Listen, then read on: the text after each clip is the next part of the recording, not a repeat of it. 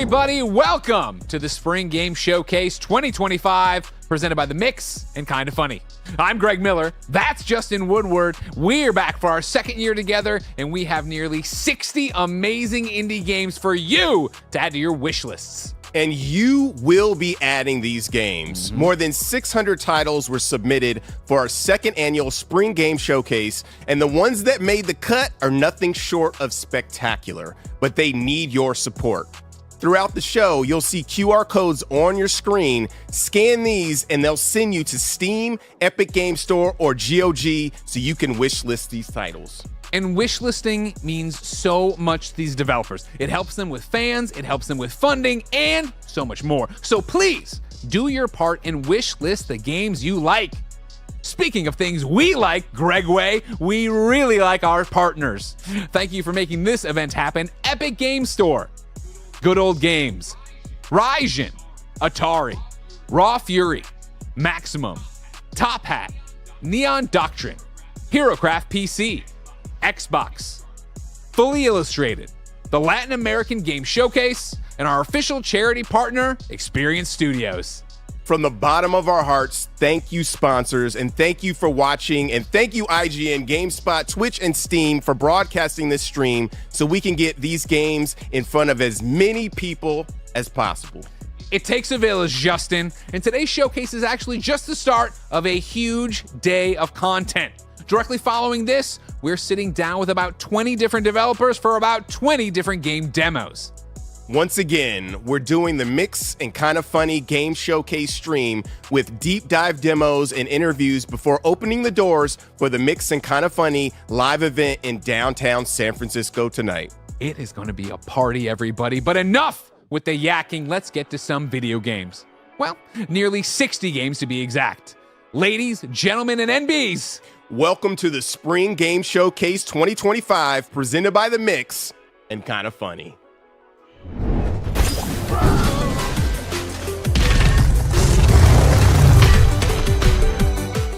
Hello, I'm Tom from Jansen Rad. I'm thrilled to show you some gameplay from my upcoming game, Gunboat God. Gunboat God is a slick shoot-'em-up where you blast your way through a world of tightly designed levels in your trusty gunboat. At its core, the game is about fluidly ducking and weaving your way around enemies, while styling on them in a big way. From the start, you become friends with a genius engineer crocodile named Yeti, who is on a mission to build the ultimate gunboat for reasons currently unknown. Your action-packed journey spans over 5 biomes, with a steady stream of upgrades begging to be unlocked. A huge variety of enemies will approach and attack from every angle, with behaviours unique to all of them. So, quick thinking and resourcefulness is greatly rewarded. Every level might challenge you in a different way, so trying a different weapon, a specific ability, or spamming a new skill that you've just acquired are all tools at your disposal.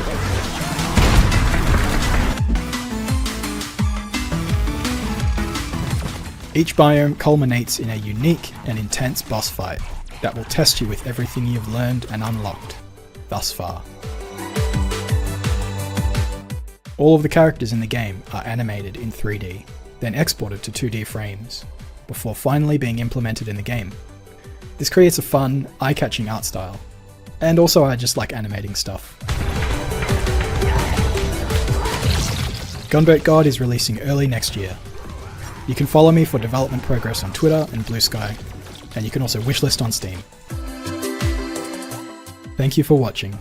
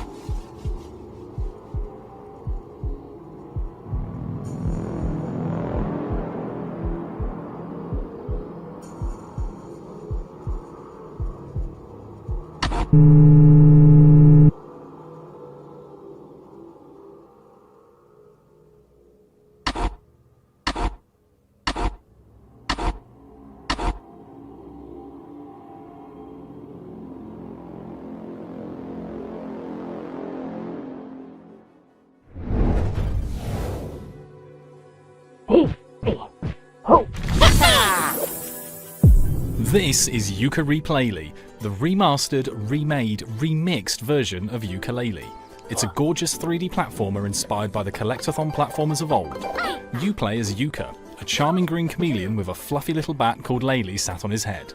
It's up to this dynamic duo to thwart the evil capital B's plans to rewrite the universe by finding and saving pages and beating bosses along the way. With shiny new 4K graphics and visual effects, a brand new control scheme, new moves and the ability to swiftly chain moves together for incredible platforming expression, Yooka-Replaylee builds on feedback we received for the original game and is jam-packed with new content that we know platforming fans are going to love. Featuring 5 wondrous worlds full of things to do, from the verdant jungles of Tribal Stack Tropics, the frosty fields of Glitterglaze Glacier, all the way through to the gleaming shrine to capitalism that is Capital Casino, each expansive world offers collectibles and platforming aplenty. All set to an awesome orchestral soundtrack composed by the likes of the legendary Grant Kirkhope, of Banjo-Kazooie and Mario Rabbids fame. Let's talk collectibles.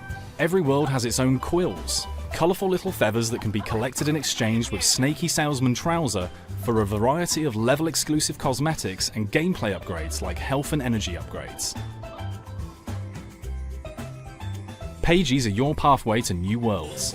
In Yooka-Replaylee, these magic little guys are your way of unlocking the next location to explore. So keep your eyes open for opportunities to find and save pages hidden around the world, and as rewards for completing the high variety of challenges on offer. Speaking of challenges, meet Cornelius. This ghostly golden piggy bank has a bunch of challenges to put your platforming prowess to the test. Cornelius rewards quids. There's red, green and golden quids challenges dotted around each world to find. You can trade in those shiny golden coins to vivacious vending machine Vendy. She has a huge range of tonics for sale, including cosmetic items for Yooka and Laylee, as well as others such as cool new visual styles and tonics for things like coin magnetization and superhero landings. Mix and match these tonics to create your own platforming playstyle. Each world in Yooka-Replaylee has so much more for you to do than I can even fit into this script. There's a new challenge around every corner, each testing a different platforming skill. There's puzzles to solve, races to win and bosses to battle. Yooka-Replaylee is our love letter to classic 3D platformers. It's a beautiful, joyful, new experience packed full of exciting new things to do that we're sure fans of the genre will love. So, you lovely potential wishlist conversions, get Yooka-Replaylee wishlisted on your platform of choice and we'll see you soon. Okay, crew, nice and casual like. Tell me, is there any sight more beautiful than an exploding yacht full of your friends? I've got 4 bin bags with those wankers' names on, and I want them filled. This isn't a mess. This is bloody Chernobyl in change. I can handle it. Bonjour, mon ami. Who needs metals when you have the riches? Always a sake. Light, smooth, and subtle. Fear not, for I have supplied. There, that was easy. I am the boss. You best remember that. Well done, lad. Tally-ho.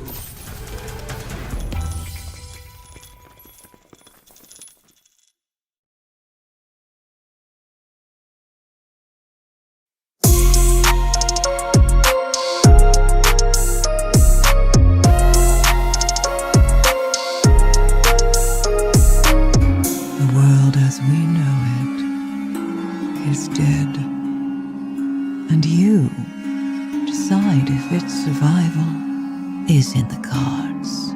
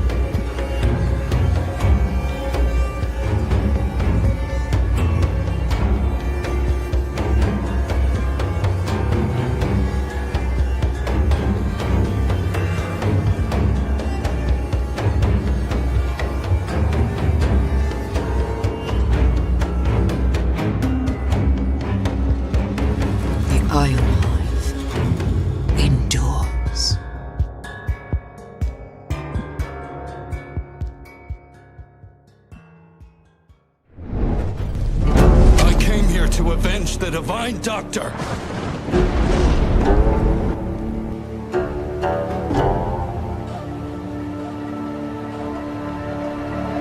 Who are you? Get out of my way!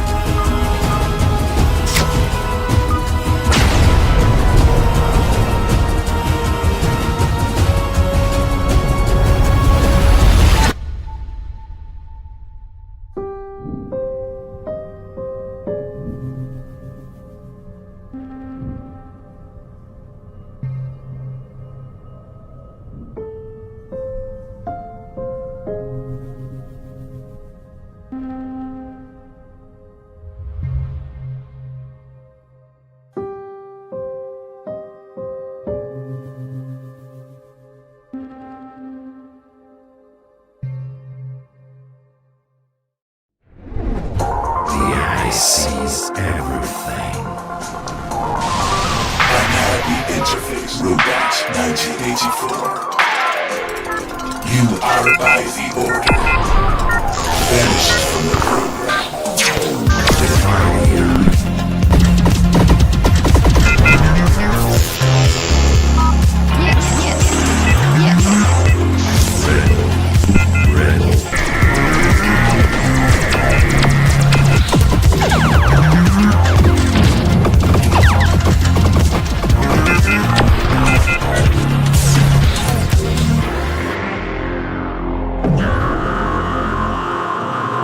Overcome everything.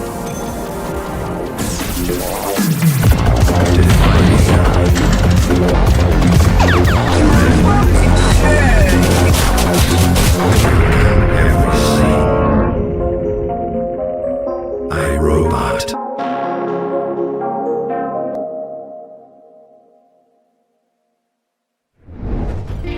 Come and you will see what I've always believed. We were meant to find each other.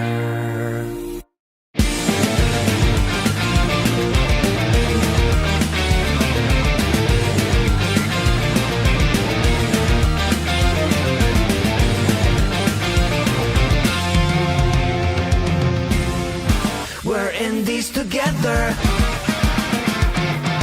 Don't be shy and take my hand.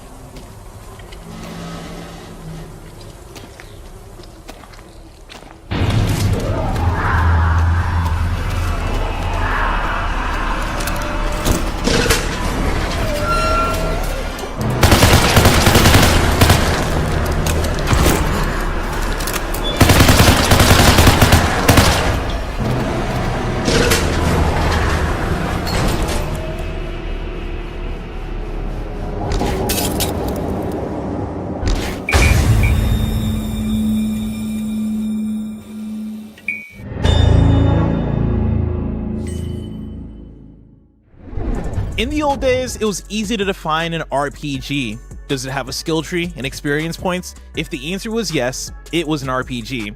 But in 2025, there are action RPGs, rhythm RPGs, roguelite RPGs, and so many more variations of one of my favorite genres. Here's a slew of labyrinths and level ups to keep your wish list stocked like an inventory going up against the final boss.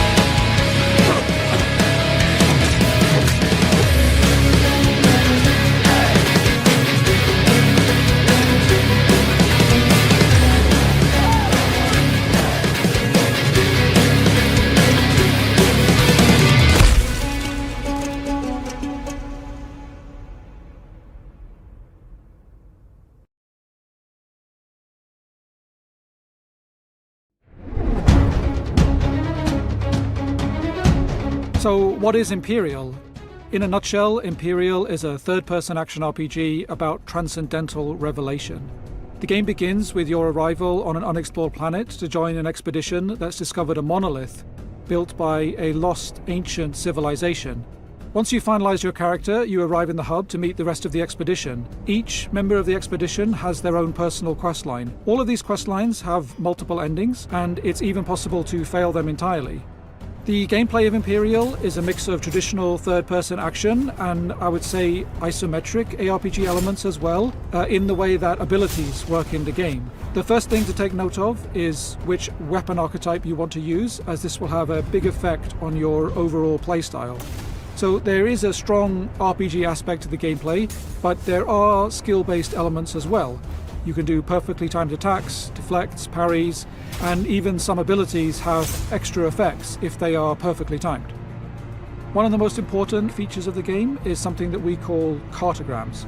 You can almost think of these as a blueprint for some of the aspects that you're encountering in a level. We don't do procedural level design. We do the level design by hand because we wanted to create all sorts of interesting details, shortcuts, hidden nooks and crannies, and things like that. Empyreal is coming to Steam, PlayStation and Xbox on May 8th, 2025.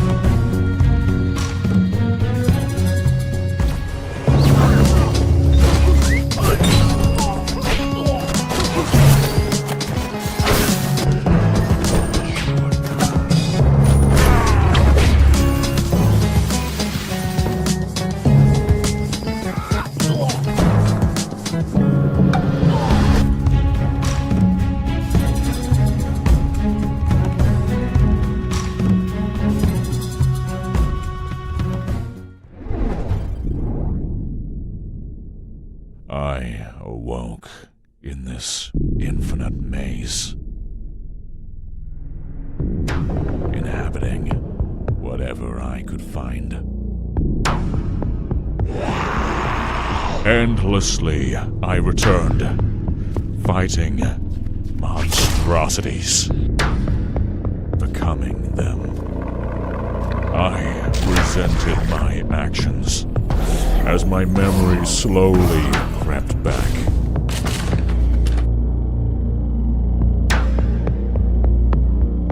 But during this never-ending cycle of pain, I was never truly alone.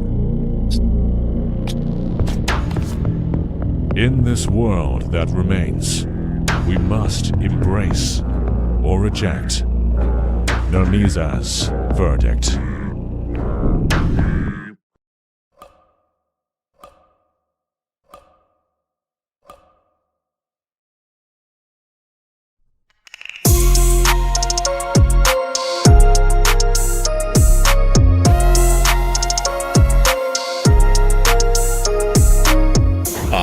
The Cosmic Engine, a divinely constructed house of the damned, built to confine the worst of the worst across all realities and dimensions. But who is its architect? And what exactly was your crime?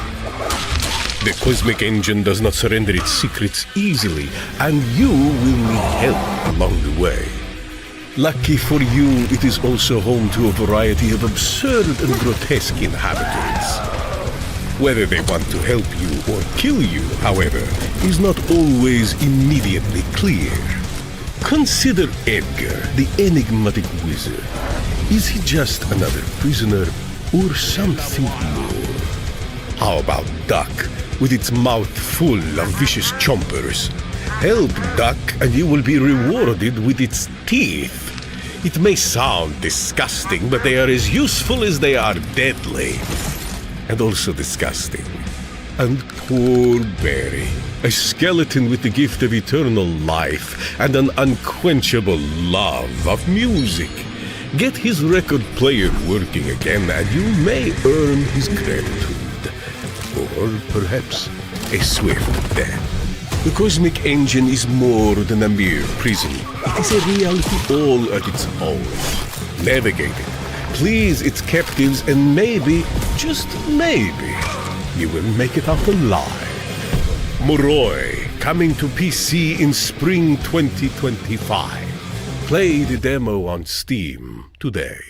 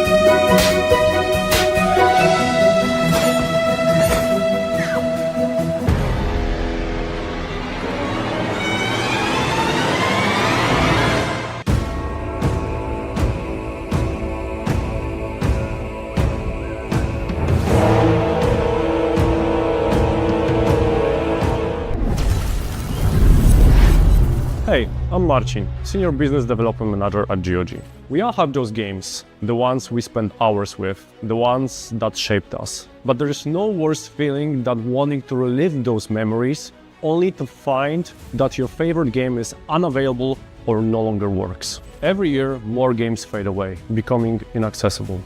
At GOG, we've been working for years to bring classics back, making sure they run seamlessly on modern systems so they are never lost to time. At the last mix, we introduced the GOG Preservation Program, our commitment to keeping these games playable now and for the years to come. But preserving gaming history isn't something we can do alone, and we need your help. That's why we created the GOG Dream List, a place where gamers can share their memories and vote for the titles they want to see return. The response of the gaming community is incredible. Over 500,000 gamers have voted, bringing attention to the games they grew up with. With over 8 million votes cast, we are just getting started. If there is a game you want to see revived, go to the GOG Dream List, vote and share your memories. Together, let's fight to bring those games back, and let's make them live forever. Do you remember the games that shaped your childhood? The ones that started your love for gaming? But many of these classics are disappearing, no longer available to play or buy. Introducing the GOG Dream List, where gamers can vote for the classics they want back. Each game gets a dedicated page where you can share your memories and why it deserves to return.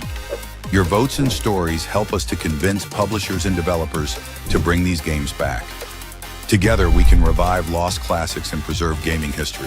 Vote, share, preserve. Join us today. When you think of horror in video games, you might think of the nearly endless round of layoffs that seemingly are coming from every company known to man. But believe it or not, many video game developers are still making horrific video game games to scare the pants off of players. You don't believe me? Take a look at these, if you dare.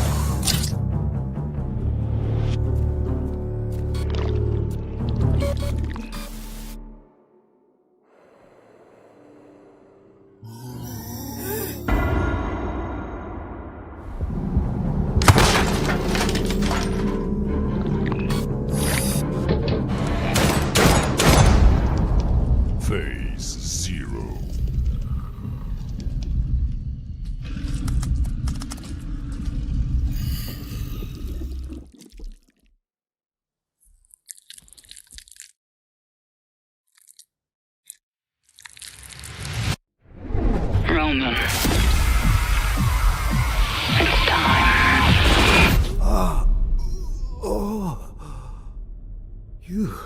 Are you her?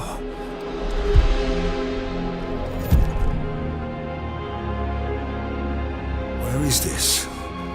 Where am I? You're in the right place, but you won't like what you'll find. Can I leave? We're not stuck or lost, no. We are right where we are supposed to be.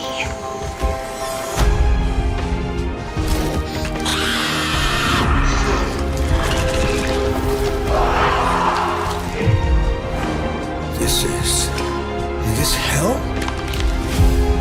Hell would have meaning. No, this is just us and our queen. You think you can escape what you've done? I think I can try.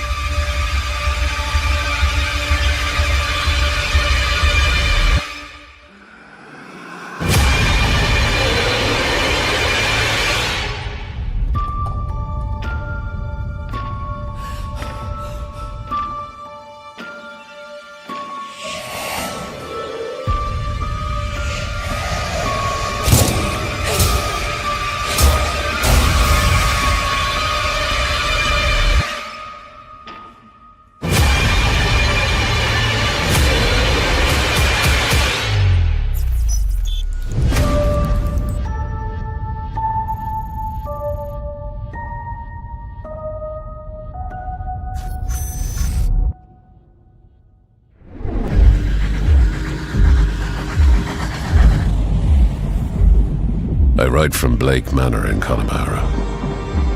Yesterday, a guest went missing. A young woman named Evelyn Dean. I hear you're an honorable man, a steadfast investigator, and, perhaps most importantly, godly. I pray for the girl that this is true.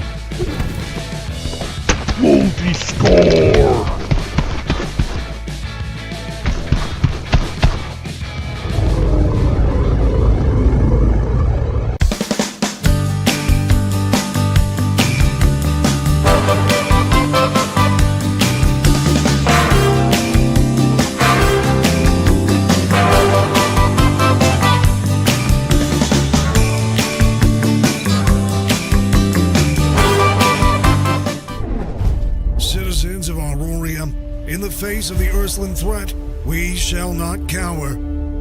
We will build and thrive. Our strength begins here. Within our secure base, we will forge the foundation of a prosperous future. Gather resources, fortify defenses, and expand our state.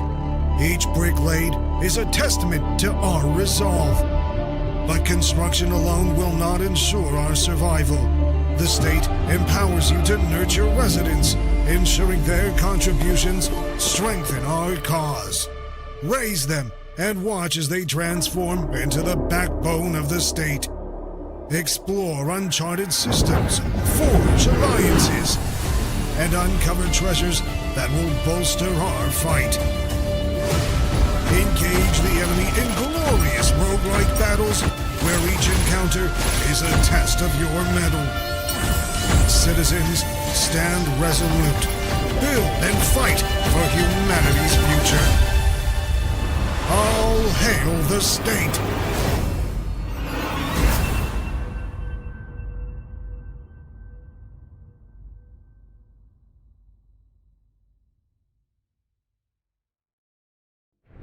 Which of you five would like to play my little game?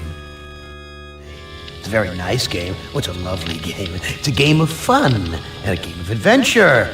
A game of rats and lice, the Black Death. A game of speared eyeballs and dripping guts and the smell of rotting gardenias. I urge you, do not fail, as the others have failed.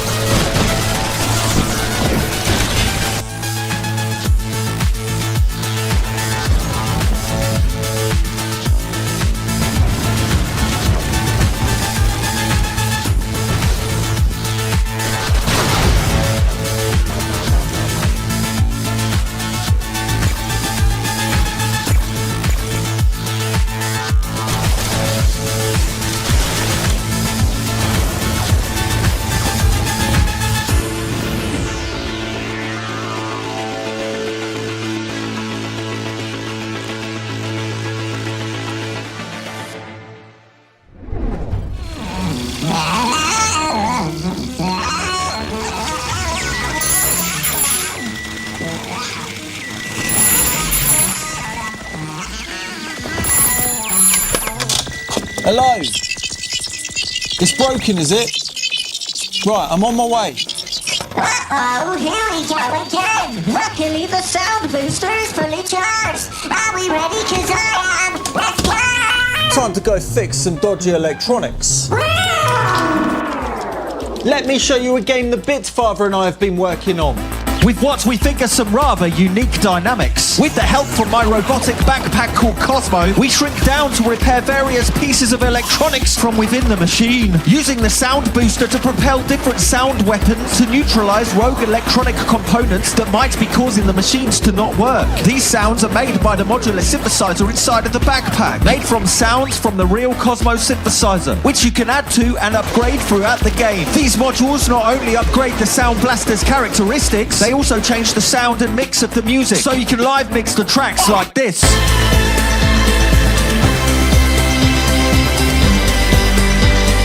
It's coming soon and you can add it to the Steam wish list now. Anyway, let's go fix some stuff.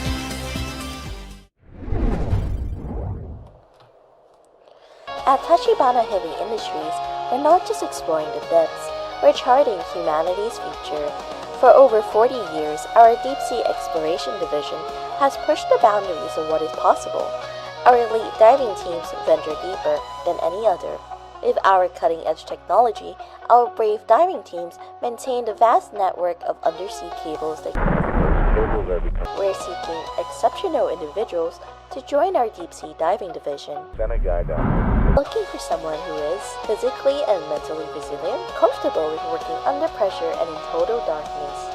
When faced with unusual situations, sensitive to non-disclosure. While we won't spoil the surprise in our deep-sea operations, we can promise you this: what you'll discover with us will change your understanding of reality forever.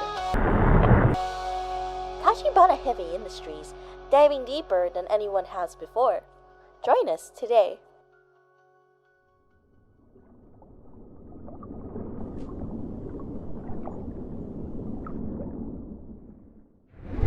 You all are wish listing those games you like, right? I mean, such great games. It definitely helps the devs out, so go wish list and check out the games. Now, this next round of games are all from our friends at Maximum Entertainment, one of our favorite video game publishers. You might know them from such titles as Squirrel with a Gun and Until Then. But now, it's time to see what's next from Maximum Entertainment. Watch how it's done.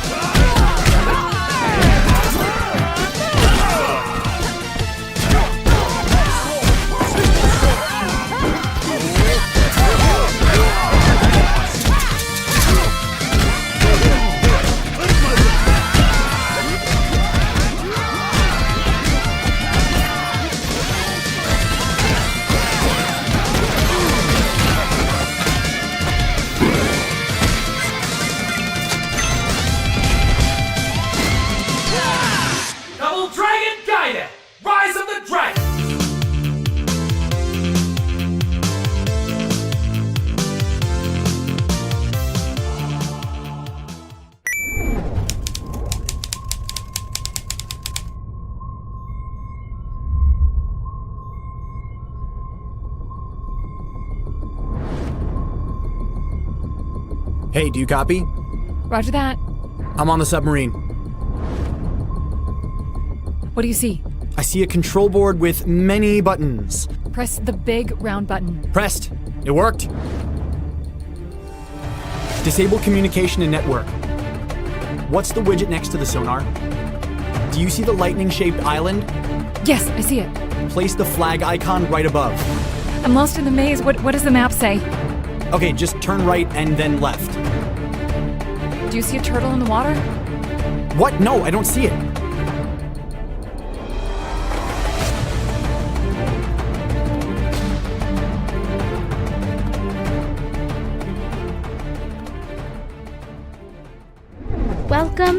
Pixel Shire, a world of endless possibilities and captivating adventures. Build relationships with the town folks to unlock new, unique skills and abilities to help you in your journey. Experience teamwork with the townsfolk as they follow you around and assist you with tasks. Unleash the power of special spells to bring life to your farm. Fish, chop, mine, and gather all the resources you need to customize your town like never before.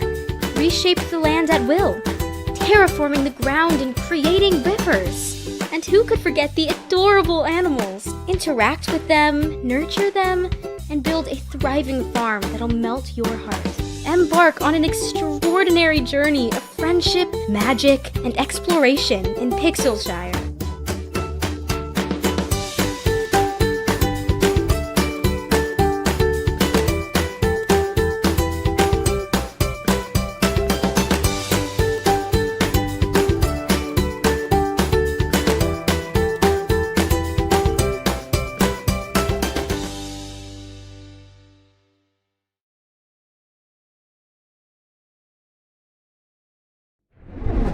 Okay, I could see myself losing a lot of time to Pixel Shire, but that's not what I'm here to talk about.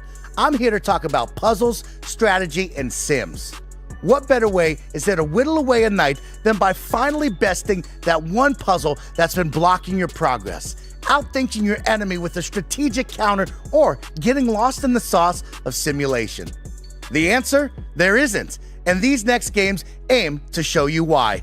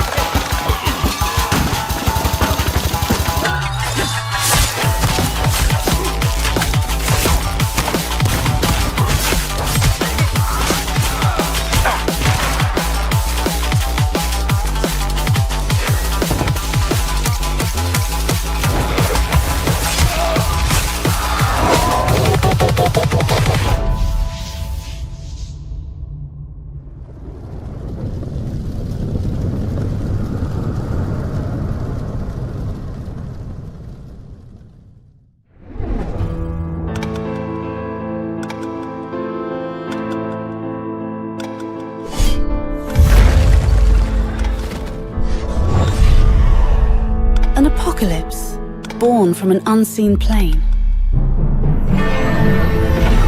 We mustered our finest to save humanity, but it was futile against the invisible foe. Society crumbled into chaos, death, despair. In our darkest hour, a desperate experiment granted us the ability to observe, practice, and master the dualities of our existence.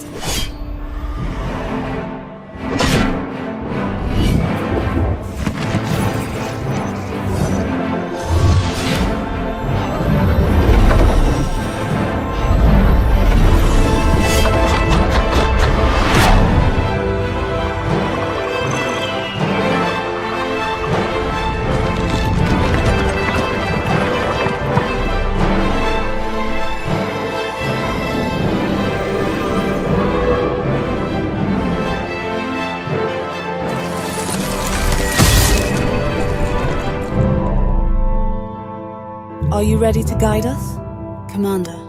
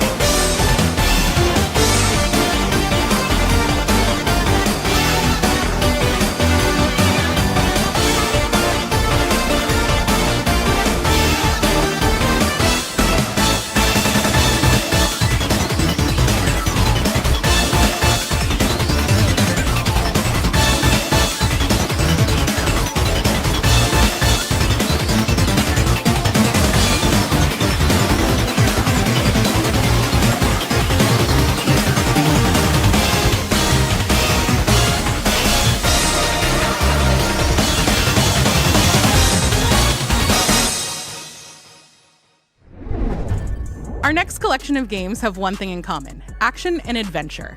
There's platforming, there's exploration, and most importantly, there's dogs. The first 2 games have really fluffy and adorable dogs in them. That's the only reason I took this segment. That's why you need to watch this segment. Dogs.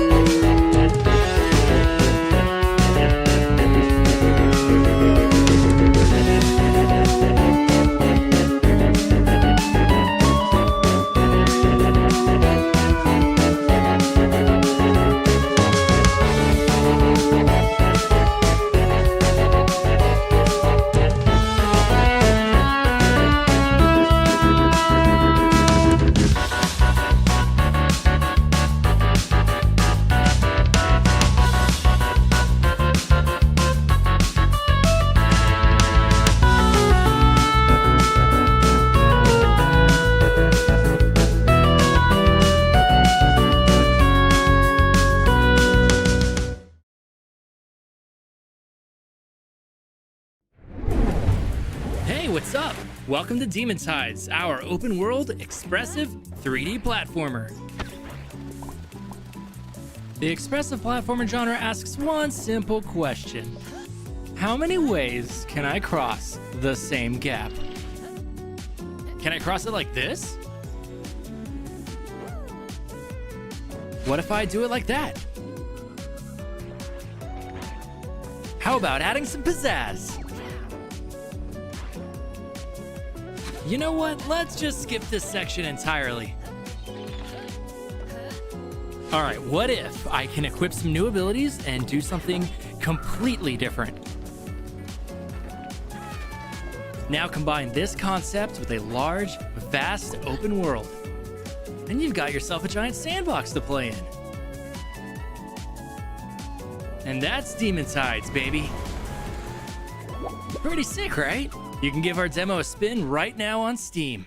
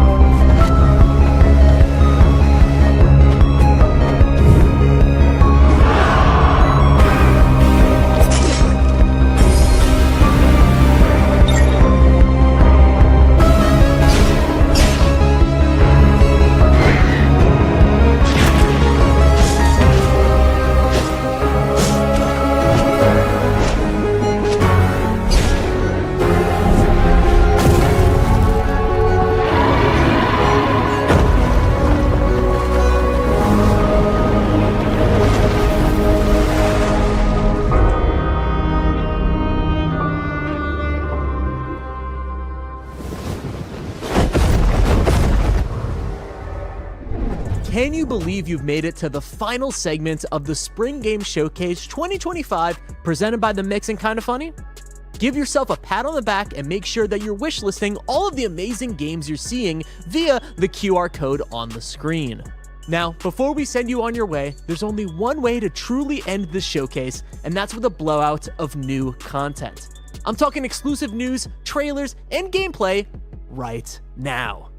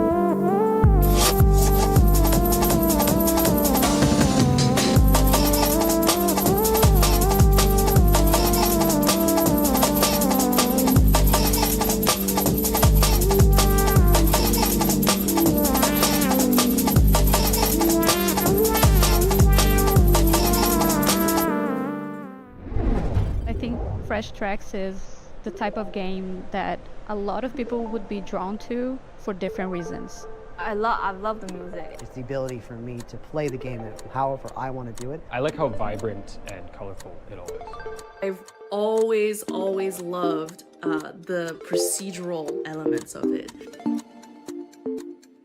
I'd say my favorite part about Fresh Tracks is how it blends all of the genres together in a way that has never really been done before. It is a rhythm action game that gives you a flow state, kind of like Pistol Whip. And then it's also a narrative-based roguelike like Hades. And it basically has a lot of replayability and lets you just keep on playing it over and over again to discover more and more things. I think what makes them unique is there's a lot more player agency. Every time someone plays it, they should feel like the soundtrack was written just for them and for that exact playthrough. When you choose songs, you're not choosing from a list, you're actually choosing between 3 different branches. You get to choose which songs you go to, you get to choose your upgrades, when you use items, what power-ups are taken with you.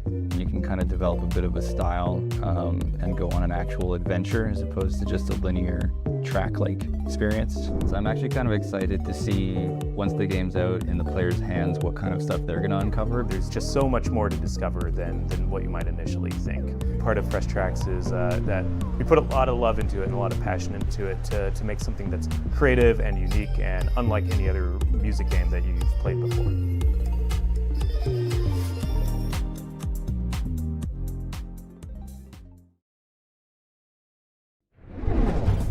Remember when the streets were your playground, where every curb, puddle or sidewalk became part of an epic mission?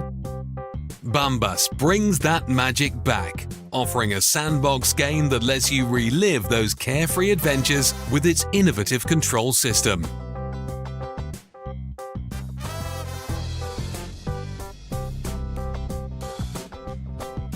Explore a vibrant Mediterranean coastal city bursting with detail, where creativity knows no bounds and exploration is your ticket to endless fun.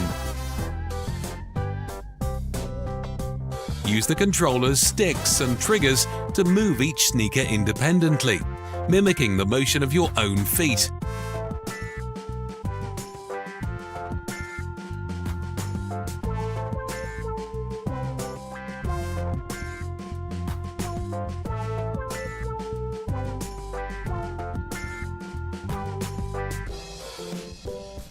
Walking forward isn't enough. Navigate crosswalks, kick cans, balance on curbs, and pull off impossible jumps as you tackle hundreds of challenges and unlock a treasure trove of customizable sneakers.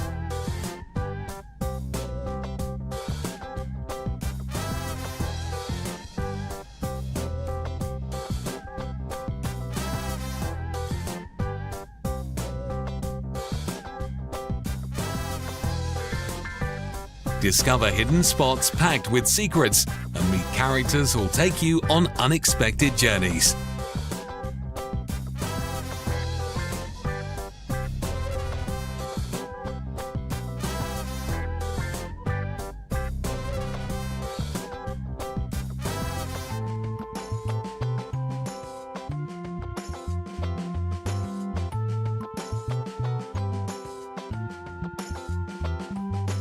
Lace up and step up, because in this game, every stride is an adventure of its own.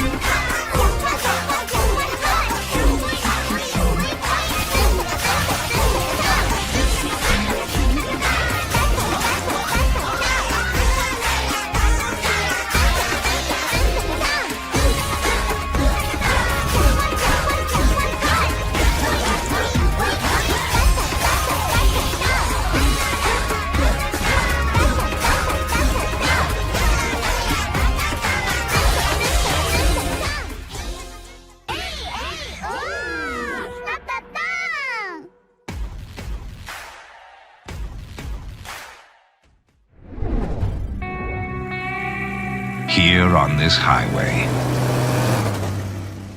where the fragile barrier between life and death is no thicker than the cracks in the asphalt, Lucky met a terrible fate.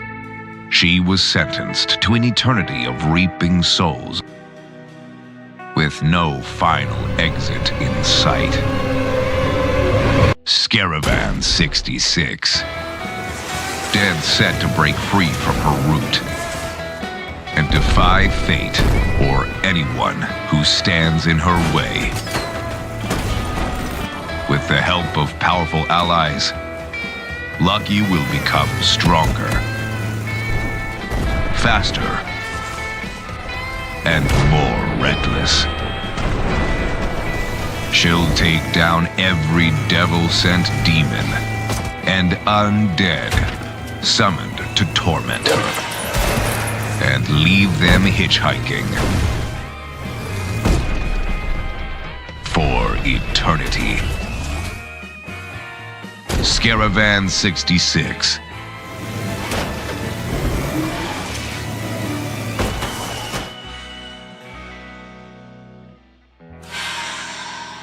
Wishlist now.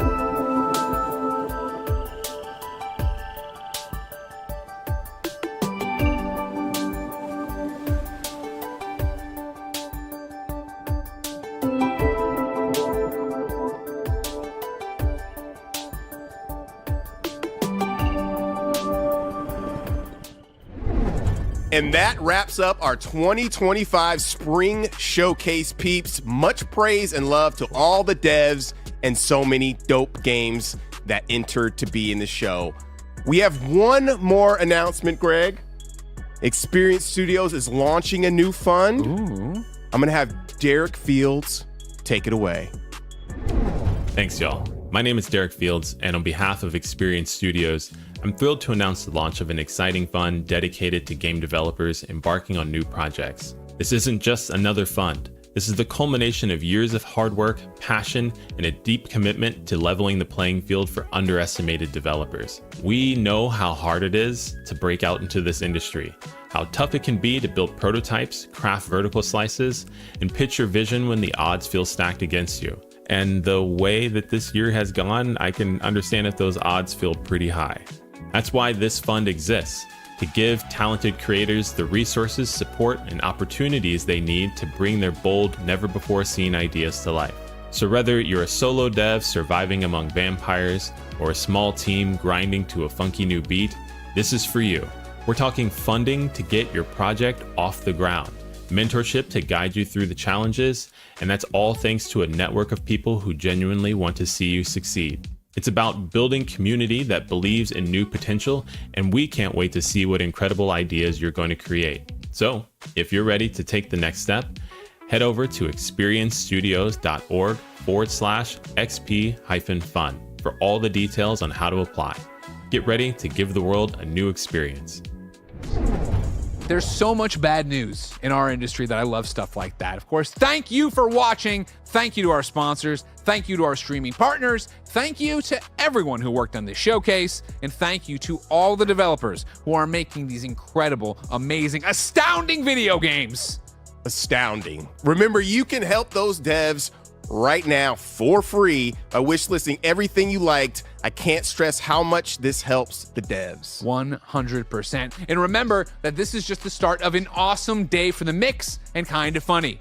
Right after this, we're kicking off an all-day-long live stream with 20 developers coming through for live demos and deep dives of their games with us. And tonight, of course, is the annual Mix Cross Kinda Funny party in San Francisco, featuring dozens of devs and their titles. Micro marathon, baby. Please, please, please remember to wishlist the games you saw. I said that before, but we're saying it again. It means a lot, damn it! Stay tuned. Stay tuned. There's the stream, the mix. You got all sorts of social channels. Click and follow those. We got a YouTube. You got Amazon Prime. You got the free Twitch. You've heard all this before. It's 2025. You know it. Thank you for watching. And until next time, it's been our pleasure to serve you. Peace.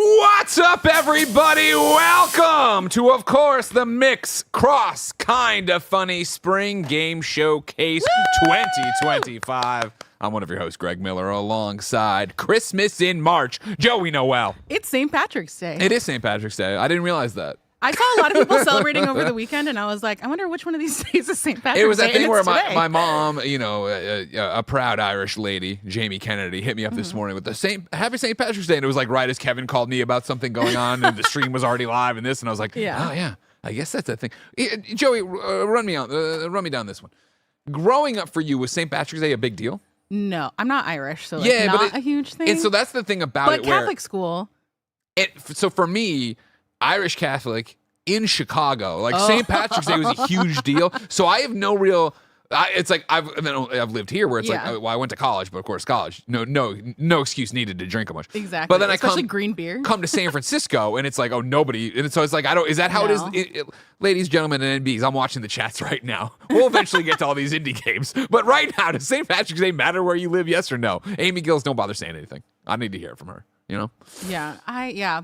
Not a huge deal. Have some fun, like, themed dinners every once in a while. My dad's like, yeah, we're making corned beef. I was like, yeah, sure. exactly. That's as far as you'll go to get into it. But other than that, not a huge one on my like holiday list. Fair enough. Which is unfortunate. Fair enough. Maybe I should change that for this year. You know what is it? A huge one, Joey Noel. This showcase, of course. Thank you, everybody who just watched, of course, the showcase section of the Mix Cross Kinda Funny Spring Game Showcase. Of course, we just had about, an hour and a half, hour and 20 minutes of 60 amazing indie games. An incredible partnership between us and the Mix to show that. If you missed it, of course, go back, watch it. It's on our YouTube, youtube.com/kindafunnygames. Check that out. If you're watching live, of course, strap in.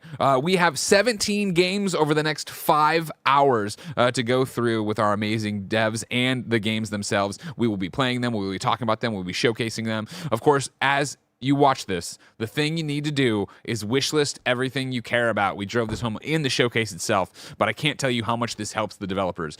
You wishlist. This helps them get funding. This helps them get placement. This helps them talk to IGN about, hey, you should preview this because I have 100,000 wishlists. If you like a game here, sure, follow them on social media. Yeah, pre-order if you can, but wishlisting on Steam, Epic, and GOG is free, and it would mean a lot if you went and did that. I think there's a QR code that you will see on the screens that'll take you to Steam, Epic, and GOG, so you can go there. Of course, that QR code will also enter you for game key giveaways. Ooh. I know little to nothing about this. Shout out to the Mix. Again, our partners on this. We're kind of funny. We get to come out and horse around and yell about St. Patrick's Day. They're making a lot of the actual behind-the-scenes stuff work. I appreciate that. Of course, shout out to Big Kev Dog over there making the stream run. Barrett over here making the stream run, making it all happen. Roger Picorni from Kinda Funny, who came out and loaded all the builds for me. Here. Coasters. They're important. They are. I appreciate. I thought Barrett was going to come over and say something about St. Patrick's Day because you pointed at the chat, but it looked like you were pointing at Barrett. Ohio. Was it a big deal in Cleveland? He's coming. He's coming around. He's doing the long run all the way back around. Jesus, gonna stop it. Lakewood, Ohio. Yes, I feel like there's a good amount of Irish pubs over there and Irish families and stuff. So yeah, in our little corner of Cleveland, Ohio. Yes. Fantastic. There's a great memory of me waking up the next day after my mom taught me how to dye beer green, and I opened up all of her beer and dyed it green as a surprise to her. I think I was like 6 years old or something like that. That's and she was very happy. That's amazing. I love that 100%. Of course, if you watch the showcase, I want to say this. Lots of love to the XP Fund for this charitable fund they've established by Experience Studios, I should say.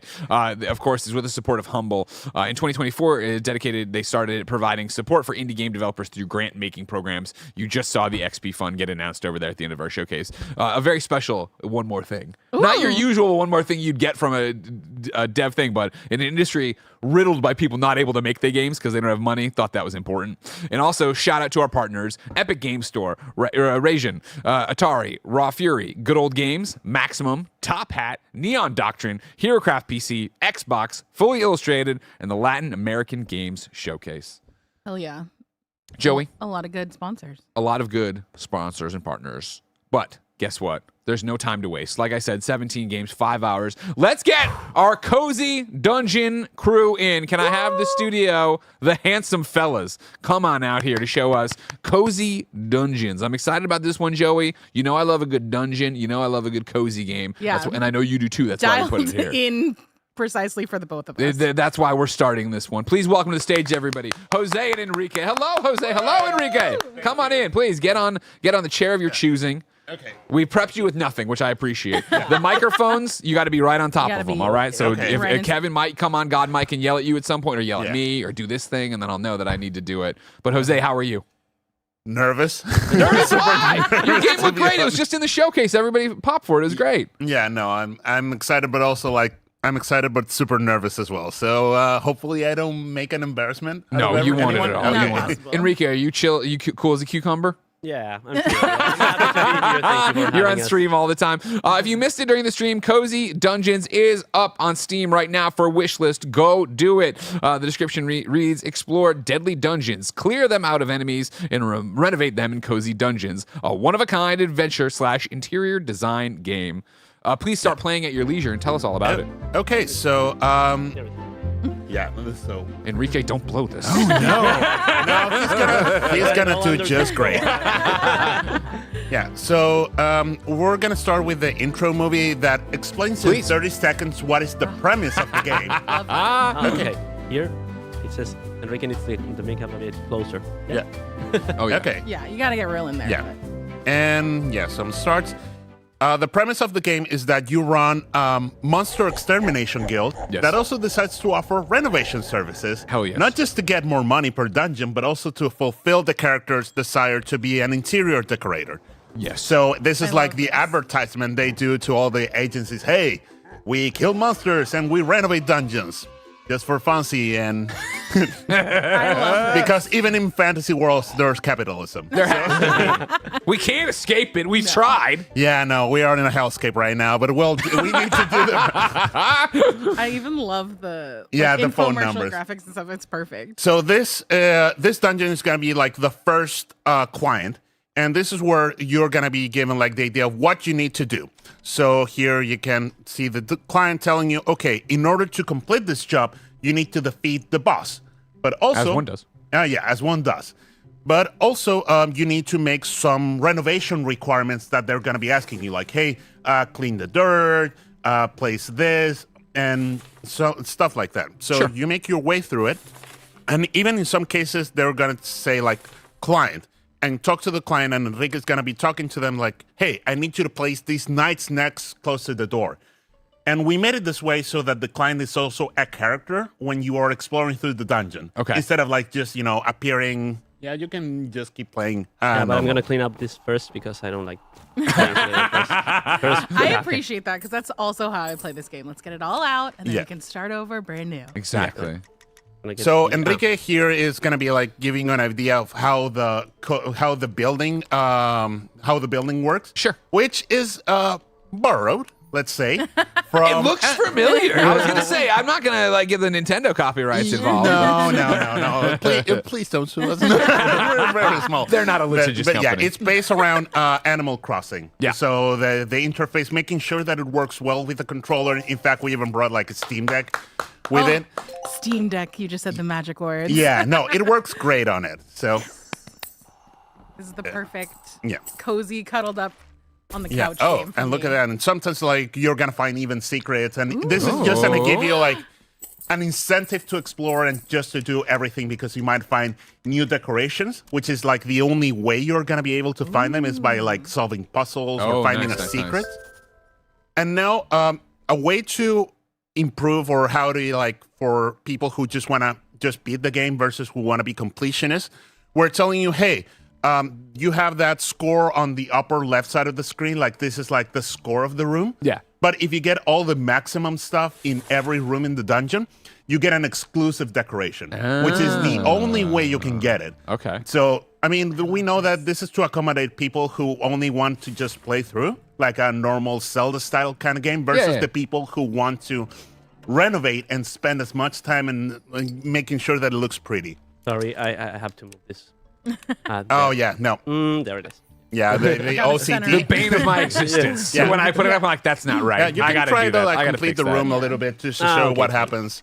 Maybe like putting a rug or something like that. A fancy rug. A fancy rug. And also so to like, fill in the stars and make it pretty, like you're building your own heart's content. Is the stars based on how much stuff you're using? Is that what the idea? Or types of items? Yes, it's based on what items you're putting, but also what types of it. For example, if you open the build menu, can you open it for a bit? You say that on the left side you have basic favorite decorations, which are the tags. And here you have naturalist, or you can go like, for example, into the rugs or whatever, into the categories. Then, fancy. So this is another way we can incentivize you. Hey, build this way. You can still get to the maximum stars just by putting stuff here, but this is just a way like to incentivize you to build in a particular way. Because you want to make sure your client. I was gonna say, like, this is the thing that speaks to me, where it's like I'd go in and do whatever, but it's like I need to make the client happy. I love that idea. Okay, so now, but not everything's just gonna be decoration. There's also gonna be monsters. Yeah, of course. And the character is a warrior trained, and it's like, no, you can't be an interior designer, or else you're gonna starve. You need to be a warrior like me. So this is how they learn how to build. And just he's cleaning while fighting. I appreciate that. I would focus on one. You kind of have it's helpful because, for example, if you go into one of the good stuff and you try to roll, you can't roll. So there's the incentive to do both at the same time. Amazing. And this is like where we teach you, hey, you can just skip the text. The fact that this is about the tags. I want to talk about how great your art looks in general. First off, for the gameplay, but then even the little models you have popping up for the conversations look incredible. Yeah. How big is this team? Right now, we are 2, but we work with an art team of 5 people in the past, and they did all the art. That's insane. I want to give a big shout out to Rocket Smash Studios. They are the ones who did all the art in the game, UI, characters, lighting, and all of that. So the way that the game looks is because of them. Incredible. So they need.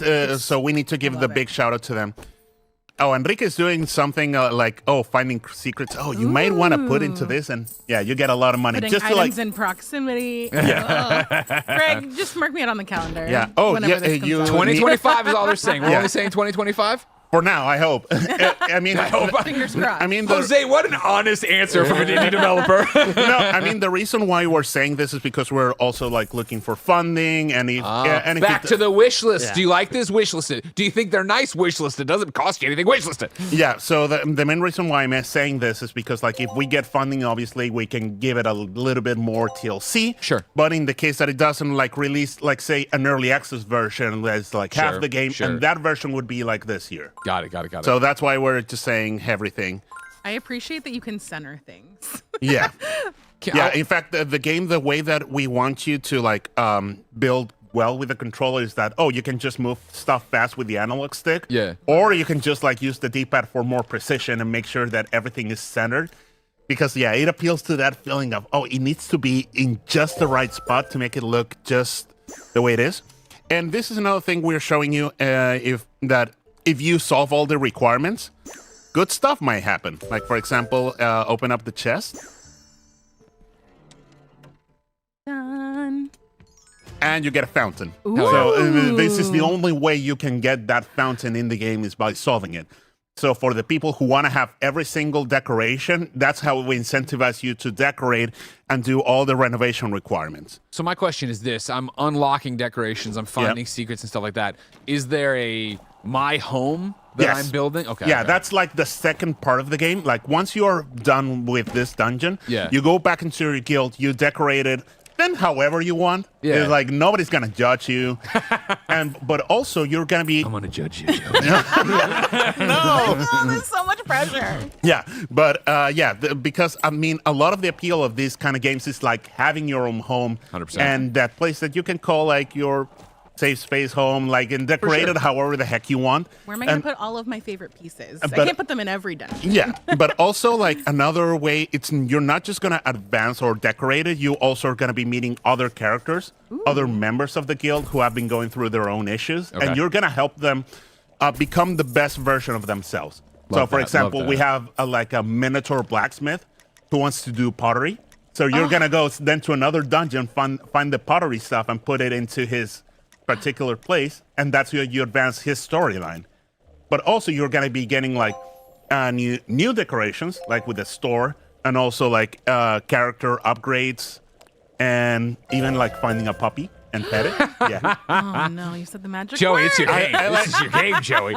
Yeah. So it's all about and also advancing the story. Because the premise of the story is that you are like the son of the leader of the guild. Yeah. And then one day you get home and it's a mess. So it's wrecked beyond belief and he's gone. But you are the new leader of the guild. But as you advance through the guild, you're going to find out your father's secrets. Okay. Like, why is he missing? And also why these goo monsters have shown up. Why are these goo guys Where did these here? people all come from? Yeah, but that's part of the story. Like, and also like, oh, yeah, I mean, the purpose of the combat is to break up the action a little bit. And also another important thing that we want to, another thing that we want to put is solving puzzles, also using your building powers. Because, for example, if you realize there are 4 switches in there, but if you step on them and stop stepping, you realize, oh, they're not pressed anymore. Sure. But in a typical like Zelda-style puzzle, you would drag all of Move these. the blocks, Yeah, but now you can just place them in. So Okay. you realize Okay. it's not only about the tools, but also about your power as a builder. Very cool. In order to make your way through the dungeon. Okay. But also you're going to be finding some more, you could say, traditional puzzles. In fact, Enrique is going to move up north a little bit and show you one of the rooms with one of the kind of puzzles that also incorporate story. and also because... Get those out of there. Yeah. And Your so character has a lot of things going on. They're running this, but they also want to be an interior designer. They're finding out about their dad. There's a lot of stuff, and I feel like it's something for everyone. Yeah, but I mean, the core of the game is like being this fantasy renovator, and this is one of the most challenging things about making this game, because usually when you think about a dungeon, you think like big empty rooms like with full of enemies and spaces and traps.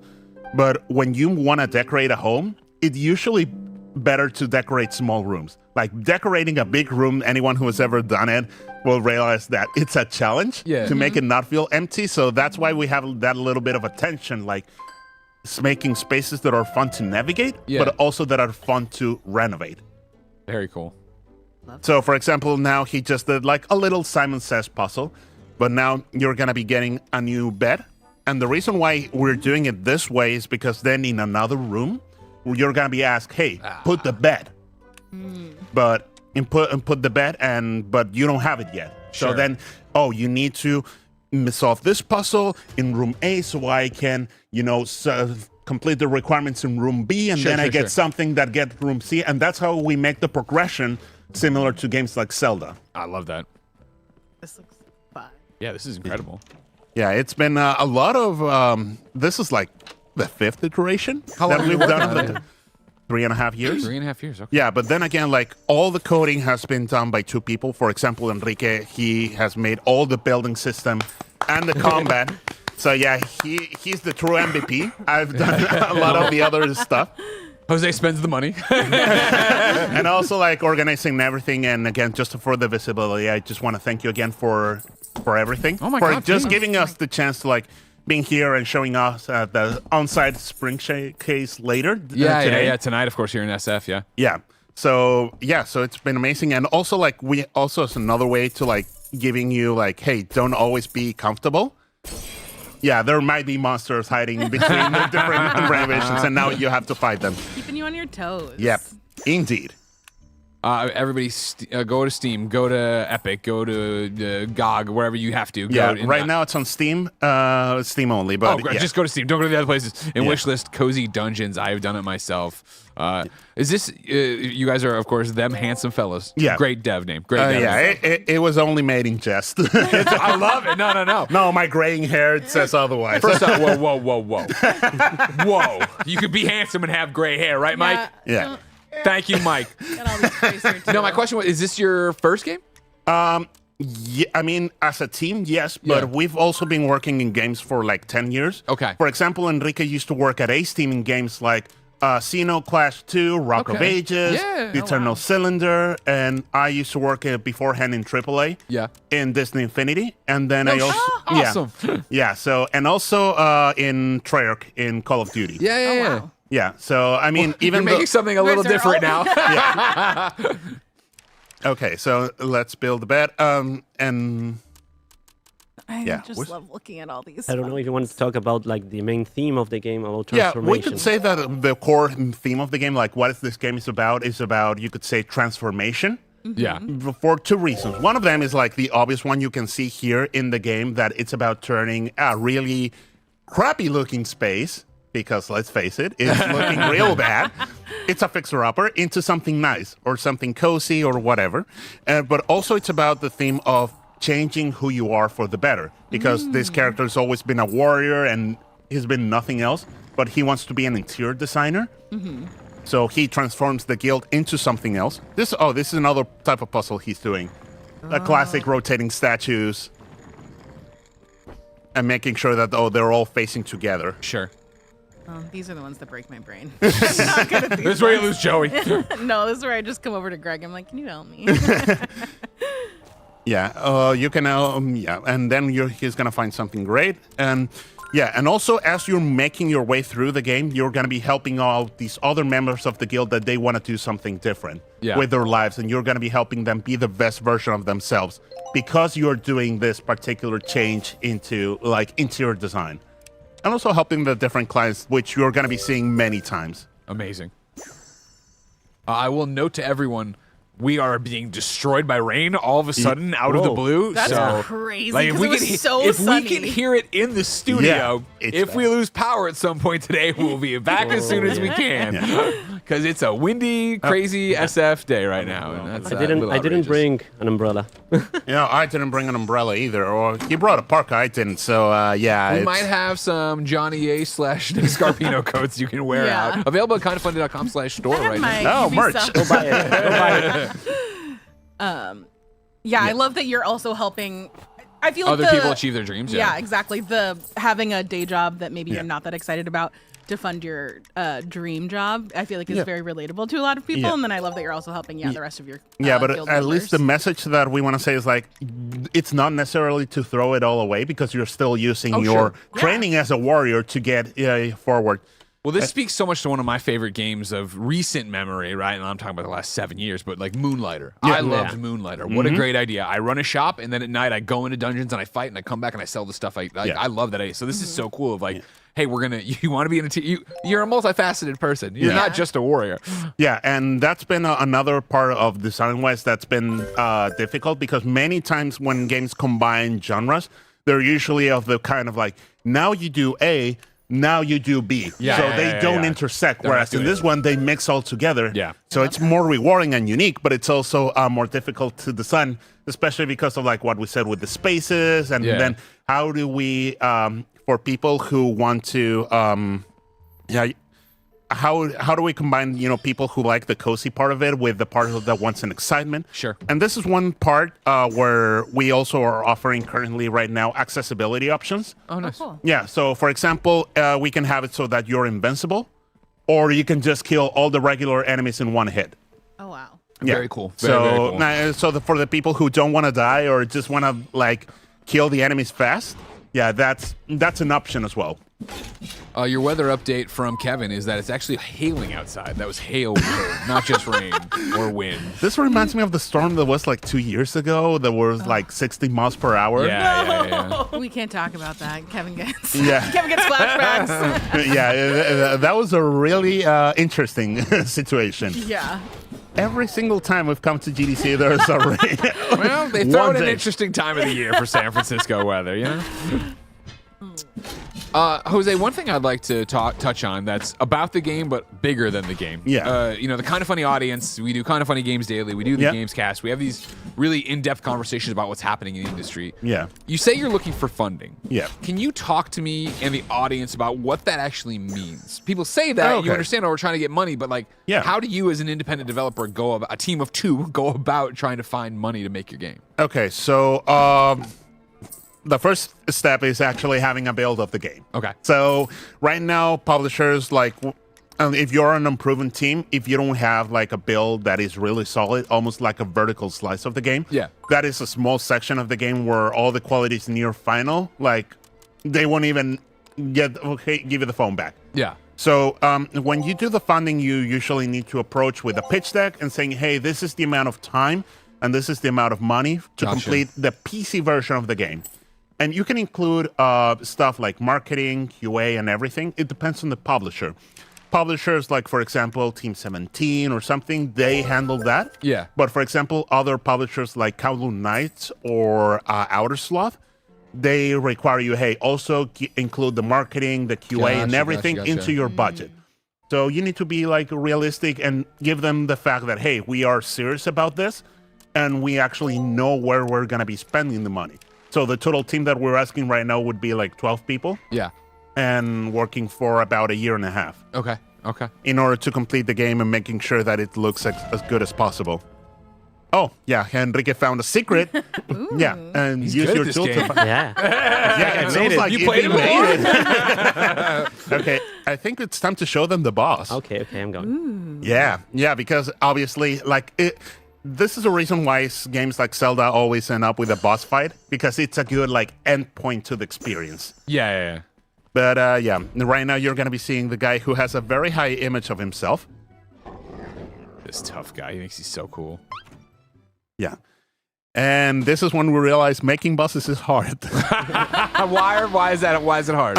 Mostly the Luchador. Wait, that's a great name. Oh, Yeah. I love that with the mask. Yep. The reason why is because they behave different in a normal way of characters. For example, games like Zelda or other Death's Door or Tunic, they usually have like their very well-established pattern.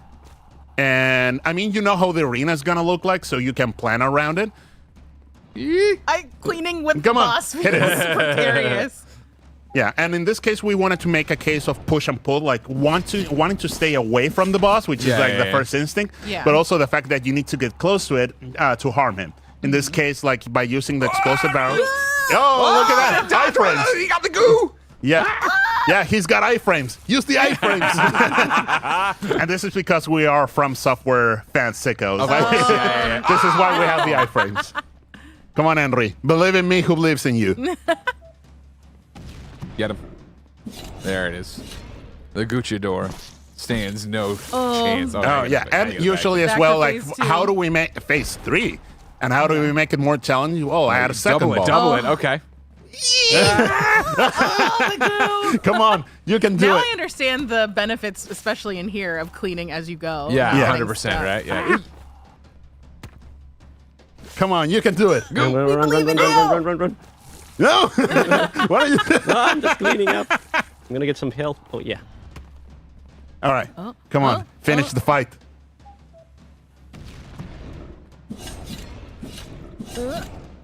Yay! Yeah, you did it. And obviously, it has to end up with a very sad sequence. I'm gonna die. No. Wayne deserves it. Yeah. We gotta decorate his room. Get out of here. There's no time for this. At least take your goo with you. Yeah, at least clean up. It's professional courtesy. So, and this is where you say the client tells you, oh, you finally beaten the boss, and you can come back by talking to me, like if you want to go back, or you can just stay. And So you don't have to finish everything before you beat the boss? No. Okay. I mean, you can do it if you want to be a completionist, but if not, I mean, again, this is to adapt for people who just want to like play straight through versus people who want to be completionists and decorate and reward you on it. So yeah, go back to the guild. And that's like the final sequence. It's so cute. So the art is so good. It's so fun. Yeah, again, thanks to Rocket Smash for helping us with the game, with the art. Yeah. Yeah.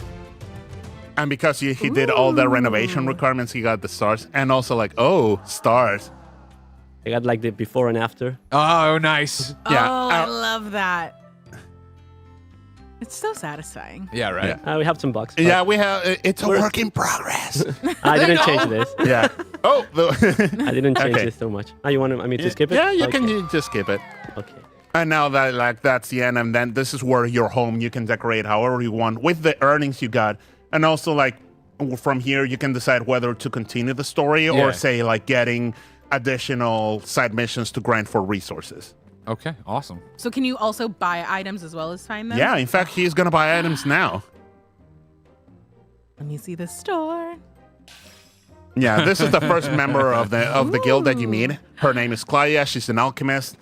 And she basically will turn gold into decorations. Love it. Ooh. she gives you a little bit of context as to why your father disappeared or what happened before he disappeared. Yeah. So again, just to give you like a little bit of a mystery on what's going on behind the game. So Enrique, and now she's going to be opening the store. And every time you want to buy stuff, you go talk to her. In fact, for example, they said, hey, there is this knight. Why don't you get in and see what happens? And now he's going to put the knight in here and advance the story. Because he found the secret study of the father. Ooh. Secret room. Whenever you get the do-do-do-do, you know you get some good and stuff this is where you find your dad's notes and giving you like, hey, there are other competition. We are the best, but we don't know for how long. Oh my Incredible. gosh. Yeah. And just like the little short movie for the people who, what a tease. You already seen it. Guys, that's awesome. Yeah. Cozy Dungeons is awesome. Yeah, thank you so much. It's been a lot of work, but yeah, it's been great. So thank you again for the opportunity and for, I mean, it's weird seeing some other like high profile games that are going to be showing today. It's like, we're in the middle with this. Like, what are we doing here? You kicked it off. You started the whole damn thing. You guys did. You set the bar very high. Congratulations. No, thank you so much Thank you again so for the much. opportunity. And are you guys going to be there at the showcase today? I Later? will. Yeah, Joey will be. I got a 3-year-old. I got to go home. You know what I mean? We get it. Like, I gotta. yeah, like Somebody's got to go sleep home. is a Come matter. on, It's you a Ben thing. would Of, have fun with Oh, he this. would have a great time with this. Sleep is a thing of the past. So, Yeah, of course, of course. Right now we don't have a demo, but we want to release it like sometime. I think in May. We would just want to improve some things as well. So yeah, we'll send you like the link to the. You can play it here. We'll just steal it from you. End the stream like Greg and I go wild on this. And thank you so much for everything. And yeah, it's just been a great time. And Absolutely no sweat. Everybody wish list Cozy Dungeons. Of course, you can go get it right now on Steam to wish list. Do it there. Where can people keep up with you guys? Okay, so we are on that place that I refuse to call by its true name, actual name, Twitter. Yes. Sure. We are them_handsome. We're also on Instagram at them handsome fellas games. And we need to do a Blue Sky. And we're also on TikTok. It's hard to keep up. There's a Ooh, lot TikTok. going on, but the most important place to go is Steam Yeah. and wishlist the game, where of course you can get your updates there. Yeah. So thank you so much. Thank Greg, you, Joey. everybody. Yay, Round of applause. thank Go you. wishlist right now. Of course, Cozy Dungeons. Thank you, Jose. Thank you so Enrique. much. Thank you so Yeah, much. Leave and- the stage now. Yeah. Your time is Exit over. left. Yeah. But of course, our day is just beginning, everyone. Remember, you are watching the Mix Cross Kinda Funny Spring Game Showcase stream. We have 17 games over 5 hours to hang out with you, play stuff, and give you your next favorite. Please welcome to the stage. I'm not going to give the whole thing. All right. No, you. He's leftover Poppy, Blessing Adeoye Jr., the master of hype, Snowbike Mike, and of course, the one, the only, Mark Cook from Shiny Shoe. I'll get out of your way.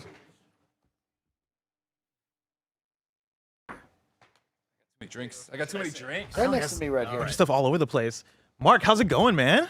Hey, I'm well. Welcome to the studio. Thank you. I'm always excited at GDC time. It's, we're right here at the start of the week, Monday morning, But, Great way to start off the week. Can I tell you Yeah. that I'm a big fan of card games. I'm a big fan of roguelites. Okay.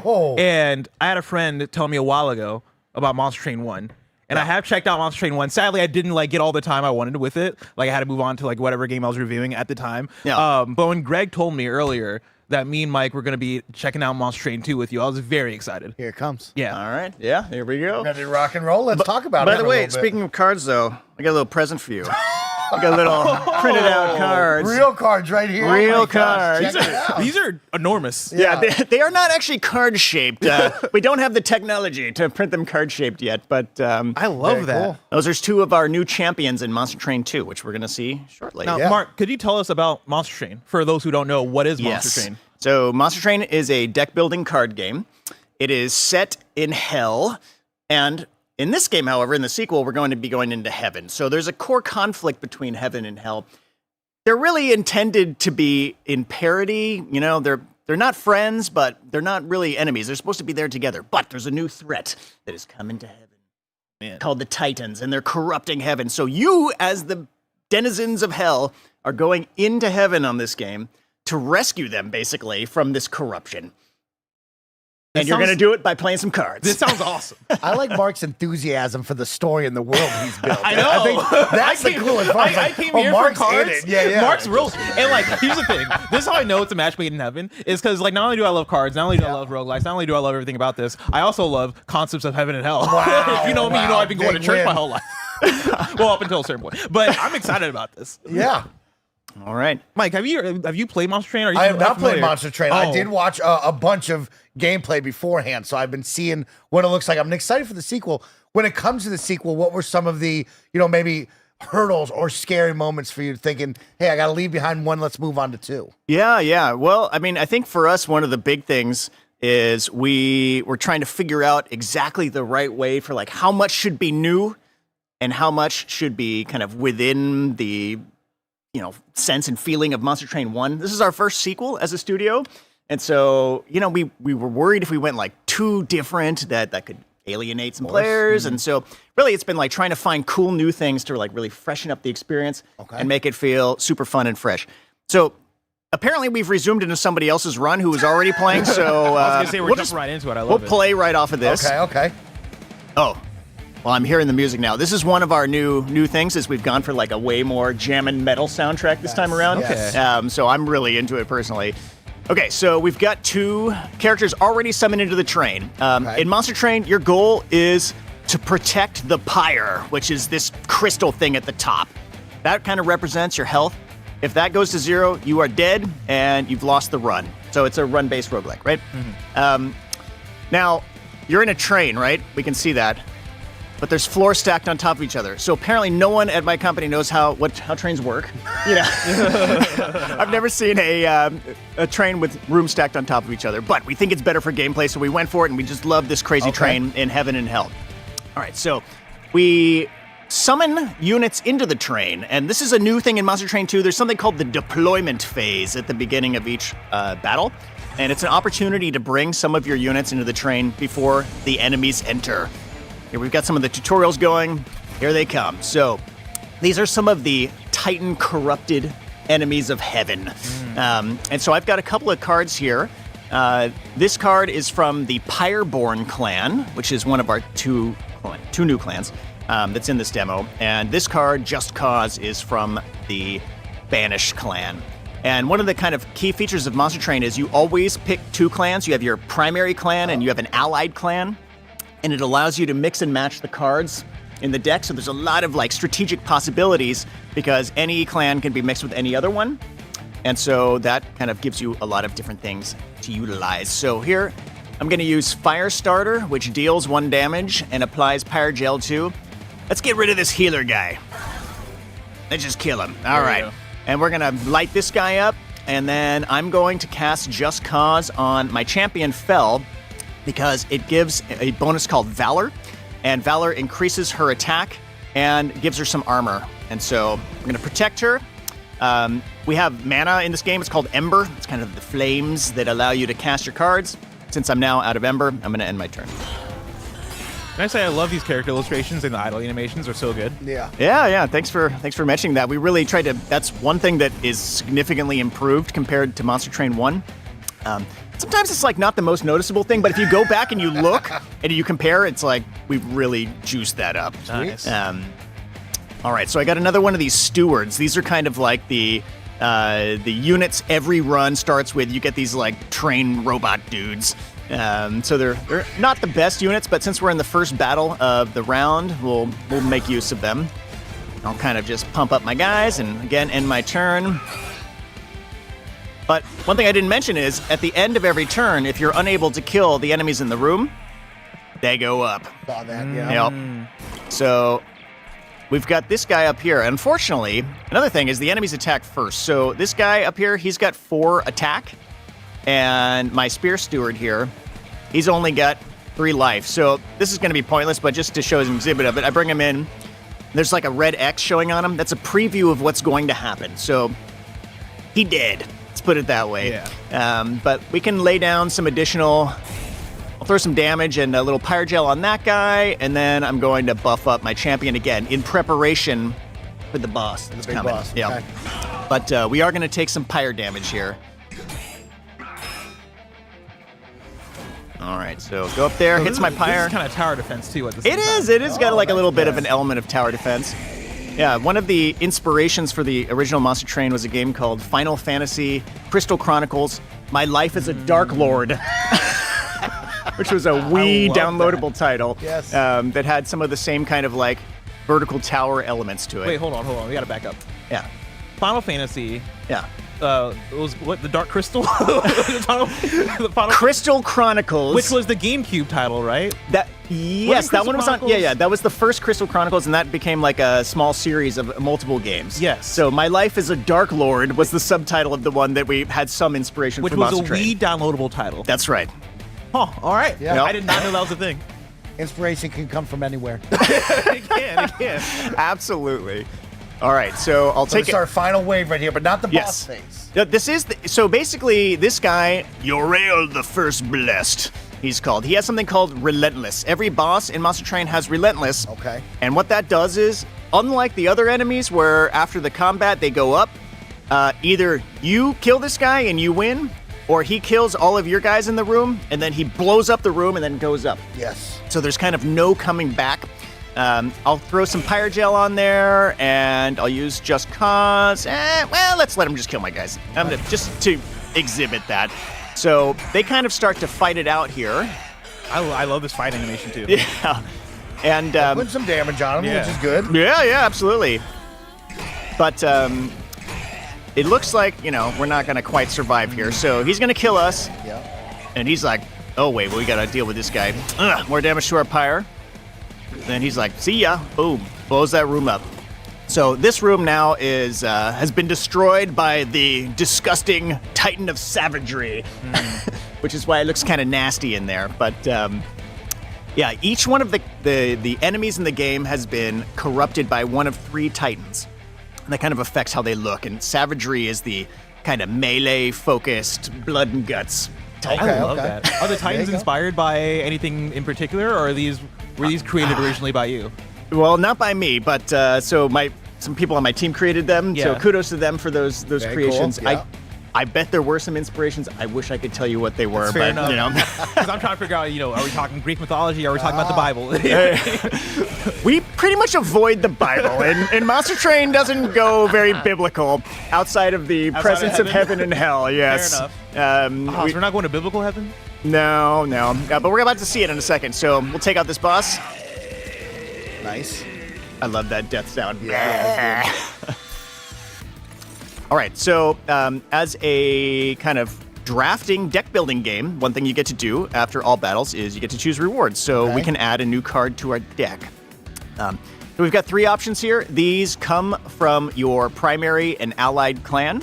And we have a card, which is one of our new card types, and a new feature in Monster Train 2 where you can zoom in on the cards and see them nice and Love big, that. admire the art. I got bad eyes. Yeah. So that's great. Yep. That's right. Love Read the tooltips in massive scale. But this is an equipment card. It's one of the new card types in Monster Train 2. And these can be applied onto your units. So this gives them whatever the equipment imbues. So this gives them some triggers. Triggers are things that cause gameplay to happen when certain events happen, like shift triggers whenever this unit moves. Because this is from the Banished clan, which are all angels. They have wings, they fly around, they move. It's kind of one of the themes of the clan that we really wanted to play with when we were making Monster Train 1, was like doing more with that. So I'm going for Windblade. Okay. We'll go for that just because I want to show it off. And then we get to pick a card from an allied clan pack. And we've got here Flicker, deal 1 damage to enemy units. Lava Flow has Consume, which means I can only cast it once per battle. Apply Pyre Gel 4 to enemy units. And Golden Touch. Looks kind of like Scrooge McDuck, kind of, but dying in his coins rather than swimming, I don't know, gently in there. But it gives me like a zombie coming back to life. Oh, yeah. Yeah, I see that. Deal 8 damage, and then on Slay, which is a trigger that happens when you kill somebody, you gain 1 Dragon's Horde, which is a currency that only the Pyreborn clan can use. So it's like a dragon's money, basically. Let's call it that. So let's go for that. Awesome. All right, For so some of the first timers, Yeah. is there a glossary in the game for all of these terms? You know, me and Bless play Magic all the time, and I have him on Google all the time looking up different, words that might play into the gameplay. Do you have a glossary in this at all? Well, we try to make it as clear as possible by having the tooltips that show up explain what everything is at all times. So, like, as you're kind of cruising around, any card that has a keyword, we try to be very consistent about bolding them, making it clear what's a keyword and what's not, and then all of these tooltips popping up. And then for people whom are playing on like consoles or on handhelds, like the Steam Deck, let's say, or the Switch, we added this additional way to like kind of zoom in and blow it up and make everything even bigger. And us olds, I love that. I was hearing them talking about gray hair coming in. It's coming in over here too. So I like the big fonts sometimes. It helps you see. So awesome. But yeah, that's an important part of the discoverability of how everything works. And something I think is cool about a digital card game is that you can have that surfaced in that way. course, yeah. Whereas, I went to play Magic recently with one of my friend's kids, and he's like, here's a deck I made. And I hadn't played Magic in a while. And he's like, there's like 5 billion new keywords. So I was the one like using my phone every 5 seconds looking up. What's this do? What's this do? What's That's this the nice do? thing about Magic. I play Magic Arena now, which is like the digital version of Magic. And yeah, it does the same thing where if you highlight a card, it'll tell you all the things that you need to know as far as keywords to the right of it. Now, for people who are curious that are watching and already are into this, right? Do you guys already have a Steam page created? Is there a place people can go to learn about it? Yeah, absolutely. So Monster Train 2 has a demo available now. That's what we're playing currently. Nice. So that's publicly available. If you like what you're seeing, go and check it out now. Please wishlist us there. Yes, make sure to wishlist, of course. That is a big help for any devs trying to, work on their game, get it out to the public. Yeah. Another follow-up question I'll ask real quick before we continue. Also, for people that are watching this game as well, and like they're looking at it and they don't know whether or not it's for them yet, is there a way that people can know that Monster Train 2 is for them? Whether it be games that they're into, whether it be maybe types of card games that they're into? Sure. I'd say if you like any kind of deck building game, I feel confident that I can say you will probably like Monster Train. Love that. Also, we have Monster Train 1 available too, so go and check that out. That's been out for a few years now, and that's on PC, consoles, mobile. So that's on quite a few platforms. But there you go. Yeah, Monster Train 2 coming later this year. We don't have an announced date to announce just yet. But if you like Slay the Spire, you will probably like Monster Train, as an example. If you like Dominion, that's another deck building game. That's a physical game. Yes. You will probably like Monster Train. Can't say for sure, but I hope you will. And hey, if you want to figure out, there's a demo. Go check out the demo. Go download it. All right, so here we are in heaven. And so in the game, we start in limbo. Every run starts in limbo. It's the barrier between heaven and hell. And you kind of go upwards towards the center of heaven as you move through this map, and the rail kind of goes left and right and follows these crazy paths. And it kind of culminates up here at the top where there's this portal in the great abyss, and this portal is being caused by the Titans. They're corrupt in heaven, and so that's kind of where we're trying to head to clear the corruption. But at each area of heaven, you have to choose which way you want to go, and that determines what rewards you're going to get before the next battle. So if I go to the left here, I get a banished banner, which gives me a new unit and recruiting from the banished clan, and I can visit the Merchant of Magic to empower my spells. And if I go to the right, I get a Pyreborn unit, and I can go to the Merchant of Steel to power up my units. I love that. Mike, I'm such a sicko for I know you love like this when you show stuff, me the it's different right. paths where He's I'm like, gonna start picking and choosing here in a second. I it's love right. having to make that decision. So where do you want to go? Yeah, I mean, lead us, Blake. Here's the Here thing: we is go. like I don't know enough to like make an educated. Nah, that's thing. true. Can you show me what's on the right again? The right is a Pyreborn unit, and we're going to go to a merchant that allows us to boost up our units by using our gold. If we go to the left, we can boost up our spells, and we get a banished unit.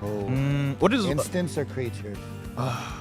I'll say Pyreborn unit is just like a new. It's a new creature. that we can essentially. set. So then we can get that unit and then empower it at the Merchant of Steel. I mean, I like the right. Yeah, Okay. you know I like the going choice. right. The right, Yeah. right Alright. is the choice for us. So I say let's get the unit first, and then let's visit the merchant afterwards. Love that. All right, so we got two options here. Gold Tooth, Avarice 10. So when a unit with Avarice deals unblocked damage, you gain gold equal to the stacks of Avarice. I like gold. And he also gets plus 13 attack for every 100 gold at the start of the turn. And we have Miser also with Avarice. Avarice 10. Goldtooth seems like the objectively. Is there any advantage to going Miser over Goldtooth? Yes, there are some differences here. So Goldtooth, you see in the upper left, that's the Ember cost, which again is like the mana. Yeah, so yeah. 2 versus 1. And there's another little tiny pip at the top of the card, and that's another kind of resource restriction that's called capacity. So Goldtooth has 2 of those pips, and the Miser has 1. And I'll show when we get into the battle, back into the train, that affects how many units can be summoned into each room of the train. So by default, you only have 5 capacity in a room. So for example, we have in our deck here, we had Fel and we had the Shield Steward. So Shield Steward has 3 and Fel has 2, so that'd be 5. We can't summon anybody else. But if we had Fel and the Spear Steward in the same room, that'd be 4 capacity, and then we could also put the Miser in there, versus Goldtooth wouldn't fit.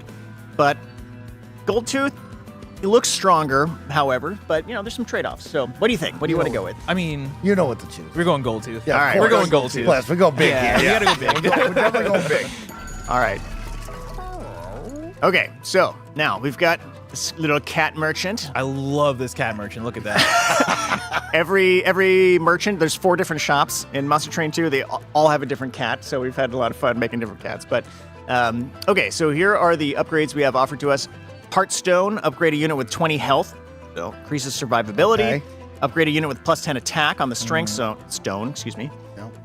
Dualism is a new upgrade in Monster Train 2. We can't afford it, unfortunately. We're 10 gold short, but it is something that doubles the stacks of status effects applied by this unit, which I think would double the Avarice, I believe. So if we had that on there, we could have gotten to Avarice 20, but unfortunately can't. Crazy. And then we've got Immortal Stone, upgrade a unit with Endless, which means if it dies, it goes back on top of your draw pile.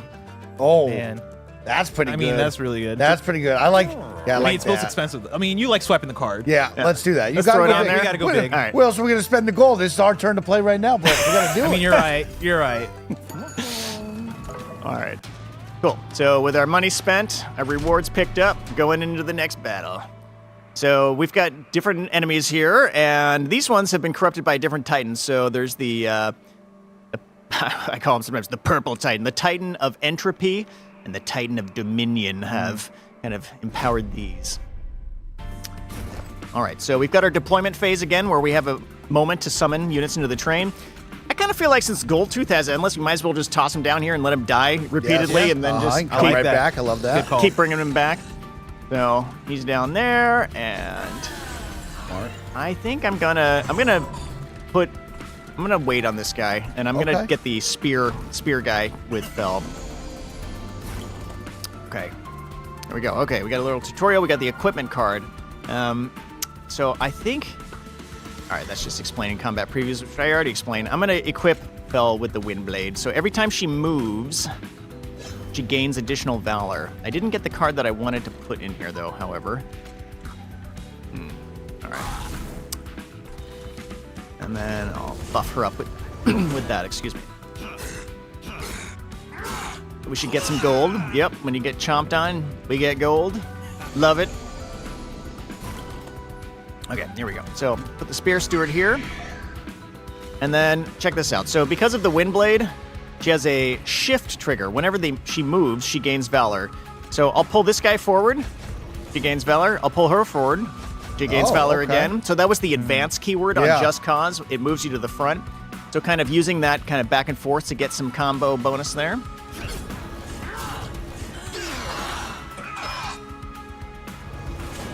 She gains her armor back from the Valor.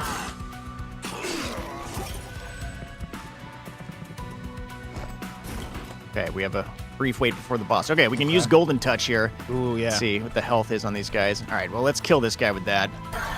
There we go. All right, it looks like these guys are going to get into the pyre again, That guy on the unfortunately. 3rd floor is strong. Yep. Yeah, those angelic guys there, they get additional attack when they're in the front of the room. So you have to be careful with that. Are there ways where you can like rearrange them? Yes. Oh, gotcha. Bless, now you're thinking. Now I'm thinking ahead. Bless, you're Listen, thinking I'm about it. I 5 love levels it. ahead right now. All right, this is going to be... Okay, so our Goldtooth is going to die here, but we are going to be able to re-summon him in the top room, I think. All It's taking that Oh, out. I love that they have like a different sort of visual. Yeah, that's very cool. It's based on which Titan has corrupted them. Yeah. All right, we'll get our gold tooth up there. So nice on the endless Yes, choice. that It's was working good. out. So we'll lay down some damage. And, as most people become more experienced players, they usually like to speed up the animation playback. So that's something that you can control and, get back to the decision-making more quickly. We're all about trying to keep you doing as interesting of activities as possible. And, usually thinking about what to do next is where you want to be. So, I don't know, nah, I probably shouldn't do anything. Because if I cast Just Cause on Gold Tooth, he's going to be pulled to the front. Yeah. Which is probably going to be worse because he'll die faster to the boss. So our boss is going to get up into our pyre, unfortunately, here. Oh, no. Will we survive? Looks like yes. Whew. Oh. God, we got through it. We got there. Doing 46 damage. Yeah. Big. All right, so we've got some additional options. This time I'll pick Challenge. So this is an example of one of the cards that can rearrange the room. So it has Advance and Apply Melee Weakness 1, which makes an enemy more susceptible to taking melee damage from a unit's attack. But you can use it to pull a unit that's in the back to the front, that sort of thing. Okay. All right, I'll go for the Pyre Cask. Applies Pyre Gel. Pyre Gel increases the amount of damage that a unit takes. It's one of the core mechanics in the Pyreborn. Here we've got a tutorial telling us that we've got Dragon's Horde. So we have 2 points of Dragon's Horde right now. If we were to loot the Horde, we would gain 25 gold. But if we save it, you can keep building up the rewards. You start getting artifacts and other bigger things, and it gets crazier. So I'm going to hold on to it. Yeah, you save. I feel we like save we're for going to that. save that. All right. Okay. Ooh. We're back to heaven. Take a look, now. Bless. What do we want? Now, what's up with the Celestial Alcove? Is that in the center? It is. So regardless of which direction we go here, we're going to get it. Gotcha. So yeah, Okay. we have some rewards are in the center. There's a few other types. Up here, we get an opportunity to upgrade our champion, Fell, and so that one's Nice. also in the center because we want to make sure you get access to that either way. Gotcha. All right, so on the left, we've got Pyre Remains, which heals us. We've got the Merchant of Arms, which is a new merchant type in Monster Train 2 that sells equipment and room cards. Room cards is something we haven't seen yet. So, as the developer showed up the game, I kind of want to go there. And on the right, we've got the Banished Banner and the Merchant of Magic to upgrade our spells. Mike? I agree with him on the left because Yeah. I do You guys want good to with see that? what he wants to show off, but I think we do need some health up on the top level right there because Yeah. it's taking a couple of hits. Yeah. I mean, Mike, I'll go with you. You choose. I like that. chose Let's go last with the time. left All side. right, let's is go with right. the left. Let's get the health. There we go. Healing our Pyre back up. Let's check out the Merchant of Arms. So we've got a different cat here. We got Robo Cat this time. I love that. I don't know if The they little have saw actual thumb names. there. Okay, so we got a room card. So this is Zone of Silence. Grant silence to non-boss enemy units, and silence disables the triggers and abilities for them. So, Okay. like those triggers we were talking about, like shift, if an enemy had that, if the room was silenced, they wouldn't be able to do it. So this is one of the new mechanics in Monster Train 2. It affects the entire room of the train that this is cast into. So let's buy it. Another thing you can't do here that's new is merging equipment. Combine 2 equipment cards into one. So let's just pretend that we own both Overgrowth Carapace and Everlasting Light. Okay. You could combine them into one card, which puts all of their abilities wow. together into one thing. But it adds the Ember cost together. So the Ember cost would be 3 if you did that. Yeah, it would be that would be pretty crazy. That would do a lot. But for now, let's purge a card maybe. Every good deck builder, there has to be a way to thin your deck. We need a way to get rid of the cards. So I'm going to toss... I'll toss one of these Shield Stewards. I don't think we can make use of 2 of them. Let's check out the Celestial Alcove. So these are our randomized events, so to speak.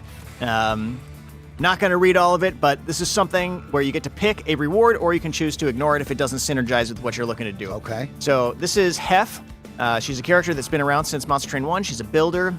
She's an upgrader. She's given you an opportunity to install a room card permanently into the train for the rest of the run. Nice. So we can put Fight Club on the 3rd floor, which gives units plus 15 attack. We can put Spell Sanctum in the middle floor, which gives -1 Ember cost to all spells. Oh, okay. Or we can get her Hammer, which is an equipment, which gives plus 20 attack. And when they kill, you gain capacity on the floor to add more units into it. So like dynamically growing the capacity so you can keep summoning more and more units into the same room. We could really stack up level 1.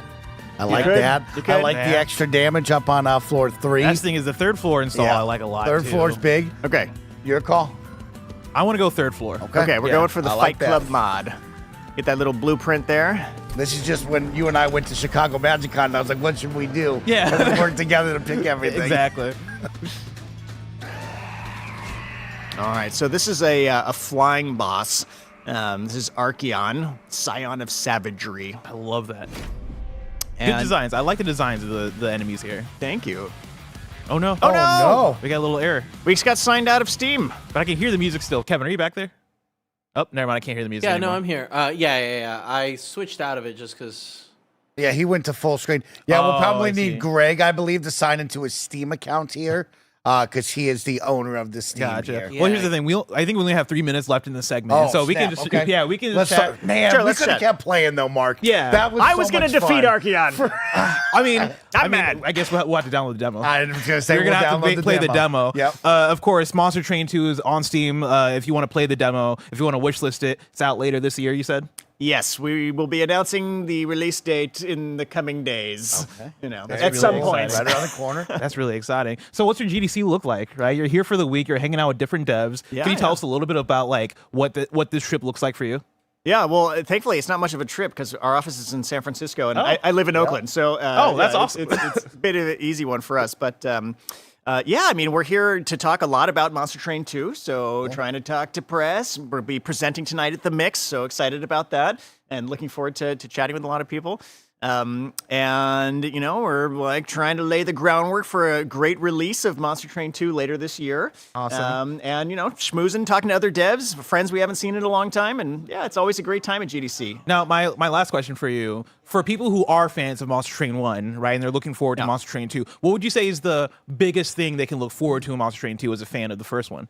Well, I'd say even more strategic possibilities. It's even more Getting depth. deeper. Even more depth, even more options. We've got, we didn't even go over a bunch of the other new features. We've got endless mode. We've got ways you can customize your train. That pyre that you're trying to protect, we have, I think, 12 pyre hearts in the full game, which are unlockable, and they all do different stuff, which is like a brand new kind of train customization component that didn't exist. So, yeah, there's a lot of cool new stuff, and so. Awesome. Yeah. That's great. I'm That's excited. Really great. I'm super excited too. Mark, thank you so much for joining us. This has been thanks, guys. fantastic. Of course, like we mentioned before, go wishlist Monster Train 2. Go check out the Steam page. Watch the trailer. Experience the demo for yourself. It's out later this year. Not a solid release date yet, but look forward to that in the future. Mark, again, thank you so much for joining us. Thank you. Appreciate it. We're going to welcome to the stage our next group. Oh. Okay, see ya. Mike, I'm kicking you See off. ya. Yeah, peace out, Mike. I got you. Mike, thanks for joining me too. Can you put this on my desk? Yeah, of course. Yeah. We're welcoming to the stage the developers of War Torn, and I believe Greg also. Yeah, Greg, what's up? The War Torn devs, we got Paul Helquist and Chauvin Patel. Yay! Welcome in. Great job out there, Bless. You're killing it. Thank you. Thank you for watching, everybody. Great numbers out there. Remember, wishlist everything you're seeing. Of course, the kind of funny spring game showcase is all about supporting devs like Paul and Chauvin. Hello, gentlemen. How are you? Hello. Great. Good. We're here to see War Torn. Yes. Paul, what the hell is War Torn? This is our debut original title from Stray Kite Studios. It is, man, it's hard to talk about games these days. You have to say so many things. There's to tell so many people things what they they are, connect right? to. It's we call it a real-time tactics roguelite adventure game. So a bit of a mouthful there, but you know, a lot of genres we're trying to blend together and create something very fresh and new. I like that a lot. And, you know, one of the big things I've seen, you know, you guys put it in your trailer, your guys' pedigree. Talk to me about the studio. Talk to me about the talent we have. How big are we? Sure. Stray Kite, we were founded in 2018 by the two of us. Yeah, no big deal. Yeah, been around for a little while, which has been very exciting. We have a lot of AAA background. Myself, I was the creative director of Borderlands 2 and the lead designer. Come on, everybody, put it together. And the lead designer on BioShock. The original Nice. BioShock. Yeah, I know you might have heard of that one too. Come on. Listen, hit the wish list button. War Torn on Steam right now. What are you doing? Right, but yeah, we have a lot of developers from that were formerly at Robot Entertainment on Sure. the Orcs Must Die franchise. We have a lot of folks from there. I have a lot of friends from Gearbox as well that I've managed to lure over to the studio. So we're about, what are we now? A little under 30 people probably. Yeah, right around, right around that 30 number. Including like contractors and all that. Yeah. Very, very cool. I'm very excited to see what this game looks like. Yeah. You said the keywords, right? You mentioned, I heard strategy, I heard roguelite, I heard adventure game, and I like roguelites, right? Like you got me in there. And so I'm very, I guess the thing that I'm excited to hear from you and also I'm excited to see is, you have worked on Borderlands 2, you've worked on BioShock. This sounds like a completely different type of game, right? Like what led you here to want to make a game like War Torn? Yeah, I mean, this is a genre that I've been a fan of. Both of us have been a fan of since we were, in college, kids, so to speak. And, when we got the studio together, this idea was one of the, hey, what kind of games do we want to make? This was one of the first ideas we had on our little whiteboard. And it's taken us a while to get here, but very excited about it. So, yeah, we often mention for, nostalgia fans, very inspired by an old Bungie game called Myth the Fallen Lord. Sure. Okay.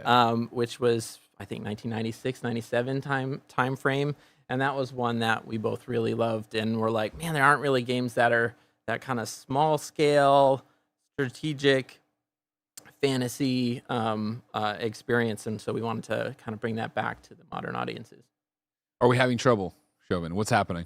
Now, this is a live demo, so this is what you'd expect, everybody. Don't worry about it. You let me know if something's wrong, because we can easily click it over if we need to. What? Oh yeah, we got Monster Train 2 still running. Matt, you had your moment. You know what I mean? No wonder it's having an issue over here. Of course, ladies, gentlemen, and NBs, we have told you throughout the day, go to Steam to wishlist these games. If you were to go check on War Torn, you'd find the description, harness the elements in fierce real-time battles while gathering and upgrading a crew of fantasy creatures in this roguelite adventure across a war torn apart by war. A world torn apart by war. We're live. I can't stop. You're new at this. Yeah, right? I've never been on a microphone. I've never read before. We're still training I'm him. picking it up. Ben's starting to learn to read. I'm starting to learn to read. Got to get in there together. Yeah. Incredible stuff. How long have you guys been doing Stray Kite? We started in 2018. So a while ago. It was just Paul and I at the beginning. We started doing work on codev. We helped Epic out with Fortnite on Fortnite Creative, starting that from the ground up and stuff like that. So, but we started War Torn back in. The earliest version of it was actually a PvP game. We started in like 2019, 2020. Yeah, I was gonna ask, at what point in the process did War Torn begin, and what have these, I guess, 7 years now looked like for you guys in terms of getting to this point? Yeah, I mean, so it's been bootstraps for everything for us. So we've completely self-funded. We've been going from one gig to the next and been trying to make our own games in the background the whole time. So yeah, it's been a real roller coaster, as you can imagine, from 2018, and then you have COVID, and then you have the industry's tribulations. And thank you. So this is champagne. Yeah. If Tara's sending a drink, it's got to be champagne. Starting early. Well, yeah, already. I mean, we can see it here. If you want to jump in, this art's sure. fantastic. Ooh, you got choices?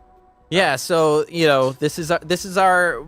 The demo that's available right now on Steam that was released for Next Fest, and we had basically a holy war within the studio of whether people wanted to left click to move like an action RPG or right click to move like an RTS, classic RTS. And so we were like, let's just. And it ended in a draw, so now everything's there. I love that. Internally, it was about a draw, so let's let the public decide, and it's really you like one or the other. And do you think that's something you'll keep as a choice, or are you gonna pick? Okay. Yeah, absolutely. The feedback from Next Fest has mostly been in the real time strategy camp, but All right, we need to push everybody. All right, we're not doing this. We're an ARPG family. Kind of funny folks. Get this. Give the feedback. We're not doing a controller. We actually are going to support controllers. Hey, all right. Yeah. Oh, I love this art. Well, it's taking a long time to load here, but we'll get there. It's progress. Yeah, it actually runs on Steam Deck right now. Nice. So we're trying to support all that. And how hard is that to support? It's not bad, except for the performance is hard. It's a hard thing with Unreal 5 on Steam Deck. It's we're that's the part we're working on. Like, everything else mostly works, but performance is tough. Now, have you guys been able to go around and demo this game yet? Have you been able to show this off at like a Day of the Devs or like any other kind of showcase? Let's see. Well, we have a partnership with Co-Carnage. Okay. Very popular influencer, and so he's been doing a lot of, we revealed the game on his show, and we showed the demo off for the first time on his show. So that's been our primary outlet so far, and then you guys. So nice. it's been awesome here. So yeah, this is our combat demo. The game has kind of two phases. There's an overworld portion where you're navigating these war-torn lands, and these sort of adventure moments happen. And then when things go sideways, you have battles. And so this is kind of the narrative setup. These are our heroes, Yara and Alani, and they've been forced from their homes, and now they're off, and going to have to defend themselves here as they try to escape here. Man, talk to me about your art style, because this is awesome. This looks like a painting come to life. Yeah, that's exactly right. I'm so glad that you said that. That was our target. Wow, you nailed it. Good news. Yeah, we really wanted to infuse our world with this sense of history and lore and this sort of ancient feel. And so, we were like, well, you wouldn't have photographs. You wouldn't be photoreal back then. You would depict what happened through painting. So let's make the game look like a painting to feel, like it's kind of part of their history. Has that presented any problems for you to make as you go? It took us a long time to get to really dial that in. It's mostly done with a post process, this is very quick battles. Nice. Roguelike, we want you to be doing a lot of them, so we don't want them to take a half an hour. We need them to be very quick so that you can do a lot of them. And we're also kind of in tutorial land. So after a battle, you get rewards very similar to other roguelikes, and so we can choose which type of squad we want to bring with us.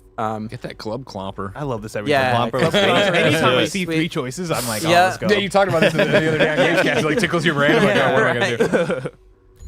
All right, so we're gonna head into it. This is kind of a tutorialization to get people into the game and start understanding. So we're building out our what we call a company. The company is the group of squads that you're bringing with you, and we just picked up that club clomper, which we will get to see. How big can a company be? Like, if I'm having a hell of a run, am I really making an army? So you can get a lot of squads, but you can only bring 5 into a battle, and again, we want to have this game, one of our core aesthetics is called intimate. So we want the battles to feel small and tight, and that you get to know all of these different types of characters you have. And we also don't want players to get overwhelmed with, massive amounts of different people that they need to control. So let's see. That's our heroes, Yara and Alani. If you lose them, you lose the game. Your run will be over. Okay. Because they are our heroes. And the story revolves around them. You can see there's lots of elemental stuff going on. We've got these fire stigs, and they just created a wall of tar, which can also get ignited. There's that clomper. Puts a big fissure of tar on the ground, which can also get caught on fire. Mm-hmm. So a lot of these sort of elemental systems, a lot of this comes from, my BioShock background of, the lightning and the water and all that kind of stuff. So our other squad that here are the Rainmakers, and they are shooting water. Yeah, you have this joke over here, right, of like if something gets wet, it's harder to light a fire. Science, like that's cool to see them interplay, right? That you're going to bring in the elements, but have them be, I assume, also I can electrocute the water and do things like that. Yep, absolutely, yep. Yeah, and tar is one of the kind of additional ones. It slows people down. Oh, wow. And it interacts with lightning in very interesting ways and can get washed away by water. So there's all these rock, paper, scissors things happening with all of the elements. As you can see, we also don't hold back with gore. Like, there's a bit of an I love seeing the destruction that was there. a big part of Myth, and we there's not a lot of games doing that. That's, you know, it's sort of the Mortal Kombat version of RTS. Yeah, exactly. World destruction, as you can see here as well, is an important thing. We want everything in the game. Another one of our core aesthetics is brutal. Sure. And so that's where the gore is coming from and things like that. So we can get another copy of Rainmakers. That's probably not so great. We can get some of those fire acolytes that we were just fighting, so we can get some fire on our team. And then we have this angry mob of little goblins, which are, you know, kind of a swarming unit that gets pissed off and then hits a little bit harder the more they take damage. Go with fire, Kevin's screen. There you go. Yeah. I appreciate that audience participation, Kev. Are there things that are persistent from round to round? Like, is health the same, or do I recover? Like, how does that look like? Yeah, so there's a whole bunch of things that isn't really on display here in our demo, but that you'll be maintaining from run to run. So you, let's see, your heroes can have different weapons, so they can you can customize your heroes to be different types of squads, from magic using to range to, right now they're using their sword and shield, so they're more of a tank. So unlocking those stays between rounds. We have spells that you can get for the heroes that you'll be able to unlock. And one of the core elements of this game is you're actually traveling across the war-torn lands to reunite with your family that's been scattered by the war. And so you'll find family members, and they can join your group, and they provide different benefits in combat and out of combat as well. Outside of what you're bringing back and forth, can you tell me a bit about this story? So obviously it's a roguelite. We all understand you die, you come. How are we explaining that in world for what's happening for the two heroes? Yeah, it's you know, it's kind of a Groundhog Day sort of thing where you're meeting these characters that are the most powerful characters in our game, called avatars, and they are manipulating what's happening and sending you back to the start of your adventure. Okay. And so you're kind of like reliving and trying again to you know, successfully reach your destination. So yeah, it's all part of the narrative as well. So it's all integrated. It's not, you know, just a meta thing. It's all very integrated with the story. This is one of these accessibility features we're adding to the sort of Myth formula, where you can sort of slow-mo time, and when you're overwhelmed with decisions, it can let you get a breather to organize everything a little bit. Yep. Yeah, we definitely want part of keeping the squad count low, and this slow time feature is we really want the game to be more accessible to players who are often intimidated by real-time games. And so we're trying to, you know, give some of these features that allow you to take a breath, give your commands, and then kind of see how it unfolds. What does the risk factor look like moment to moment? You know, when we're talking about roguelites, we're often talking about leveling up, right, and getting more powerful. But, you know, I'm looking at this, and you're showing us the destruction. You're talking about how lightning might play in, and you have these like things that are reactive. Can I make a misstep that'll just end my whole run? Like, what does that look like? Absolutely. So, like I mentioned, Yara and Alani are your heroes. If they die, you'll instantly lose your run. There's friendly fire in the game as well. All your abilities can damage your own unit, so you really have to be careful about where you're positioning and where you're using them. And so we've had, you know, internally as we've been playing, we've had times where like we've used these grenadiers here, and the grenade bounces off the back of someone's head and lands at the feet of Yara and Alani and blows them up, and everything was going great, but, you know, one misstep can ruin really the run. Yeah, can really turn things around. Yeah, let's grab some of those guys so we have a little bit of extra firepower. Is it scary to like have to figure out how to reel that in as a developer? Like, are there moments that you've seen in playtests where somebody, like does a thing where a grenade knocks off somebody's head and then lands at the hero's feet and then blows them up and ends like a really good run? Do you see that happen and go, oh no? Or do you see that happen and go, oh fuck yeah, like, this is what we want? More this is what we want. We love, as a studio, what we call player stories. These are the stories that you tell your friends about the moments that occurred in the game, not Those about water the cooler plot. moments, right, that's what Exactly. we're talking about. As long as it doesn't feel like, as long as it feels like they could have done something better to prevent it, as long as it was in their hands. I think if it's like just random chance, it doesn't feel good, right? When you spent a couple hours on a run and it feels like the game messed it up for you. But I think, we're all about those emergent moments otherwise. Yeah, absolutely. So this is sort of the like final boss, quote unquote, of our demo, which is a defense mission. You were talking about the risk as well. Over to the right there is our wagon. That's how we're traveling in the narrative. And sometimes you get attacked while the wagon is stationary, and you have to defend it. And if you lose your wagon, you will also lose that run. So now we're in this kind of, we got a lot of risk in this battle, because if our heroes die, it's over. If our wagon gets destroyed, it's over.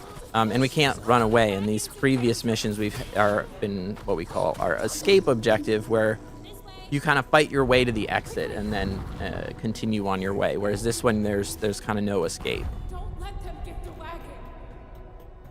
How many twists are there like that? I mean, because I think you look at this, you'd imagine, just get to the end, right? Like we've seen so many times. Do you have a few other missions planned like that, where it is, you got to protect this, or you have to go do this, or blah, blah, blah? Yeah, we have a couple of different objectives planned. These are the two that we currently have implemented. Another one that we're working on as we speak, I'm sure the studio guys at back at the studio are working on, is They're not. They're in the chat. I see them. Yeah. Well, if Michael's there, you have the Stray Kite Studios in the YouTube chat. Finish the game, people.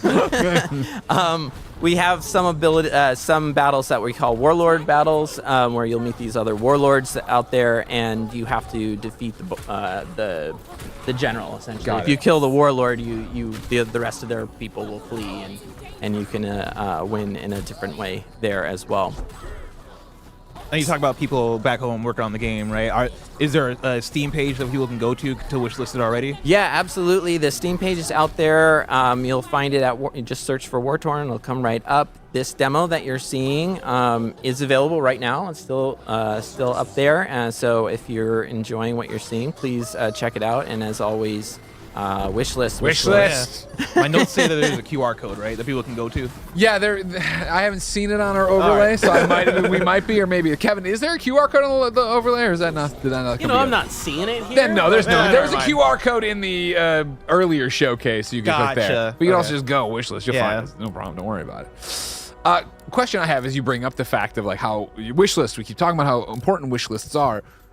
Earlier today, when I was talking to Cozy Dungeons, right, we were talking about like, okay, cool, where they're at in development, right? Of like, he was explaining to your audience, they want to get something out there, a vertical slice almost, that they can take, not only to show to the audience to drive up hype, but then to go out to publishers, partners, things like that. Is that where y'all are at? Are you looking for partners right now? You're looking for funding, or are we past that We're always stage? happy to have funding.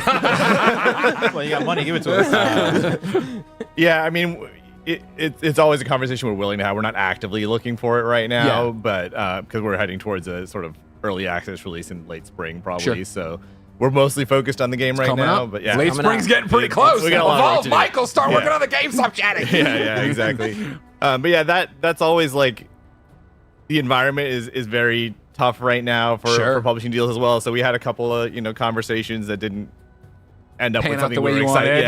wanted, It wasn't something we were excited about. So yeah, we're headed the self-publishing route right now, and Kyle's doing an amazing job on that stuff. Good. Okay, good. I'll take that. I'll accept that as an answer. So when you launch into early access, in your head, and I know this is a bad question.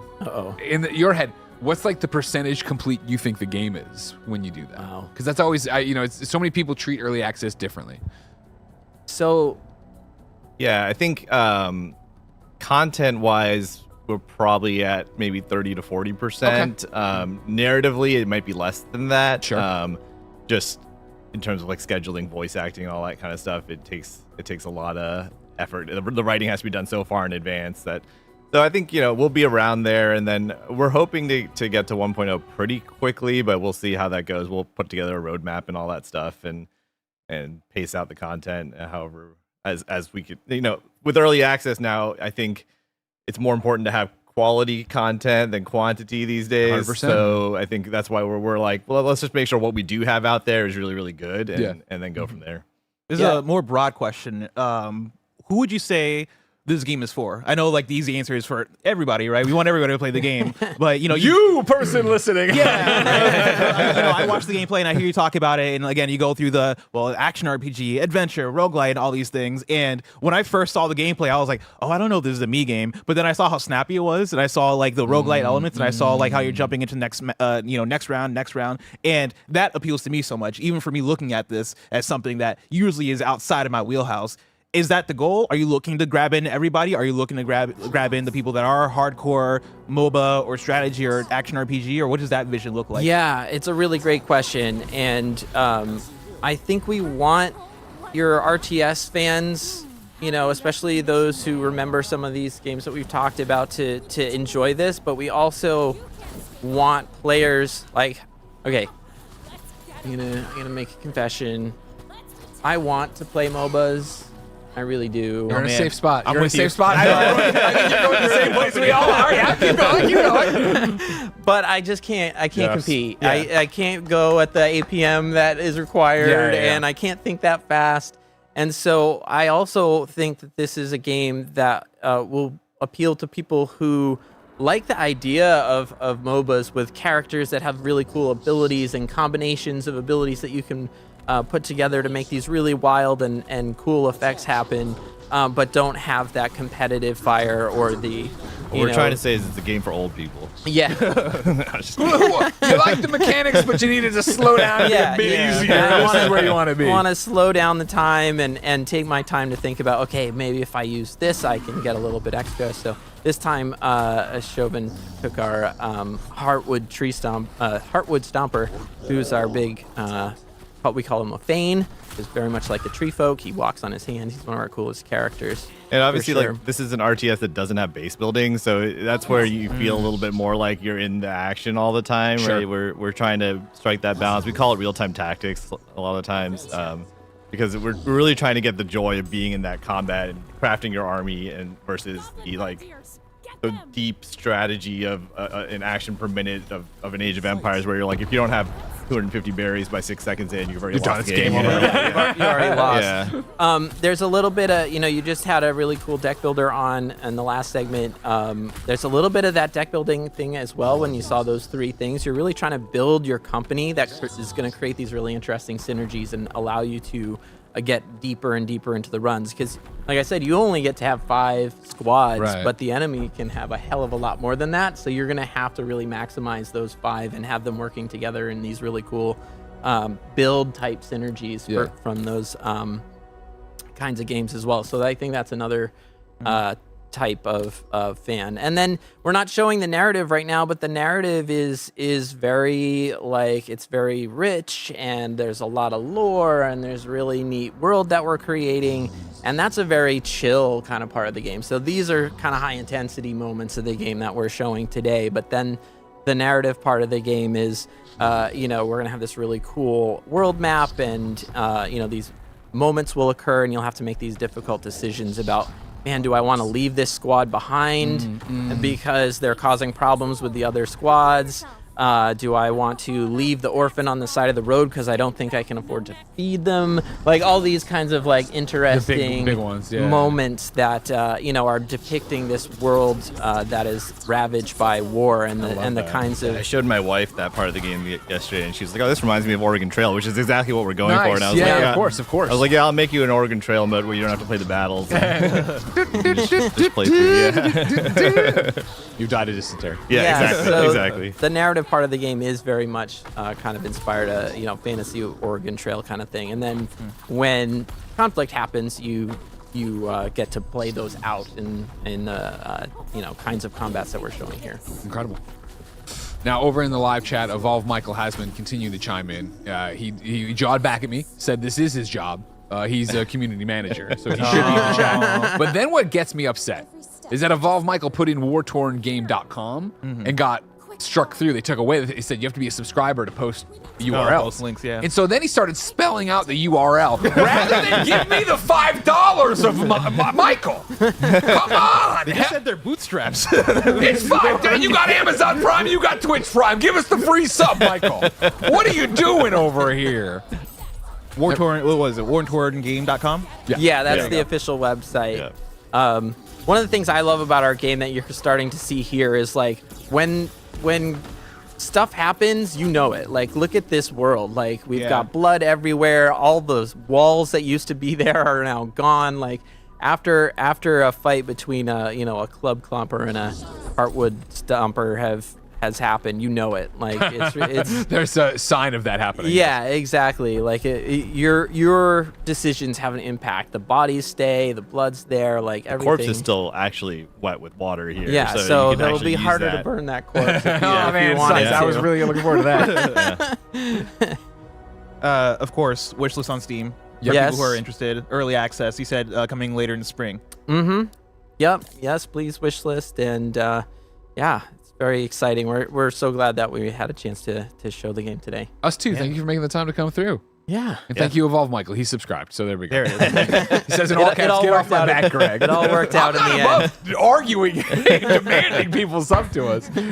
Paul Showman, thank you so much. Yes, it's been a thank pleasure. you. Please enjoy the rest Awesome. of the day. Pizza will be here soon if you want to hang out. Okay. For now, though, I'll say, hey, boss, how you doing? I'm doing good, Greg. How are you doing? I'm excellent. Yeah? Thank you. You did a great job hosting last segment. You're doing a great job hosting right now. Please. Come Well, on. you're in the first chair, too. I sat down and I noticed I was in second chair. It's like, I should have backed off. I should let you but go. I saw your name was first on the thing, so We're I was going to let you chilling, go. we're hanging, we're Listen, doing the it's a thing casual because, of stream. course, this is the Mix Cross Kinda Funny Spring Game Showcase, and we couldn't do stuff like this as Kinda Funny without your support. If you didn't know, Kinda Funny's live each and every weekday with Kinda Funny Games Daily, the Kinda Funny Gamescast to stream, and often something like In Review, Game Showdown, our award-winning game show.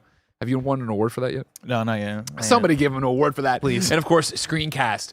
We are a nerdy show, a nerdy channel all about live talk shows that you can watch live on twitch.tv/kindafunnygames, youtube.com/kindafunnygames, get on podcast services around the globe. But if you want to go that extra mile because you love us doing things like this, pick up a Kinda Funny membership over on patreon.com/kindafunnygames. Kinda Funny, you can get a membership. Over on youtube.com/kindafunnygames, you can get a membership. And on Spotify and Apple, you can get a membership to get all of our shows ad-free. That's more than 20 episodes of content a week. And of course, your daily dose of me and an exclusive show we call Greg Way. There's also posters, there's also live call-in shows, but that's all I'll talk about later. For now, you're not using your benefits. So here's a word from our sponsors. This episode's brought to you by Shady Rays. Get ready for the season ahead with quality shades built to last. Our friends at Shady Rays have you covered with premium polarized shades that won't break the bank. Shady Rays is an independent sunglasses company offering a world-class product rated 5 stars by over 300,000 people. Plus, if your shades ever go missing or an unexpected hit happens, don't sweat it. They have the most insane protection in all of eyewear. Every pair is backed by lost or broken replacements. If you don't love your shades, exchange for a new pair or return worry-free within 30 days. Y'all know I've been outside in the sun a lot playing Pokemon Go, and it's such a great experience wearing Shady Rays when I'm out and about looking dope. Exclusively for you, Shady Rays is giving out their best deal. Head to shadyrays.com and use code FUNNY for 35% off polarized sunglasses. Try for yourself the shades rated 5 stars by over 300,000 people. Again, go to shadyrays.com, use code FUNNY to get 35% off polarized sunglasses. This episode is brought to you by Factor. Ready to optimize your nutrition this year? Factor has chef-made gourmet meals that make eating well easy. They're dietitian approved and ready to heat and eat in 2 minutes, so you can fuel right and feel great, no matter what life throws at you. Greg Miller has been loving how simple it is to enjoy his Factor meals as he's rushing between shows each day here at Kinda Funny. Factor arrives fresh and fully prepared, perfect for any active, busy lifestyle.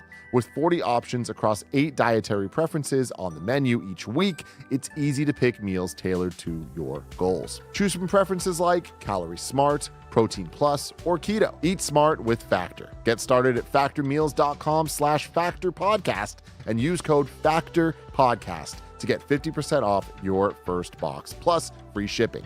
That's code FACTORPODCAST at factormeals.com/factorpodcast to get 50% off plus free shipping on your first box. This episode's brought to you by MeUndies. For years, I've been telling you all about how much I love MeUndies. Real talk, I haven't worn a pair of underwear or socks that weren't MeUndies in over half a decade. And that's because I just love how premium they are, how great they look, and awesome they feel. Even my loungewear at home is MeUndies, and I cannot recommend their various shirts enough. MeUndies just gets it. From the all-black classics to fun expressive prints, MeUndies has a look for everyone. Plus, they come in sizes XS to 4XL, so there's something here for all of you. Its breathable, stretchy, and oh so comfy fabric make it ideal for all-day wear. And they use sustainably sourced materials and work with partners that care for their workers. Rad. Good things come in big packages at MeUndies. Get 20% off your first order plus free shipping on orders of $75 or more at MeUndies.com/kindafunny. Enter code KINDAFUNNY. That's MeUndies.com/kindafunny. Code KINDAFUNNY for 20% off MeUndies. Comfort from the outside in. And we're back. Welcome back. Welcome back. We have to the stage Gavin Price. Yeah, hello. Nice to meet you. From Nice to meet you. Playtonic Games, the legend himself here, director of Yooka-Laylee. Why are you here now? Where? Who We're talking about you, my friend. How you doing? Yeah, no, really good. Thank you. I'm enjoying the food while I'm over here. Yeah. Oh, love that. Oh man. What's been your favorite thing you've eaten so far? A breakfast burrito. Oh, yes. You chose right. It was huge. Yeah. I was like, yeah. Do you know the name of the restaurant you got it from? Oh, can I plug? Oh, of course. Oh yeah. Moz's Cafe.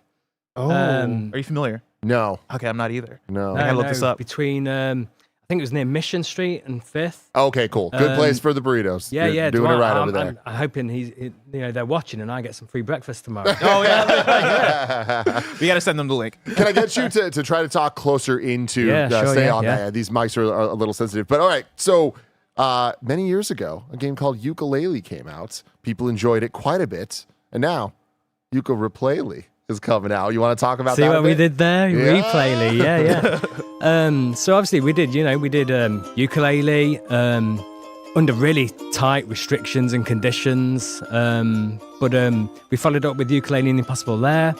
We managed to push that quality bar a lot higher on that title when we were free of a lot of restrictions. And we've always long wanted to go back and kind of like rectify the past. And we found a pun. Right, hey, Yeah. Replaylee. Hey, we could do that, and so we had our 10-year studio anniversary coming up. We thought, hey, Congratulations, awesome. we could start tying all this stuff in, and we don't have to quite yet reveal some of the other stuff that's cooking in the behind the scenes. You just got me really yet. excited. Just so you know, because here's the more. thing. I'm somebody, and both me and Tim, we grew up on the N64. We grew up on 3D platformers, and I know we love the rare stuff, right? And Yooka-Laylee came out, and I somehow missed Yooka-Laylee. I forget why. I never got around to playing it, but I did play Yooka-Laylee in the Impossible Lair, and I loved the Impossible Lair. Excellent. And so I love the framing of you saying that you're taking the quality and coming back to Yooka-Laylee and uplifting it even further. Very excited to see what this is. Yeah, and we're excited to tell people about it because I think we're not quite a complete remake and we're not just a vanilla remaster. There's actually a lot of stuff going in. I actually had to take a screenshot on my phone earlier of one of the decks so I could help remember everything new going into it. So, you can see the behind the scenes there. Oh man, look at that. So, new locations, new challenges in every level, brand new abilities, enhanced moveset and combo systems, new accessible control scheme, new map, quest log and warp system, new enemies, new collectibles and gameplay props. There's a cosmetics feature now, and then we've done the whole visual overhaul to make it look fantastic. Oh my and an gosh. orchestral soundtrack as well. Amazing. So, yeah. So there's- like real orchestra, like actually performed with real instruments. Yeah. So cool. And And the composer for this one, Grant It's a Kirkhope. young up and coming guy called Grant Kirkhope. Yeah, of course. Never heard of him. and David Wise as well. Did something called Donkey Kong Country or something. perhaps. Yeah. Niche little title. Got a good following for the time, I think. And That's special, man. Like that's awesome. such a It obviously is, it huge is. guest there, but the orchestration very near and dear to my heart. I can't wait to hear all of that. it is, yeah. I joke about it all, but it's almost like making games gives us an excuse to get more Grant and Dave music out into the world. Which is only a good thing. Yeah, you know? that's right, yeah. So you're saying that this is not quite like a full-on thing, but like what are the new additions? Like, do you feel like it leans more on trying to address some of the critical reception to it, or it does it lean more on these are things we wanted to do in the first place but weren't able to? A bit of both, definitely. No one is a bigger critic of my games than myself. Like, I absolutely go through and I'm like, what were we doing? Why? I can't believe we thought that and things like that. So we already had a lot of internal feelings and then the external feedback as well. We were able to balance a lot of that off in terms of what we can address and how we can address it.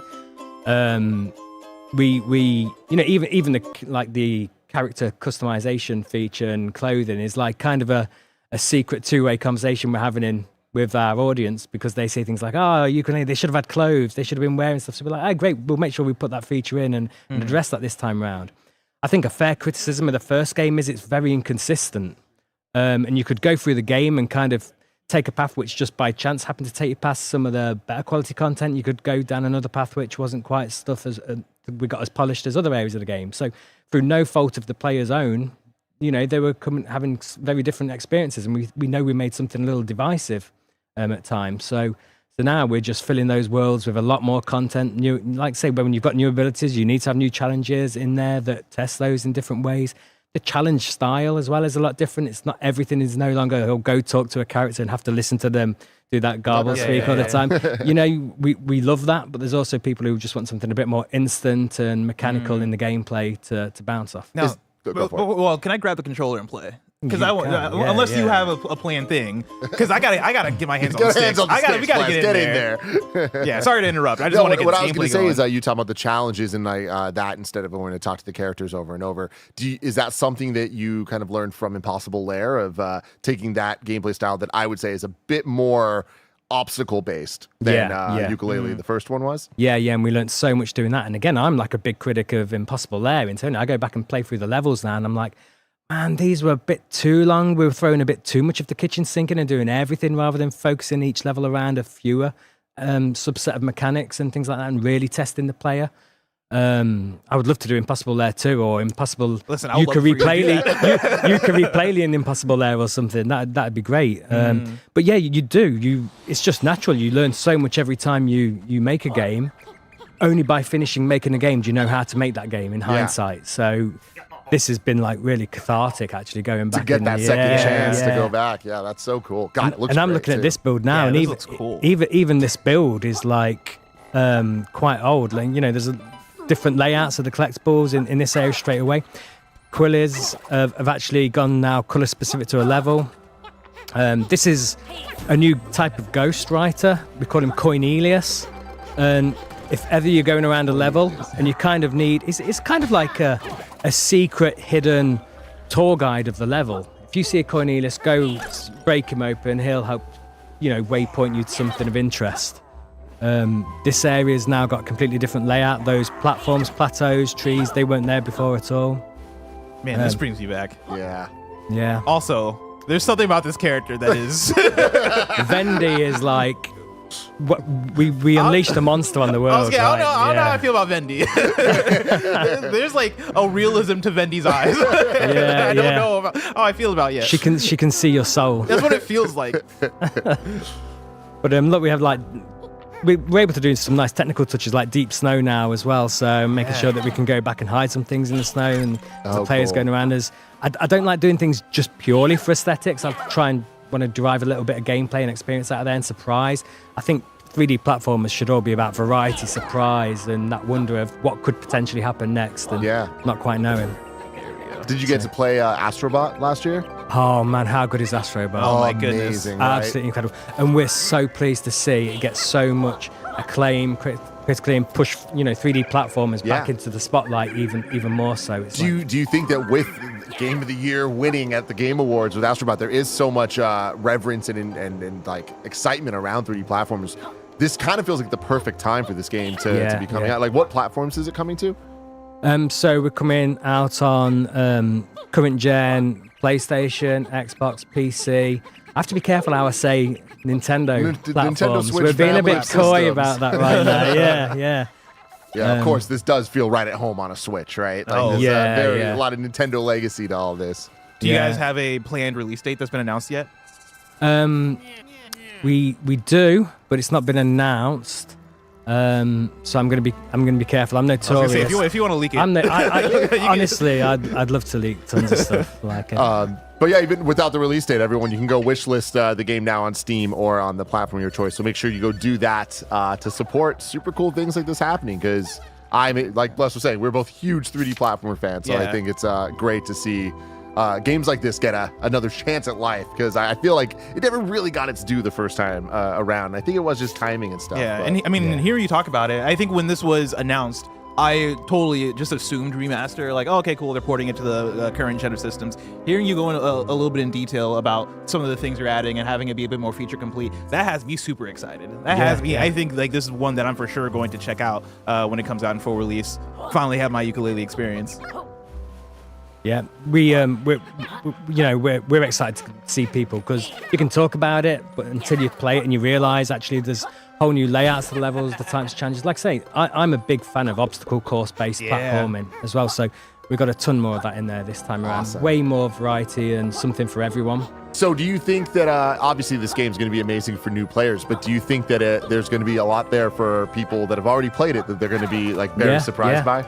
Yeah, and it can be difficult to kind of have that split goal objective. Who's it for? Is it for the people who've already enjoyed? So it's for both. Hopefully we've not thrown the baby out with the bathwater and got rid of anything that people love, and anything if we have replaced, hopefully that there's something even better coming and in place of it. So the old Rextro arcade games, there was mixed feedback around them, so this time around we've developed a new game within a game, a bit like how Captain Toad Treasure Tracker appeared in Mario 3D World. Love that, yeah. So we have a whole new gameplay experience where you play as Rextro, the gaming dinosaur from the series, and he's got his own game he's made for himself where he can star in, and it's lots of like puzzle-based 3D platforming.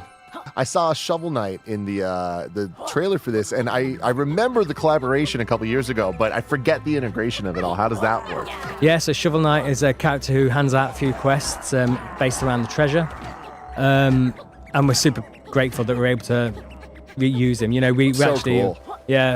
when we approached Yacht Club, we were like, well, we're going to be remaking the game. Is it okay if we can still use Shovel Knight? And we had no idea, and we had no expectation that, you under no duress to say yes, you can. But it was immediate. Oh yeah, that sounds cool and amazing. And every character has had an overhaul as well, visually in the models and the textures. People in the chat are asking, are the voice actors the same?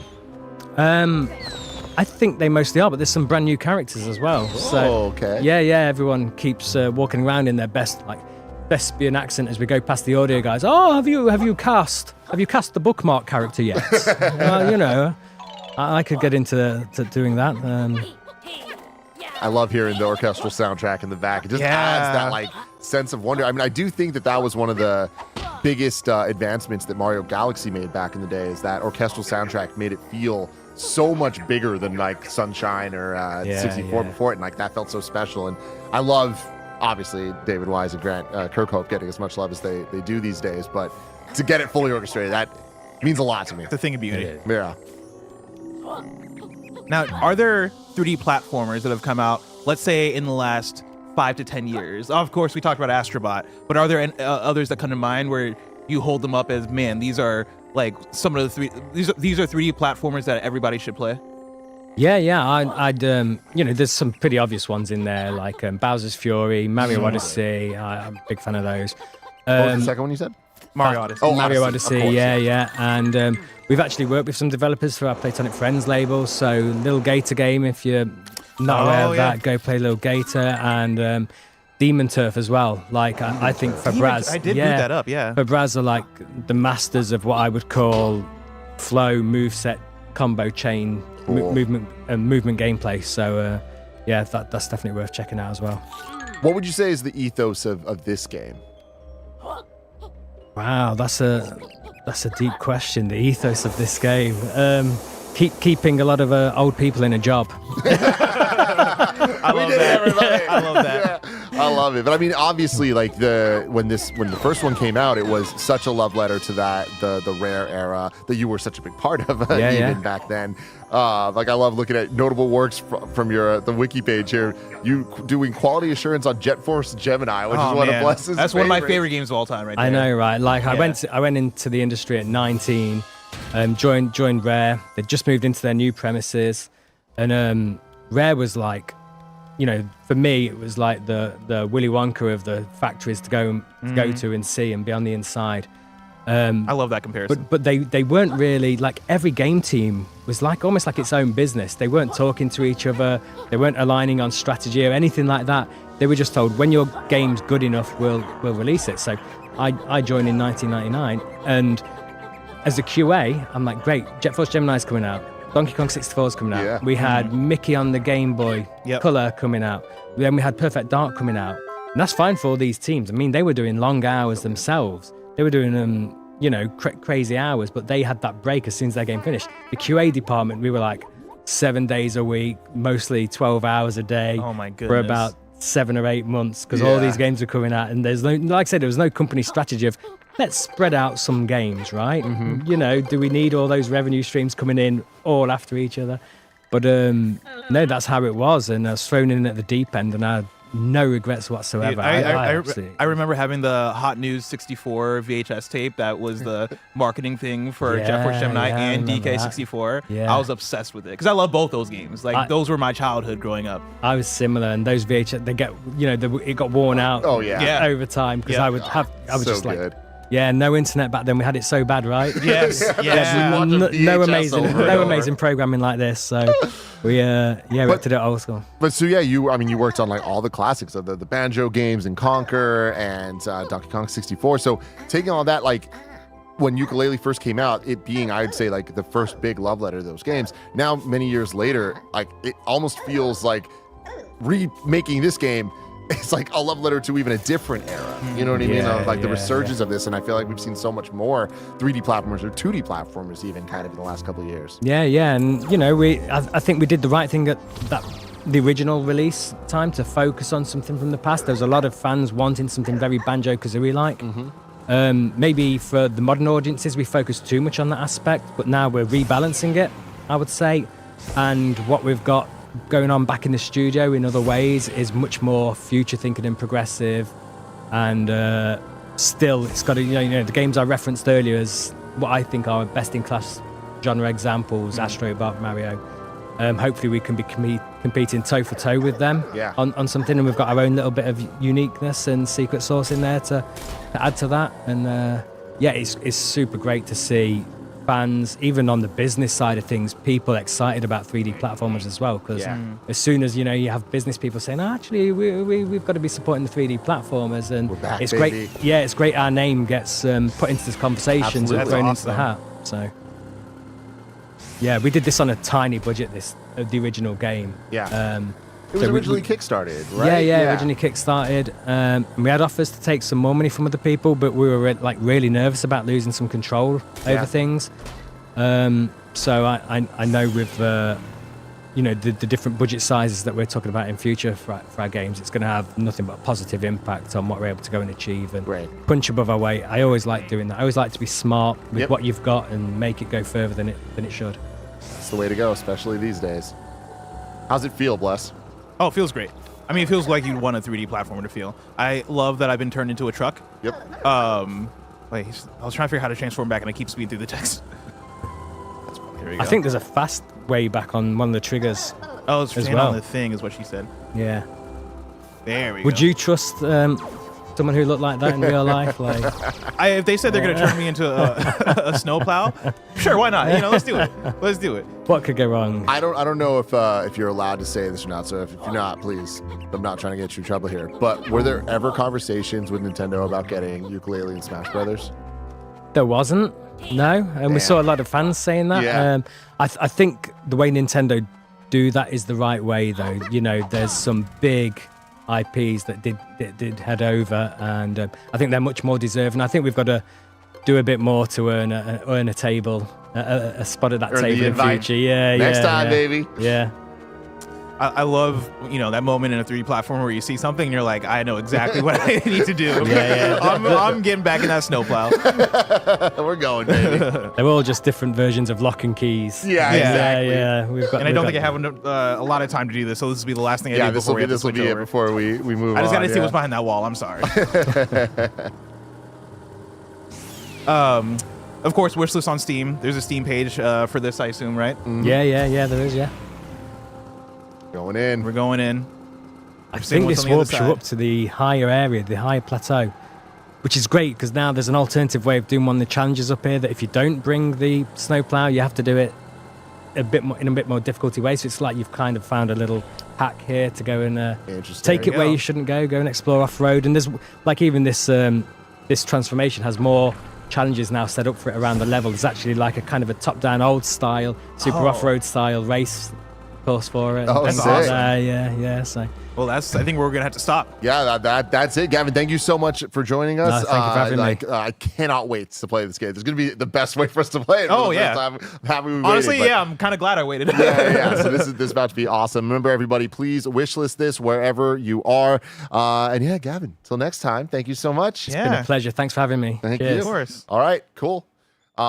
Raj is setting up our next game here. We're going to do kind of a little hot swap. Yeah, we're gonna as we play- get ready for a table flip simulator. I'm really excited to see what this is. Yeah. We're about to welcome to the stage Spencer Yip of So, YYT Games. Yeah, so you can head out. But yeah, Excellent. thanks so much, man. Have a great day, guys. You too. God, I'm so excited. What a fun day. Oh, what, I'm what a so day. excited. We just get to sit here and see a bunch of cool games. Yeah, man. Like chill, talk to cool devs. So freaking You know, awesome. Roger Legend. comes out, We have a figures legend out- right there. You Dude, know, he worked on Jet Force Gemini. come on. Like that's so sick. But Oh I man. love how you whispered that. Jet Force Gemini. it's so rad though, because it's like you could just tell how much knowledge is there and like understanding of the fun of video games. Yeah, You know what I mean? My favorite thing about GDC and hanging out at like Game Awards or anywhere where there's developers is that oftentimes the way they talk, it's like you don't understand how cool you are. straight you up. don't understand that you're a fucking legend. Like the fact that you worked on these things, the fact that you're talking about we got Grant Kirkhope and David Wise doing a soundtrack. It's like, brother, yeah, fully orchestrated too. he made That's- aquatic ambience. he Have made you Forest heard Spirit interludes. Symphony, my friend. Yeah. Spencer, get in here, man. What up? What up? Yeah, we got a seat right for you. Right here for you. Thank you.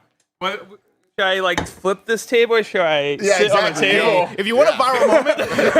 Hey, I'm Spencer. Spencer, nice to meet you. Blessing. Blessing. Nice to meet you, man. Spencer, we're gonna need you to talk sorry. into the mic. They're pretty, All right, the opposite let's, of sensitive. let's do but, this. Yeah. So we have Spencer Yip from YYT Games, everybody. Yeah. Thank you Let's for go. having me, guys. Dude, thank you, and welcome back. We had you on. We were trying to figure out exactly when it was. I think it was the GDC stream we did in 2015. Like maybe 2016 or it was a crazy, while ago. man. That was Yeah. our first game, Fallen Legion. Yeah. Yeah, so here we are now, flipping tables. What do you have to say tables. about I'll table say flip Fallen simulator? Legion sounds way different from He Table actually Flip gave- Simulator. He gave me a Vita copy of it earlier. Yeah. One of the few Oh. remaining ones of Fallen Legion. Oh, yeah. that's awesome. Well, Very I mean, we our team, we made a bunch of action RPGs. We made a sequel of Fallen Legion. We made like Connect Tank, this like multiplayer tank battling game. But when we're deciding our next game, we realized that life has become really stressful. And a stressful action RPG where you need to make like life or death decisions might not be for the time. And, so that's where we're trying to figure out like what kind of game would be really fun to play that, you can kind of mess around with. And like, that's what you do in Table Flip Simulator. You work these everyday jobs. One level, you're working at 24/11.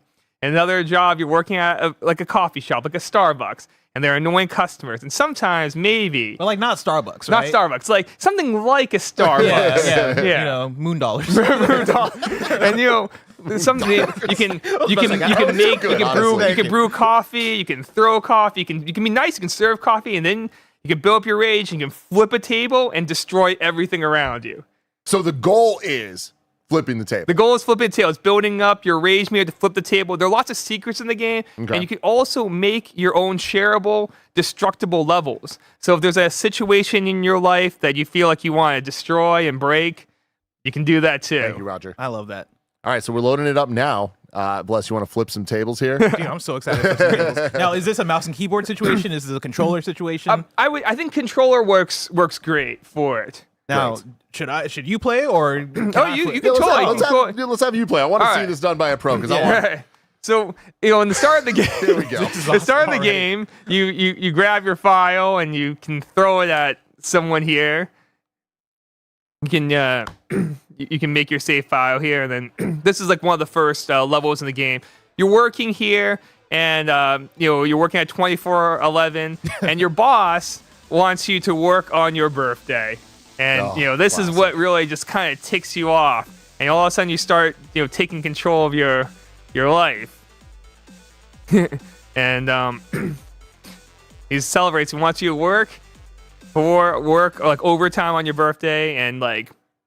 Yeah, and he was going to like serve you this stale birthday cake. In this tutorial level, we kind of teach you the basics. You look around with the analog stick, and then you can pick up items here, and you can throw them. People in chat are saying he looks like Greg. Wait, that's awesome. and there are like all these different like secret goals you can get to, and when you complete more over these secret goals, you can get points to unlock different levels and customization items to make your own flipper, as we like to say. It's like it's all physics based here too, so everything's like breakable and destructible. And as we're like breaking his photos, like everyone could get more and more upset. So are you trying to upset other people to flip the table, or are you trying to upset yourself? You kind of and there are different things that like bother you as a person, and like on the right side is your rage meter, and like while this increases, you gain more power to have like a stronger flip. So basically, it's like a slow buildup of a crash out. Like this is like you're destroying the smaller things, kind of build up the crash out, and you're trying to crash all the way out. You got it. I can't wait to see this table flip. We know it's coming. We know it's coming. There are also like different secrets, like this poor employees trapped stocking boxes here. And then, like, let's see if we can get the boss out and like flip and hit boss. You broke the vent and it fell on someone and they got knocked out. I love that. Who kind of funny is most likely to flip a table? Just very clear. Oh, actually, never mind. I know the answer. Nick? Greg Miller. I think Nick. Yeah, I'll say Nick. Oh yeah, Nick. Yeah. Nick. All right, for sure. It's definitely Nick. Here he comes. Ragey Fun Tantrum. Uh-oh. Yeah. Uh-oh. You're going super I serious. that.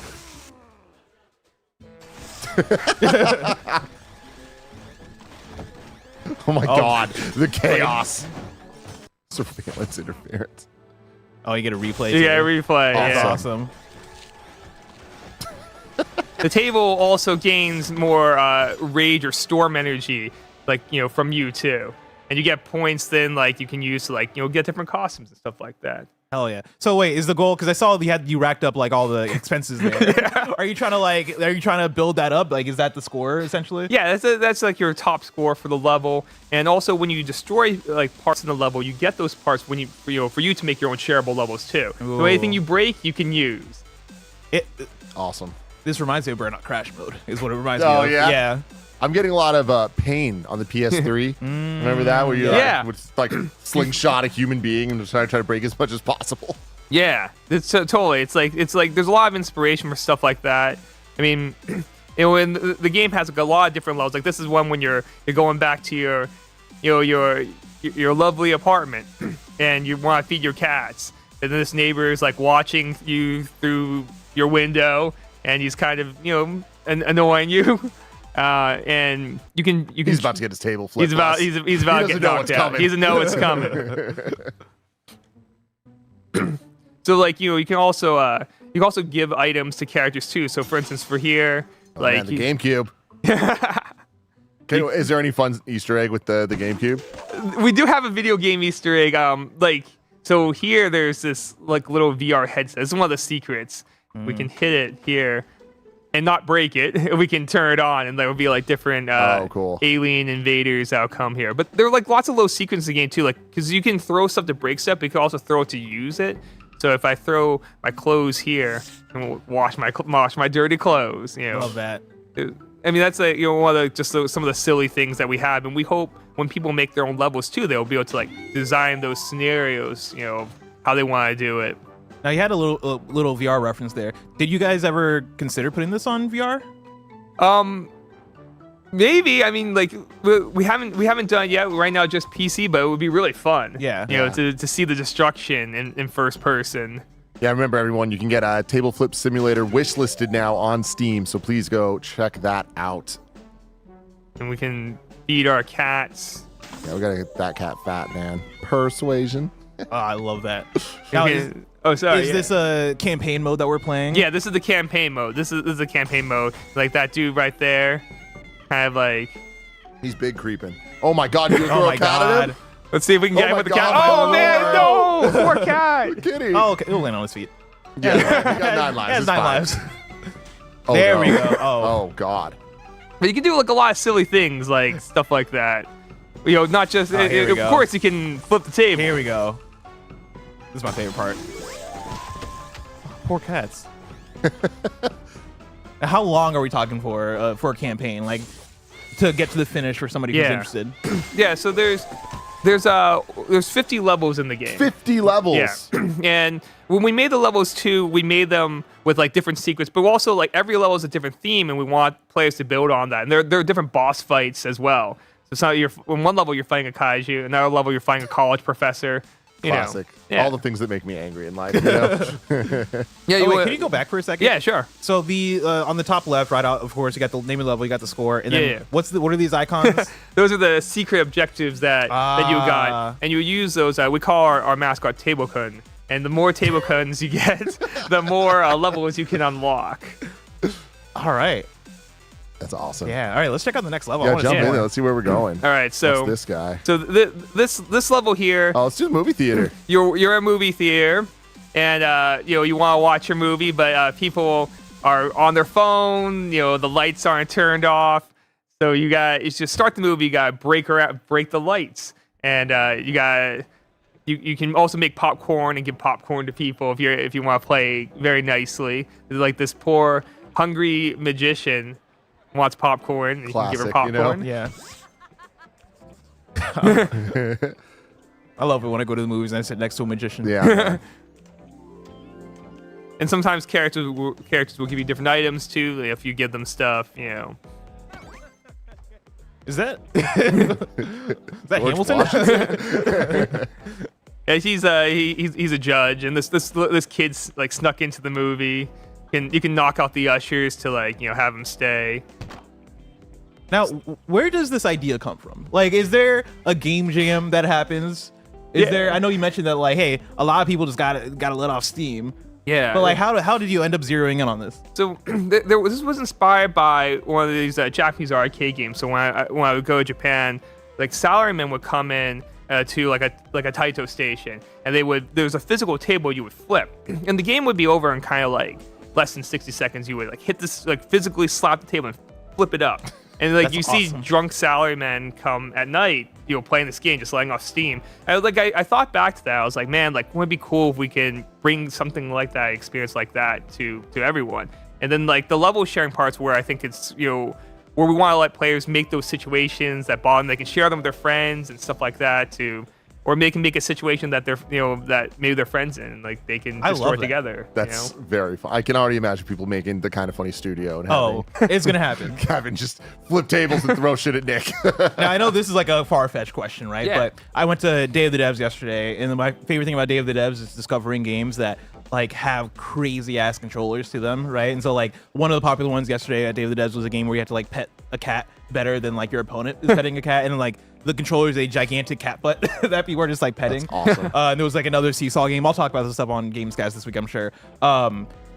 You said this is kind of inspired by those machines of, hey, we're gonna hit the table, we're gonna flip it. Did you ever think about making a big table controller and having this tour around? Yes. And actually so I'm also one of the engineers on a lot, not this controller, but the PS5 controller, the Switch controllers that have gyroscopic sensors. We thought about strapping one to that and using that as the base with a plushie table as just a fun way to do it. That'd be super fun. But I hope we get a chance to do it. Maybe if we have a little more time, we might be able to make that kind of mode. The main concern is just like with the arcade games, that table is really hard and someone can get smacked. So we're thinking if we do it a plushie, it might be really funny to do it. That's awesome. Yeah. My biggest question is to a lot of people, the most important table flip of all time was Teresa Giudice from the Real Housewives of New Jersey. Joey Noel was really excited that your game was coming. Is there any plans for a Real Housewives of New Jersey DLC? I would love to make it. Tell them to contact us. We'll make a whole DLC pack. Yeah, we'll have to make this happen because this table flip, man, it's iconic. Bless. Wait, she doesn't get it over though. No, but then she does. Oh, she does eventually. Yeah. Oh, that's amazing. It takes 3 tries. Very big deal. She spent a couple years in jail. Let me tell you, if I flipped a table, if I tried to flip a table and I couldn't get it the first time, I'm not finishing the job. You're never coming back. I'm walking out. I'm all right. But some of these tables are pretty heavy. In real life, it takes a lot of strength. to flip a table. Well, that's the risk of table flipping is that you don't really know what you're getting into until you're there. Yeah. So you gotta nail it the first try. If you don't nail it the first try, then that's on you. That's on you. You just gotta leave. Yeah. Well, in our game too, you move up in the world. Eventually, you become the president of Antarctica, and you're Yeah, after a contested election against a penguin. Up in the world. Yeah, so like you move up in the world, and you're flipping the table in the snow house. I mean, that table was probably a lot more durable than the folding table at the start of the game. It's made of ice. Made of You ice. gotta really rage up. Yeah. Who are That's some awesome. of your favorite like little characters that you meet in some of the early levels? Well, 'Cause is that 2 kids in a trench coat? Yes, it is. I was about to say this is definitely one of my favorites here. We have a vampire who's very thirsty and likes to bite people. He's pretty silly. We also have a walrus who's a political advisor who advises you on your political campaign to defeat a penguin. He's another one of my faves. This game is awesome. I don't know, man. Real life is crazier than that somehow. You're right. I hear that. I'm like, how quaint. We also have a shark, a cheerleading shark who wants you to notice her, and she'll swim around levels, and she blushes when you flip a table nearby her. It's like Mr. Crab's daughter. She's a whale. Pearl, yeah, Pearl. Pearl, yeah. Shout out to Pearl. Now, how much this comes from your brain, and how much is there a team that you work with? Yeah, there's here? a team. Of course, there's a team, and I gotta say, a lot of these things are team efforts. Like we come down with different ideas. I mean, some of these characters are like, well, the good part is when you work with a small team, everyone gets to have input on it. And like, for instance, one of our artists, Risa, she actually had the idea about table with eyes. We were just like talking about flipping tables. She's like, wouldn't it be fun to tables have eyes? Like, let's try it. And it was funny. The table's eyes actually change depending on how much rage you have, from being scared to being like rage mode. And like different designers, they come up with different scenes for levels. Like, one of our levels is a fantasy level where you're battling a dragon and flipping a table to like knock out this dragon. That came from one of our designers too. That's one of the best parts, is like everyone gets to contribute in on this. So like what themes we have in our levels too. Video games, man. So cool. Every new idea you let us in on, I'm like, this sounds insane. It's weird because it starts making less sense, but then when you see the game, it starts making more sense. You're like, okay, I get what this is going to be. That's awesome, man. So is there a release date for this? Yeah, we're aiming for it to come out this year. And with all the different themes too, like that's kind of like we wanted to have different themes for people to build on top of for the game, and that's what we're looking forward to seeing all the levels that players make too. Mm-hmm. Awesome, man. And you can wishlist it now on Steam, right? Yeah, so we can wishlist it on Steam. Everyone, make sure you do that. It goes such a long way. Any final things you want to say here about Table Flip Simulator? Yeah, well, thanks for having us. Like, we can't wait to see what levels you guys create and the epic flips that you guys make here. I love that. I'm like, the best part about being a designer of this kind of game, because it's a sandbox game, is seeing like when we put in people's hands to see what they do with it. And I'm like really looking forward to that. Same with the team. Like everyone's looking forward to that. Yeah. If you're out there, of course, yeah, like Tim said, wish list. And if you are a Kind of Funny best friend and you buy this game, you need to make a Kind of Funny office. You have and to. like send us in your best Kind of Funny offices and table flips within the Kind of Funny studio. Yeah, cool. It's going to be great. Spencer, thank you so much for joining us once again. We'll have to have you back in a couple years. I love to do whatever it. the next game is. Yeah. Thanks so much for having me, guys. Thank you, man. Of See you in a course, bit. God, once again, every game. What a fun could be so different, every game so is interesting. well, like we went from a 3D platformer to before that we had a strategy, action RPG, roguelite, MOBA inspired game. It's cool stuff. We have a couple coming up, me and you, that I saw a trailer of and I'm like, oh, yeah? baby. Oh, I gotta look at it. Which one's it called? Specifically, Combo Devils. Oh, I I'm know looking at it Combo and I'm Devils. like, wait a minute. Oh, this yeah. looks good. So yeah. stay tuned, everybody. That's not next, though. Next up, we're going to have Building Relationships. Mike and Roger are going to be coming in. Y'all want to get in now? Let's do it. See y'all in a bit. Passing off. Oh, we have to close out of this game. Yeah, make sure to quit out. Thank you, Raj. What is up, everybody?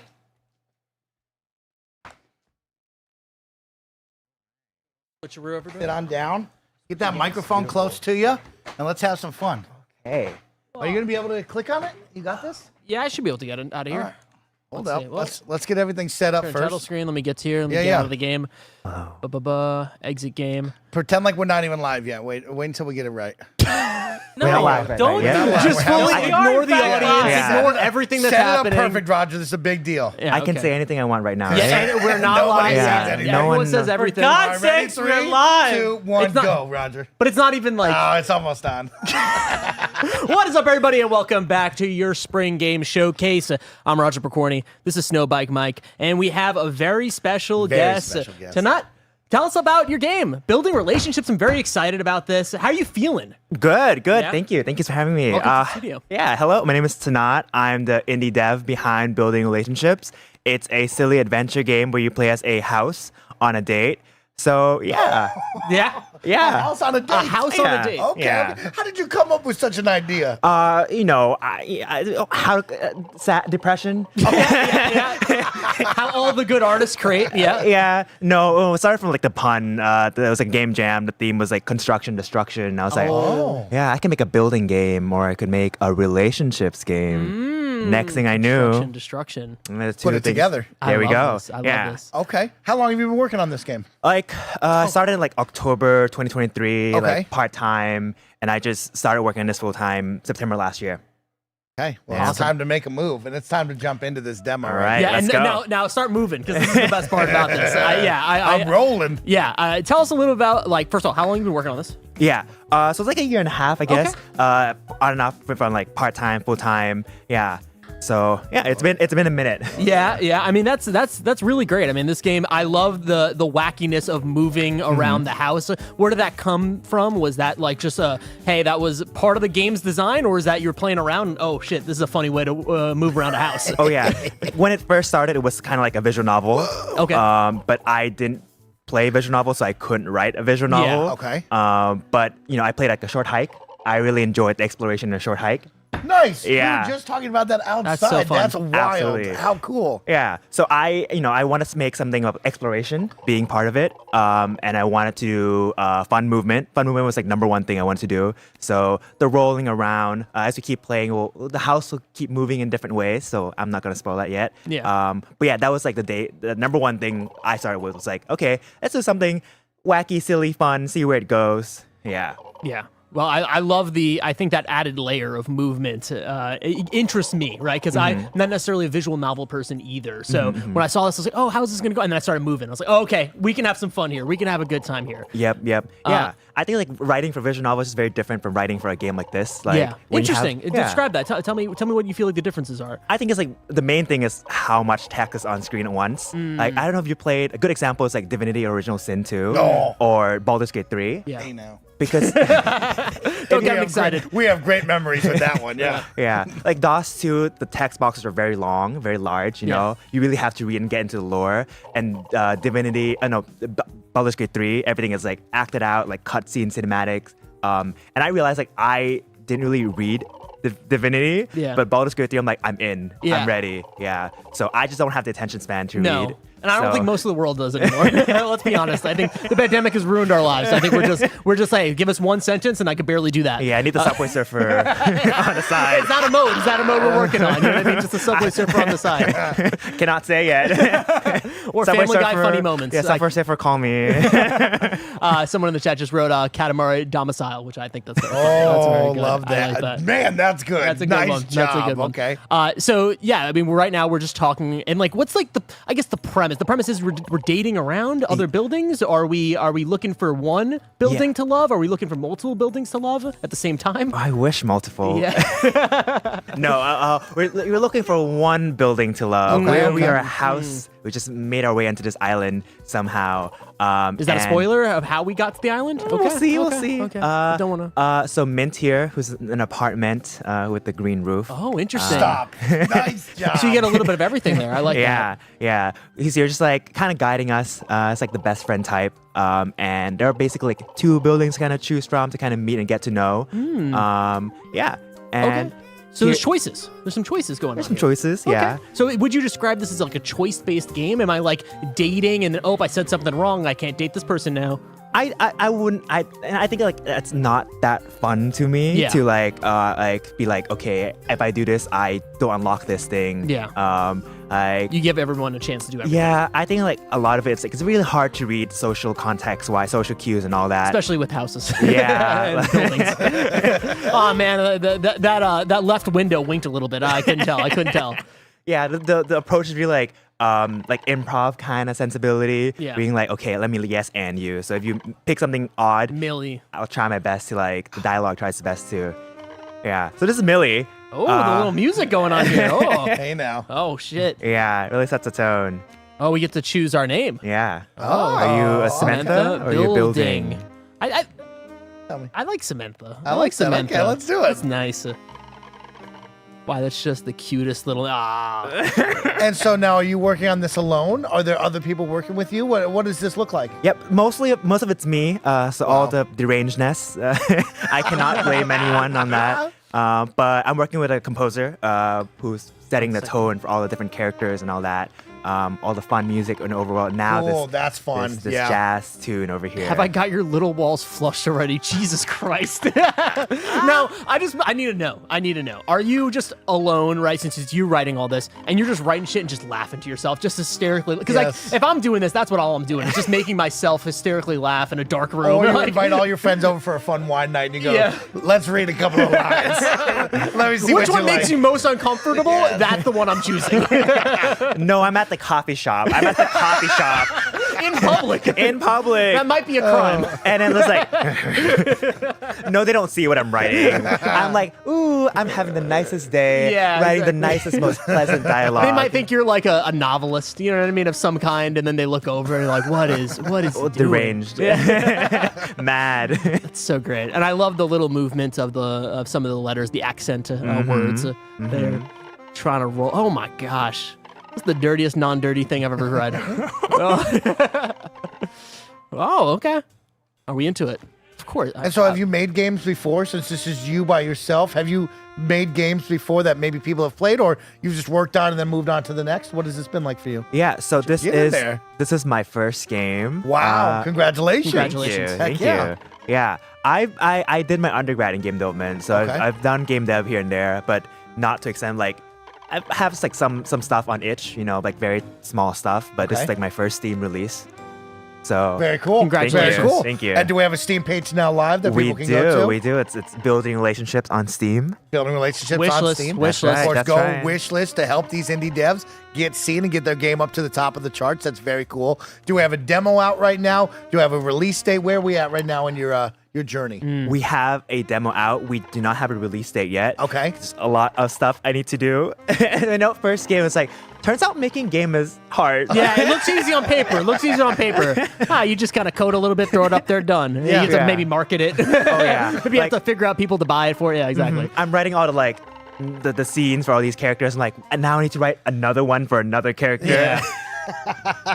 And so, how is it like building a community behind this, right? Because you've been out there. You told me you were in Japan, right? You were showing off the game there. I saw you wearing the little hat. I was kind of. You didn't bring the hat. You didn't bring the. What's going on here? We would have worn the hat. Yeah, for we you. would have I'm worn so the hat sorry. for you. I'm Come sorry. on. That's fun. But yeah, so you've been going out there. Like, is it easy to find a community because this game is so weird and specific, or is it like, hey, let me tell you about this weird game I got here. Like, how do you pitch this game to people? I'd say it's not that easy. Yeah.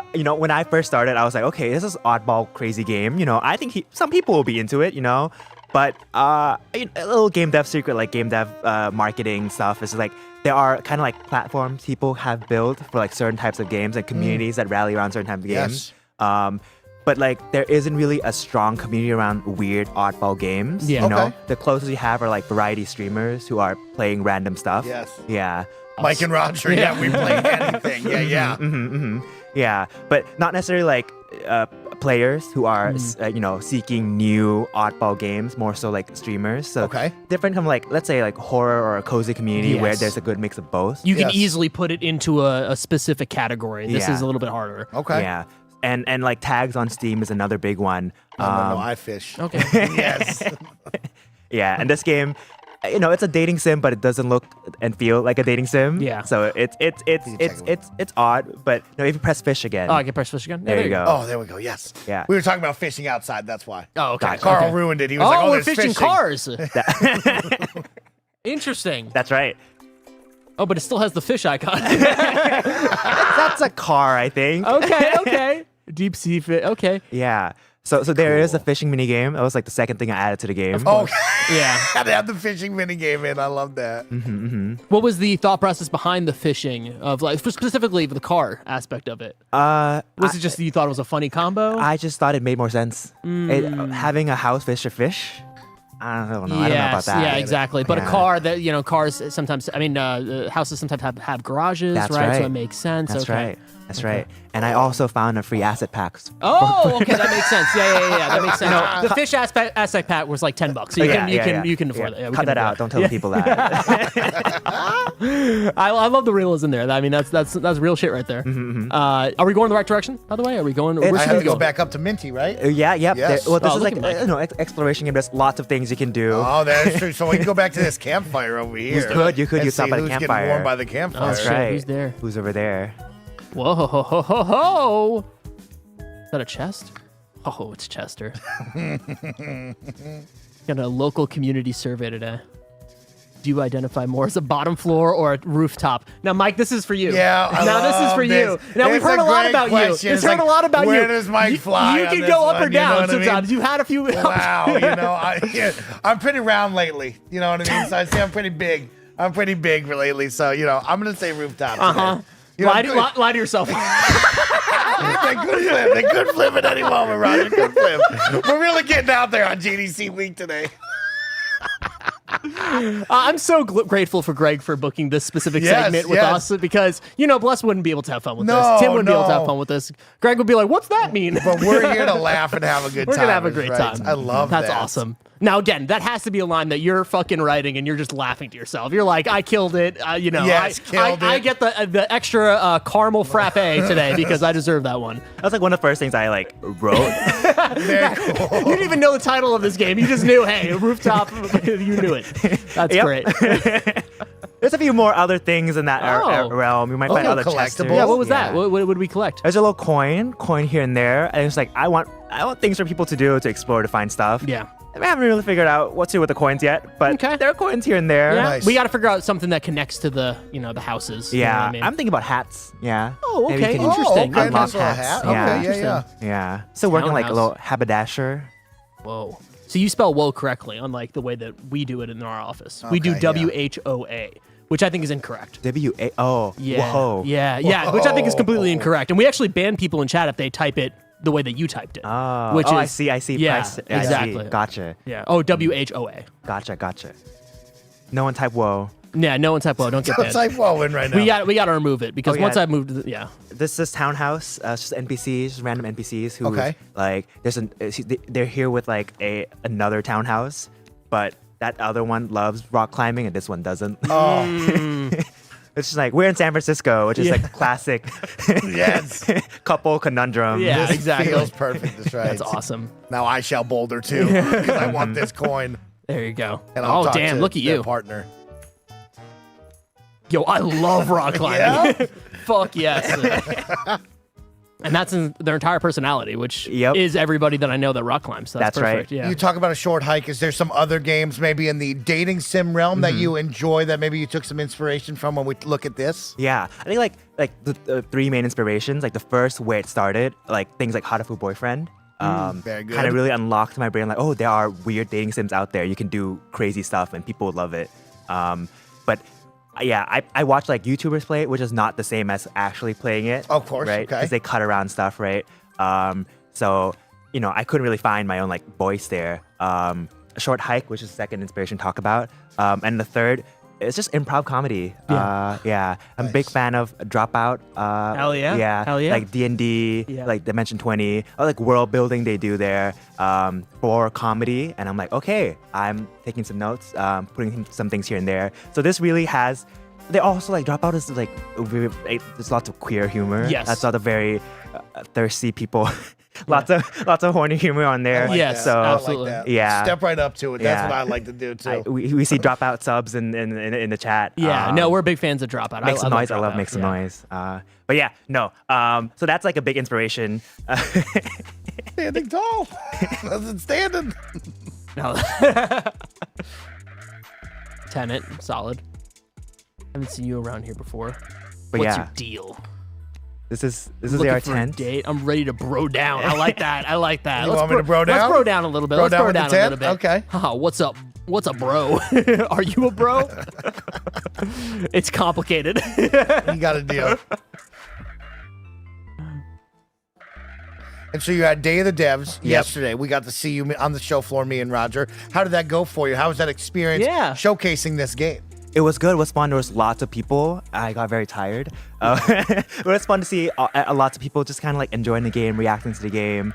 Yeah. It was cool. Lots of like other fellow devs out there, so it's cool to kind of reveal some secrets about the game and all that. That's cool. But yeah, that's super nice. It's nice that you've been able to go out there and talk to people, and it must be a great feeling to show off your game, especially being in Thailand, right? Just being able to go out there from Thailand and show it off to as many people as possible, and not just be something that you're just working on yourself. That's awesome. That's a lot of like the writing in the game. A lot of my like writing practice came from Grindr. Yeah. Yes, I like that. Yeah, That's you gotta take real world influence. You that's what we call it. It's research. It's research. Right. That's right. I'm just on the apps now just for research. That's honestly, right. That's it's right. a business expense. I got Grindr Gold or whatever. It's just I can write it off. Yeah, I've never written anything before this, and a lot like, okay, how do I structure a dating sequence? Oh, I know. Let's see what people ask on the apps. Yeah, that's great. It's so funny. It's incredible. Yeah, I love the fact that you gave the house a jump. I feel like that's very inspiring. Yeah, it's very important. Is great. It's very important. Yeah, on each jump too, there's like a kazoo sound on the jump. You can very vaguely hear it. Oh, okay. But yeah. Momo in the chat says, "What are the devs' socials specifically? Because you're very, very funny. Follow you and hang people out. want to follow you. People want to be your friend. People want to play your game. Can you want to say that? Okay. So my name is Tanat, Tanat. I'm on Twitter, Blue Sky more often than Twitter. Yeah. Somewhere in Instagram. None of my socials are the same name. Nice. We gotta fix that. We gotta fix that. Yeah, but there's not that many Tanats out there. Just search for them all. Just search for them all. You'll find me, I think. Yeah. But yeah. But also, I'm sure if you look up building relationships, you're posting about it and everything. You'll find it from the Steam page. There's like a link of socials. Beautiful. Yeah. Awesome. Also, earlier when we met at the tent, the music for that tent that was playing in the background, I kind of just looked through a YouTube playlist for Magic Mike soundtrack. Yes. Yep. Nice touch. We do that a lot in our office anyway, so that's perfect. That's incredible stuff. Someone in the chat said, I searched building relationships on Blue Sky and instantly found them. Perfect. Beautiful. Perfect. Thank you so much. Make sure to wish list building relationships coming out this year, right? This year, yes. Oh wow! Congratulations. That's great. Thank you so much. Yeah. I don't know what month yet, but I'm there's a bunch of stuff I need to figure out. But we're coming to the end of the segment. Is there something that you want to show us? I remember there was something. Yeah. Oh yeah. Is there something you want to show us, Let please? me see real quick. I'm fishing. Yeah, he's just lost. I was a dirty dog with that tent. You missed out on that one. I don't know if you saw that. It was one bad house. So over here, real quick, this is like the flowery field. The next section is like a picnic date. Oh, and the part of picnic date is like, oh, we don't have food, so you gotta make food, which in this case is you're building furniture. Yeah. There's like an IKEA segment. We're gonna skip that part, and we're going to this part is not in the Steam demo, and it's only for here today. Oh, okay. Yeah, it's a preview of the date. So just press A. Oh yeah. And you'll be enjoying the table with Millie. Yeah, I'm excited. There's a table, and this is to the get a start taste of our your. date. Oh no. That's Little good. dish That's here. Good. Oh no. Oh my god. Steady now. No, guys, it's too big. Sorry, this is my first time. That's incredible. You know exactly what I'd say to that. Oh Jesus. Yep.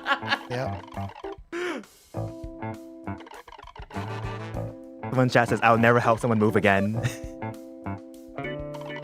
Or maybe I want to help a lot of people move now. You know what I mean? Either way. Mm-hmm.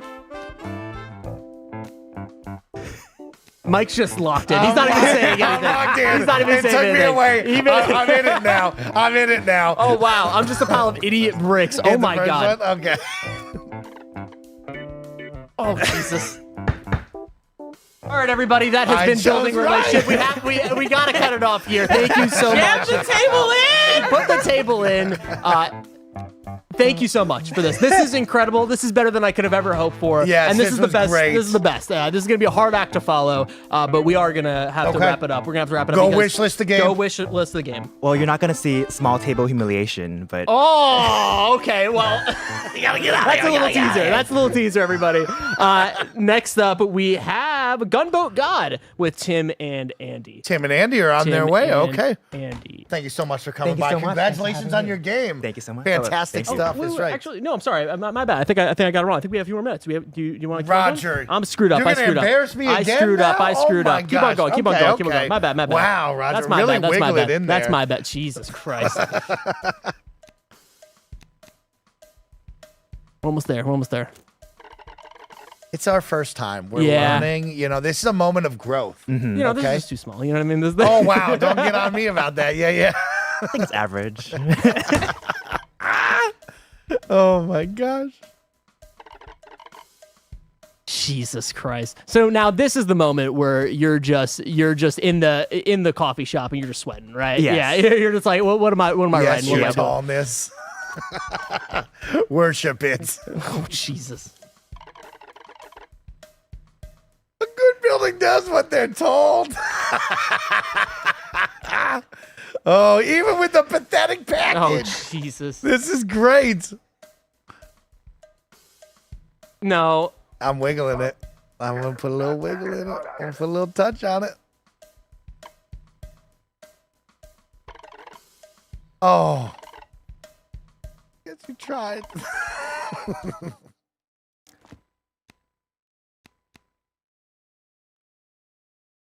Yeah. Okay.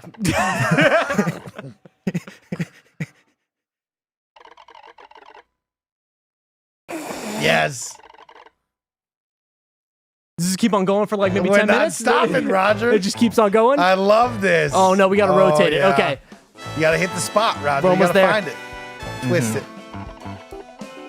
Come on through. Oh, Mike. You've done it. This is great.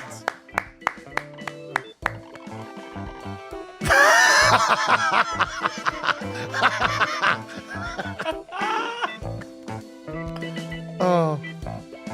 What can I do? You gotta learn the ways. You gotta learn what you want.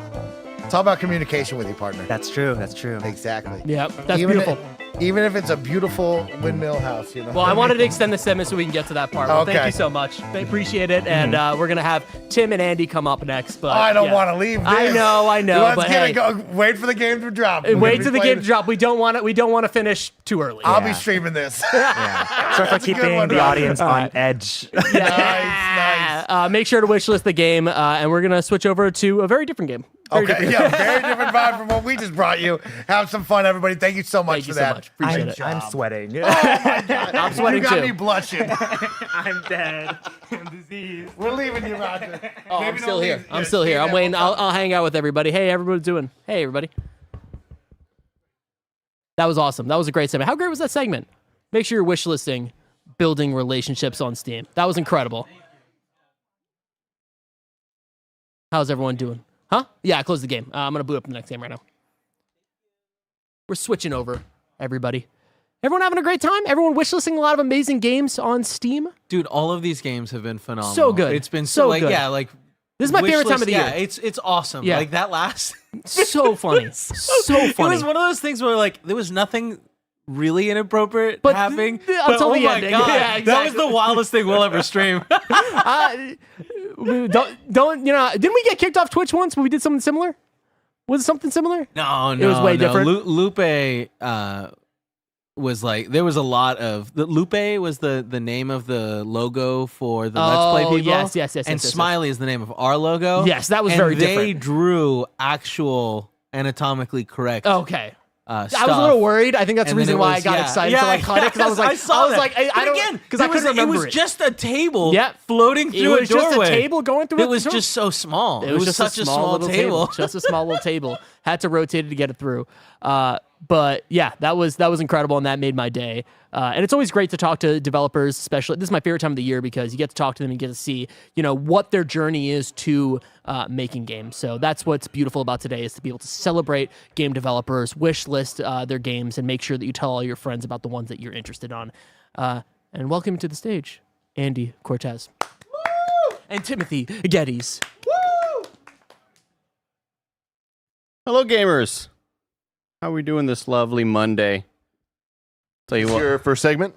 This is. Ooh, welcome, Andy. I mean, Tim and I just fresh off a magical concert. San Final Jose. Fantasy VII Rebirth with a freaking orchestra. Man. It was good. Once you hear the for the 15th time. God damn, dude. It just gets me. I could have started a fight, you know? Yeah. I would have lost, but yeah. Just gets you pumped up. Man, that was a very special concert, though. Yeah, really was. We kept saying this, but they show a lot of video footage from the game as you're watching everything. And if you don't know the story of Final Fantasy VII and you just watch that, it would make no sense. And if you know the story of Final Fantasy VII, it still makes no sense. I just kept on leaning at Tim thinking, like, what do you think the people playing in this orchestra, you know, they're watching the video footage and they're like, oh, guy with a sword, it's a ragtag group of, and then it's like, oh, he's jumping off a dolphin. The Red Tiger's playing a card game. Yeah. the Red Tiger's walking on just 2 feet dressed as a soldier. Yeah, it just gets wild. And also, I loved that as we were walking in, you're like, how many cosplayers do you think there's going to be? And I was like, oh, these orchestra things, there's always hundreds, like dozens of cosplayers. And I was wrong. This was like the least cosplayers I've ever seen at a sold out show, which was wild. We only saw like 3. I think the dude in the full Red 13 furry outfit counted for at least 12. But that's what made it even better, is that if he was one of many cosplayers, it'd still be a novelty. When you're a dude in a tiger suit and no one else is in a tiger suit. Yeah. It had to have been hot, man, because it was toasty. It was getting toasty, yeah. It was a little toasty in there. Chris Wright asked a random super chat question. Are you guys going to do an Invincible screencast? So the problem is no one here is caught up fully. And if they are not making that known to me as we schedule things out. I'm on episode 6. We want to really bad, but just the timing of everything didn't work out. And I know Greg, who's the one that wants to see it the most, has not finished it yet. So, and the other problem is every time we do Invincible content, it literally is like our least performing content ever. Yeah.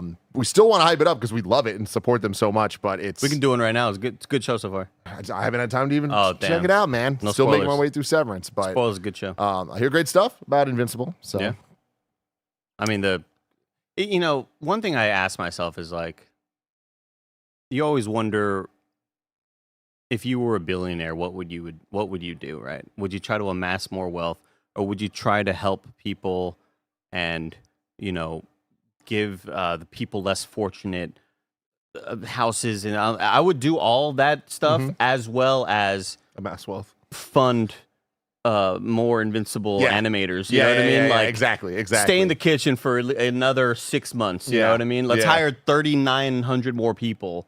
That's the biggest problem with that show, though, man, is like obviously the animation of it is a talking point at the very least, right? To keep it positive. Sure. But it's the reality is like while I wish it looked like the nicest animated animes that we've seen, I would much prefer it look like this and actually get the full story and not have cut content and not have it like, kind of do the normal adaptation thing. Like why not both? Billionaires. Billionaires. Where are you at? But it is interesting to see that they're talking about wanting it to now be essentially annualized to like get through the story. And I'm like, that is the best way to maintain relevance, because like this show, when you only have a season come out once every 3 years, people don't remember. And getting them to latch back on hard. Although it seems like this season not doing the split has been working wonders for it. The numbers seem really high. When you have my dad, a 65-year-old dude watching a cartoon, it's impressive, man. You told me that this weekend, and I was like, "What?" Yeah, him being like, "Man, episode 8." That's awesome. awesome. Like, oh shit! Okay, all right, awesome. You're on board. Mad Rock says, "Andy, what do you think of the new Coheed album?" I think it's as good as a lot of the other ones, but this one has like some real good bangers on it. But for the most part, a lot of other songs that I just kind of, they're fine. Andy drove me to the concert for Final Fantasy, and it was about an hour drive. And he was just playing a lot of his music, and I fell in love with the new group that he introduced me to called Dirty Loops. Dirty Loops, yeah. Dirty Loops, man. All weekend to listen to that shit. It's so sick. I always forget about them, and then every once in a while, Andy will put them on. I'm like, oh, this is the funkiest fucking thing ever. They're it's so good, fun. dude. Put that shit real loud. That snare drum just Love hits. it, man. Just a wild bassist. Yeah, man. Uncontrollable. Yeah. Just going off on every song. Every single song you played sounded like, you said this, but the end of a song at a concert. Yeah. Where they're like, their always final got song, they're going off with all the flourishes. Like, Put it down. every single song. Every single song has that shit. So we're about to be talking about Gunboat God. Are you familiar with this at all? I am not. No, Me Tim. neither. No, very I'm not. excited to get to know this one. The latest published from Fireshine Games. Gunboat God. I'm bringing that scene, and I'm already looking at the pixel art, and I'm like, might as well just hit it with. Oh no, I am familiar with this. Yeah, Is it already on I've your wish seen list? this. I know I've seen this on another show before. It's got a really, really fascinating art style. Ooh, Yeah, excited to we've see. definitely seen this before. Adding it to my wish list. Greggy, can you send in K.A. Peterson? Fantastic. Here comes Greg. Hey, Greg. I haven't been on camera in a while. I wanted to say hi to everybody. It's me. Yeah, I can send in KA. Also, I'm putting you back on the segment next. Justin knows how much you care about it. So he's putting you back on it, and then you're coming off the Atari segment. Okay, great. Now I'm going to go get KA. Love that. Hi, Andy. It's Greg from work. Hey, Greg. Yeah, sorry, I'm updating things. There's so much going on. Yeah, hit the ads. I'm excited about this. The next game that he just added me back onto called Combo Devils. It's Melee inspired. Oh, and like they're like doubling. It's a roguelike. When you just say melee, I just think fighting. Yeah. Just fighting. What's up, man? Welcome in, K.A. How are K.A. you? Peterson. What's Great up, to my meet you, friend? Andy. Tim, nice to meet you. So here you are from Fireshine Games. Yes. We're talking about Gunboat God, developed by Jansen Rad. So tell me about this Gunboat God. Yeah, it's kind of what it sounds Sorry, like. let me get you up on the mic. These guys. Oh, you got to get real close in there. Yeah. You always want to be like within kissing distance. Yeah. You know what I mean? Nice. All right. Yes. As the name implies, you will eventually become the Gunboat God in this game. To make the story very short and sweet, you fall from the sky into a boat created by a genius crocodile called Yeti. Because we like surprising you with names and with gameplay in this. But it is a fluid shoot 'em up or shmup, if you will, where you're in a boat killing things, trying to kill you from every conceivable direction. That's the very short spiel of what this game is. Awesome. Should we jump right into playing? Yeah, let's do it. Let's do it. The art style is one thing. I definitely, I was just telling Tim, we saw this at another presentation somewhere. Forgot where this was being featured on, but immediately the art style caught me and I remembered, oh yeah, I remembered seeing this one somewhere. Yeah, that was what drew us to it in the beginning as well. Just looked quite distinct. Yes, very great animations as well. Yeah, very cool. It shows the genius behind the game. This guy called Thomas Jansen of Jansen Rad, a effectively one-person team. Has a few contractors helping him with things, but it's essentially a one-person team. He worked 7 years in AAA on things like Mortal Kombat, and so his animation skills are on full display here. Because that is what he does best. So tell me a little about the world here. It looks like you're kind of on water, but then in the background, it looks like there's rain falling upwards. Yeah, I don't want to give too much away about the world itself, but you do get some information in the beginning here where you find out you've fallen from something above you, an ascended citadel. So there's something going on beyond you and this boat and Yeti. But you fall down into this world, trying to figure out what's going on. The guy who will help you, or the crocodile who will help you, he may have something that he's keeping secret from you that you'll discover as you go through the game. But it is effectively him using you for his purposes, wherever they may be, to fend off against all sorts of wild creatures. I'm not good at this, Tim. No, I'm just kidding. I'm good at it. I'm actually really good at it. Yeah. Just nailed it. Passing your test. You're a little pilot now. I found a reticle. That's the actual item that I found. Yeah. Now we just got to defend ourselves. That should be pretty easy. We'll get you ready as you go. It will get harder and harder as you kind of unlock more weapons and abilities and start seeing a lot more enemies that will hunt you down. You just got to shoot them where they ain't. Okay, Tim? Mm-hmm. Exactly. Nice and easy. Eventually they'll show up there. Love the fun tunes going on. Yeah, you'll see even the little character is kind of like dancing a little bit when he's shooting. When you get up and you see he's really having a great time. Yeah. So wait, you're controlling the little guy on the boat, and then the crocodiles. You control the boat with one stick and then the gun with the other. Cool.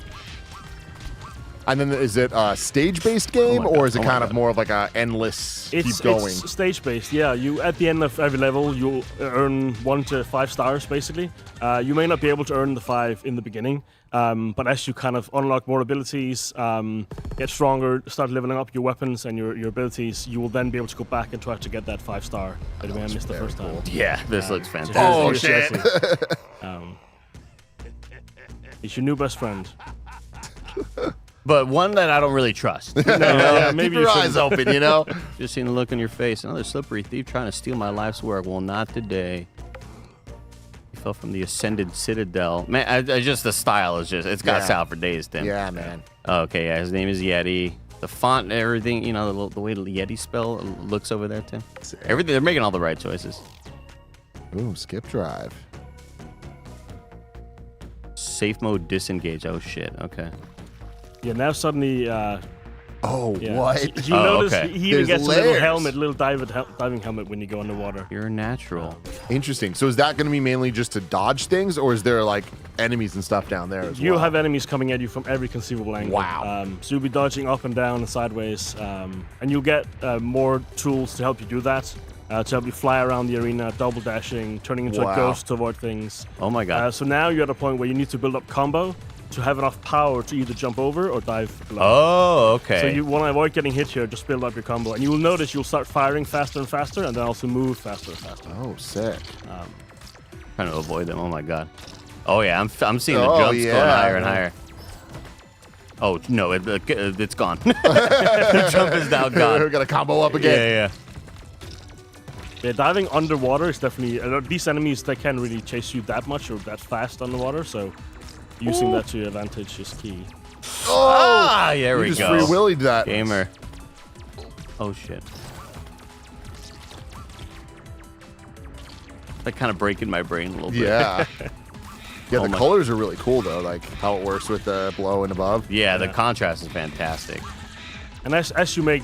The game has about 200 levels in it, and you'll be going through 5 different biomes, so you'll have the visual look and identity will change as you go through. So you'll keep enjoying different versions of really beautiful eye-popping visuals. We have boss fights in this at all? Yes, boss fights as well. 20 different mission objectives. So anything from racing against him or against other things, or trying to stay alive, trying to get certain high scores, fighting bosses, the multi-stage bosses, stuff like that is in here as well. What are, without spoiling some of the later stuff, like what are some of the abilities that you get? Yeah, I mean, you get the ability to become a ghost, for instance, to help not be hit as much. You get different various of kind of jetting around, flying around, moving, double dashes. You'll start getting weapons as well, like lightsaber or shotgun and mini nukes, all sorts of crazy stuff that you would expect for huge hordes of enemies. And the controlling scheme would stay consistent with the right trigger? Yeah. Cool. As you play through this, if you get far enough, you get to a point where you start unlocking more weapons. And even that has a very stylish selection bar that kind of fits the vibe of the rest of it. Do you know what some of the inspirations for this one were? Yeah, I mean, it's inspired by games like Luftrausers, some Cuphead in there for the kind of challenge and kind of replaying. There's some Downwell in there, and visually, of course, there's some Patapon in there. Oh, yeah, of course. Yeah. That makes sense. Yeah, I'm in love with all these hand animations. They look fantastic. Yeah, it's all completely handmade. Beautiful game. Okay, here we Andy go. with the Okay, dash. that's scary now. You're about to unleash me, and they spelled woke correctly as well. Look at that. Good news. Everybody wishlist it now. That's right, everybody. Please wishlist this on Steam. Is it coming to any other consoles? We've only announced PC for now. What you can do, though, today, as a special treat, is you can jump onto Steam and join the playtest and play it right now, immediately. Yeah, there is I see that request access button right and there. it's immediate open playtest. Very cool, obviously. Let us know what you think. Give us some feedback. Yeah, please do. Wishlisting is very, very important, and you can play it now. See if you like it. Gunboat title card, Tim. Oh, you gotta love it. He said you got to become a wait for it, bam, Gunboat God. That's what you do it. Just like Invincible. Let's go, partner. The silhouette style of games is something that I still don't feel has been oversaturated. Every time I see it, it's still cool. You know? for sure. And like this game kind of leaning really into that, I think is a standout. So you just have the first world unlocked for now with a couple more stages. So you'll be making your way through, be unlocking additional skills and weapons stuff as you go. But you can always revisit once you are stronger to see if you can get a better score.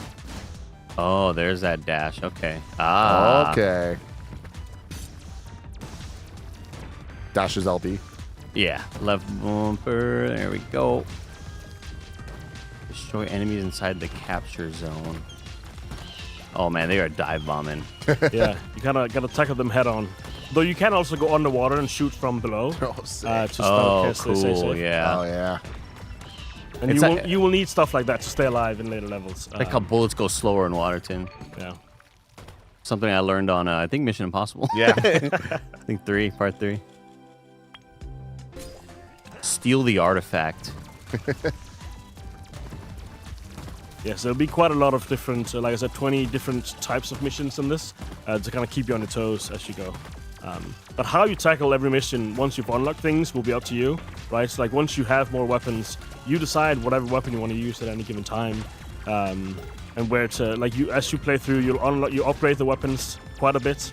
Then you'll get some pretty game-changing abilities that will fundamentally change what you can even do in this game to stay alive. Have there been any combinations during development that are just insanely broken?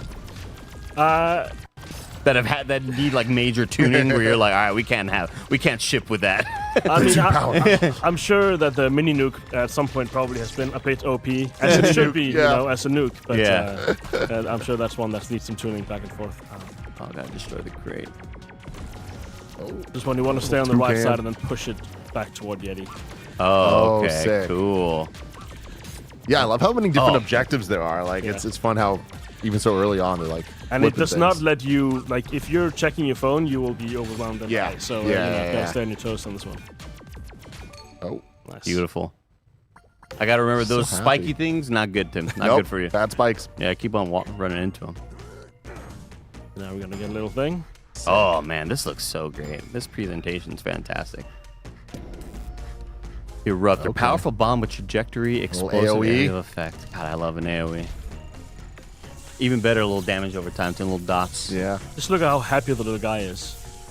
I love it. Oh, man. yeah. This guy's going far in life. Dropkick Tondo in the chat says, wow, it really was instant access to playtest. I'm trying it out right now. Nice. That's awesome. You Easy. can too. Go check it out on Steam, wishlist, and play.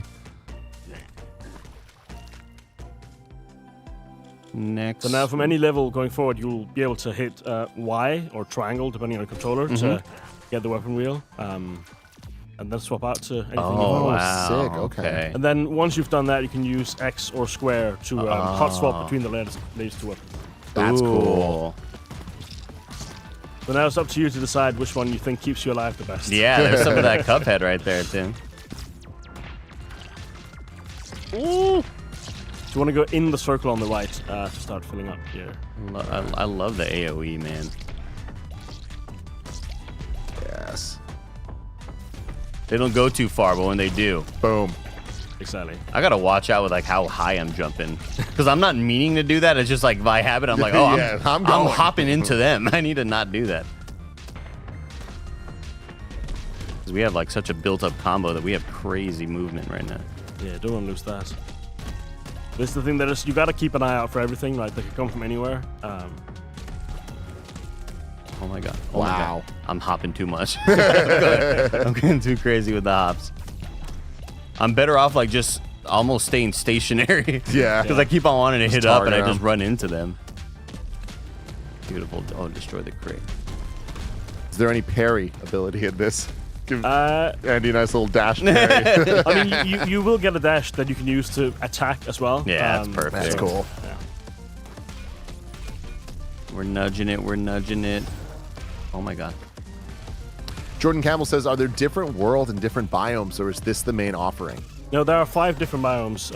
As you can see on the map that we looked at before, those are the biomes you make your way through, so you'll get quite different set of levels. And some of them, there'll be some light platforming and stuff in there. There'll be quite a lot of things that maybe aren't common in the shoot 'em up genre. So it's quite a varied experience throughout. And again, looking at around 200 levels in this. Damn. So. That's a lot of content. Spread out around. Oh my gosh. Cool. Okay. It's like in Contra. Yeah. Spread shot. Attributes. Cool. And so that just gets added to the wheel that I can then hot swap with X or square, whatever you're or just Y or triangle for the weapon wheel to pick in the first place. Sorry if I already asked this, but do we have a release date on this or a window? Early 26. Early 26. Okay, cool. But Well, again, thank you so much take for the showing it to us so soon. And to them, to everyone who can play now. Exactly. Jump in now and let us know what you think so it can be the best possible Gunboat God in 26. Was it Lancer? That's the default weapon. Oh, okay. So there it is. There's Oh my that god, spread. dude, it actually is the Contra spread shot. That's awesome. So I just need to clear out these little... Oh my god. Look how deep you are. Yeah, but the freaking spikes. I'm scared of the spikes, dude. Yeah. Oh, I'm jumping too much. You're going crazy. I'm jumping too much. Oh, it's shooting faster. Yeah, you can definitely see the faster shooting. Oh my god. You can even go on the what the X's are on the water, but if you go too far, you will start taking damage. Oh, so you can use it, temporarily to get an edge if you need it. It's kind of like when you're in that Fortnite storm, Tim. You ever play Fortnite, Tim? Oh, you got that guy. One more. You need 6 of them taken down. Big boys. I've taken a lot of them all hits. out. I gotta stop jumping, dude. Stop jumping. You have to shoot the enemies that come out. Oh, I thought it was the portal just itself a little cannot be cloud. killed.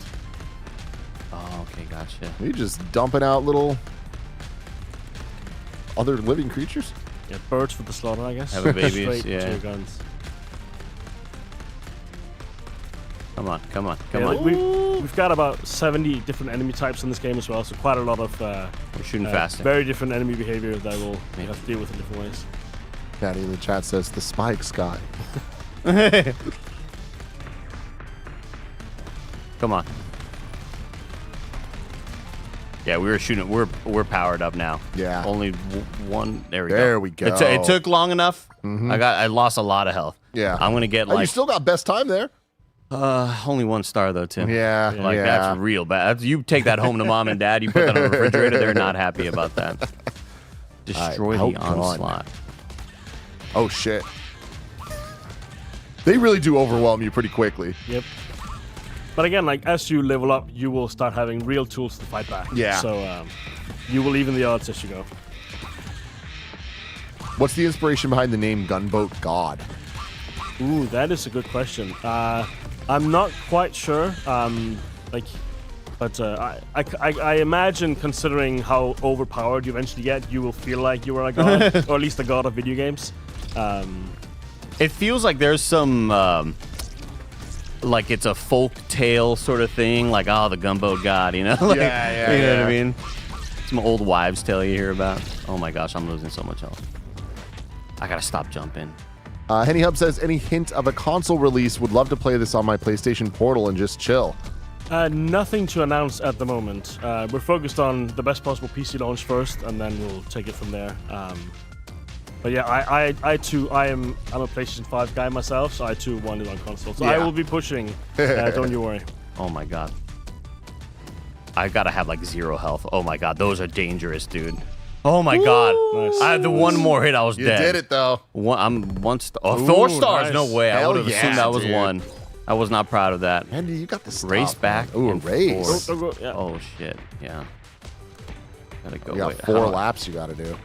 how do I get underwater? Oh no. You just gotta build up the combo. Gotta build up to go. Gotta build up to go down, Tim. Remember, use your dash as well to get quite a bit Oh further. shit, you're right. I forgot about the dash, Tim. Oh god. Oh no, that's bad. Just destroyed the hole right There's there. so many little beetles. You gotta get to Yeti and then back. Just over touch him and then back. Oh, okay, cool. Oh my god. No. Oh. Okay, we're zooming now. Yeah, gotta get that rhythm going. I'm bad. Oh wow, That's bad. This is bad not stuff. fair. That's a bit of a trap. That's bad Okay, stuff. That's not good. No. Oh no. Tim. Oh Tim, no. it's bad. Oh no. It's bad out here, Tim. Yeah. And then back. All right, do that 3 more times. Yeah. Oh my God. It's bad, Tim. Oh, that was pretty cool. We're one shot. Oh no. Stay focused. You can do it. Oop. Just don't breathe.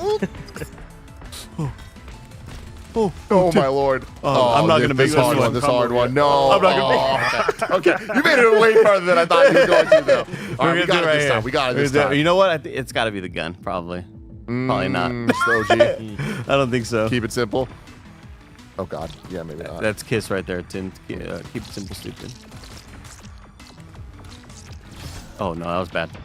This is the tough one right here. Yeah. So it's like a jump out then a dash out. Jump and That's dash. what you got to do, Jump Tim. and dash. A jump out and a dash. Didn't do it there though. Yeah, But I got the speed right here. Holy shit.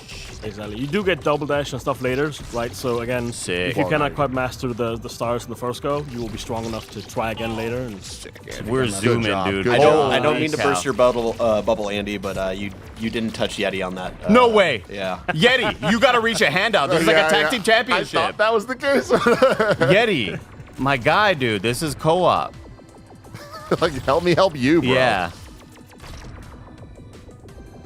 No, that was bad. Scuba Steve says this is feeling so smooth with the Steam Deck. That's Okay, good. now I touched him. All right, there we go. Are you happy with that, Yeti? Jeez Louise. Oh, you're so good, Andy. Look at this. Oh, yeah. You got the vibes.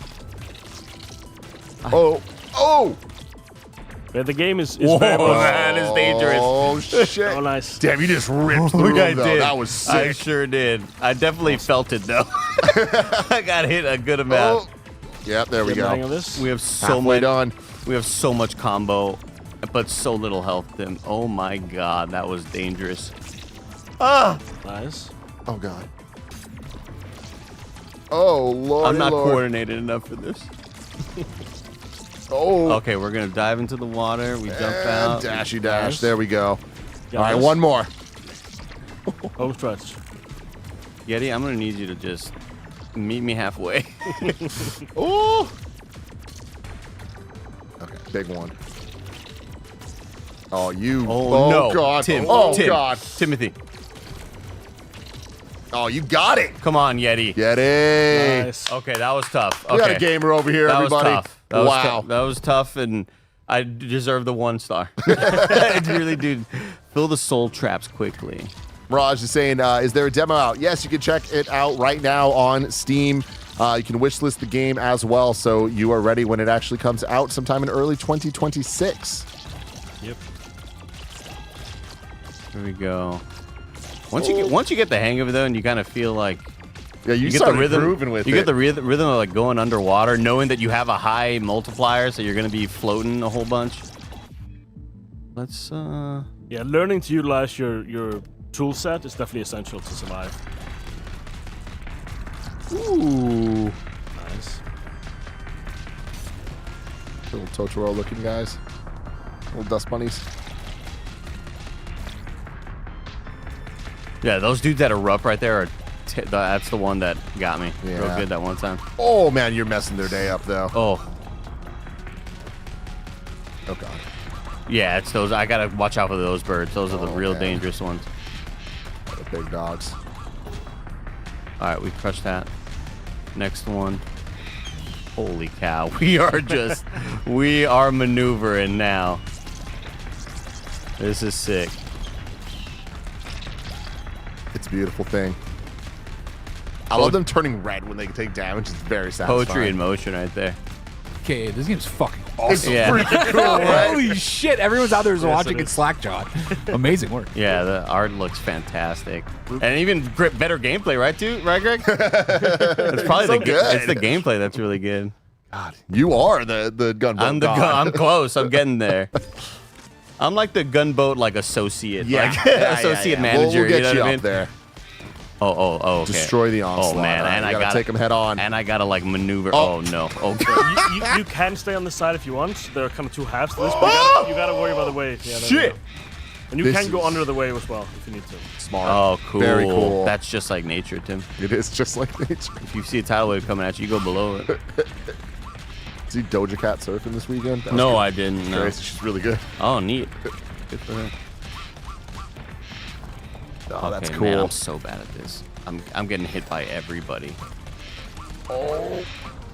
The waves are It's coming. Yeah, the main thing here is to not dodge at an inopportune time so that you can't dodge again when the wave comes. That's the key here. Yeah, I think you got down here. You ready? Oh no, that doesn't count. Tim, you were talking a lot. That was my bad. You That was pissed my me bad. off. You're right. Dude. I'm chirping in your ear. Yeah, it's all good. It's all good. Okay. Yeah, what's the right weapon for this? Where are we gonna go? You going? I mean, I stayed with the standard weapon in the beginning, but I also plan on missing a lot of my shots, so it's easier because it fires faster. But it depends on how confident you are in your ability to Not hit very. Oh no. Oh no. That was your fault, Andy. I Was blame I- you was entirely. I doing too good? You're just doing too good. They're I like, think- you can't be doing this anymore. I think I was doing too good. Like, I don't care how much time we have left. Like, I need to beat that. You need one more round. I need to beat that. I'm with you. I'm with you. Let's get back in there. I need to beat that one. Here we go. Launch the son of a gun. I'm feeling like you could do it. I think I can. You got 5 minutes. I think you can. Yeah, you got this. And if you can do it as well, chat, let us know because you can wishlist it right now and you can hop into early access by just hitting request access on the Steam page for Gunboat God. It's that easy. We already had several people in the chat let us know that they were already hopping in. And on Steam Deck too. That's super cool. Have you been just playing this constantly on Steam Deck? Because that doesn't seem fair. You know what I mean? You get access early. As I'm usually a console guy, I'm a big screen gamer, so I want the biggest possible screen I can Gotcha. get. I So, appreciate that. Yeah. So I very much appreciate this setup as well. This is how this game is meant to be played. Yes. Yes. Was this the one? I mean, I can only imagine how good this game looks on an OLED screen. We're looking at a nice LED, but like, God, with the amount of contrast, that thing's gonna sing. Oh, this was the one. Okay.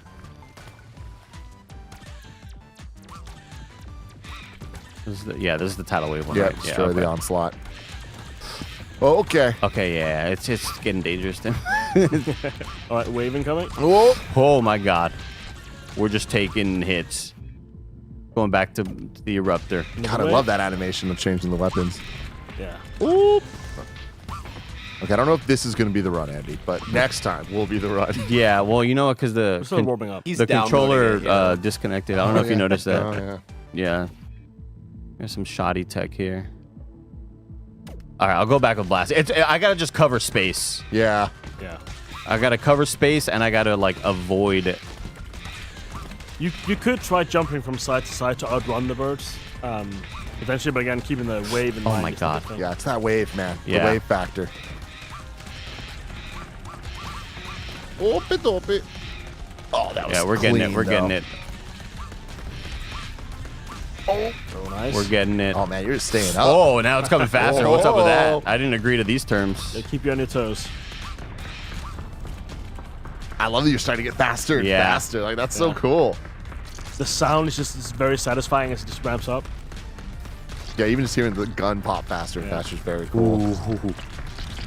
There we go. Nice. Oh, Oh, now I'm just running into them. you're just too fast. You're too powerful. You're becoming the god. Right before our eyes. We're Freak 40% Nasty of the way Jimmy- done. Freak Nasty Jimmy says, "Why isn't Andy going through that gap? Because it's hard, man. There's a wave. There's a bunch of beetles. Yeah, they said. I mean, look, I'll do it right now, just because I know there's a lot of doubters out there, a lot of doubters and haters. But the haters are my motivators, Tim.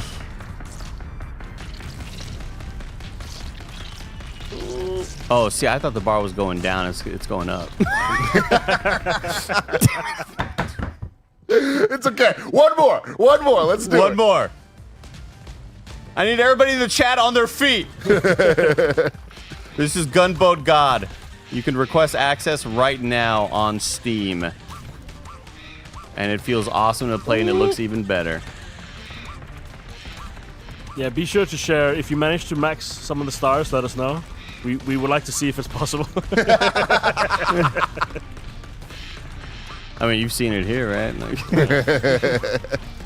Seeing the max stars in the making. uh-huh. Let's jump the gap, Tim, shall we? No, let's jump the gap, dude. I'm feeling it.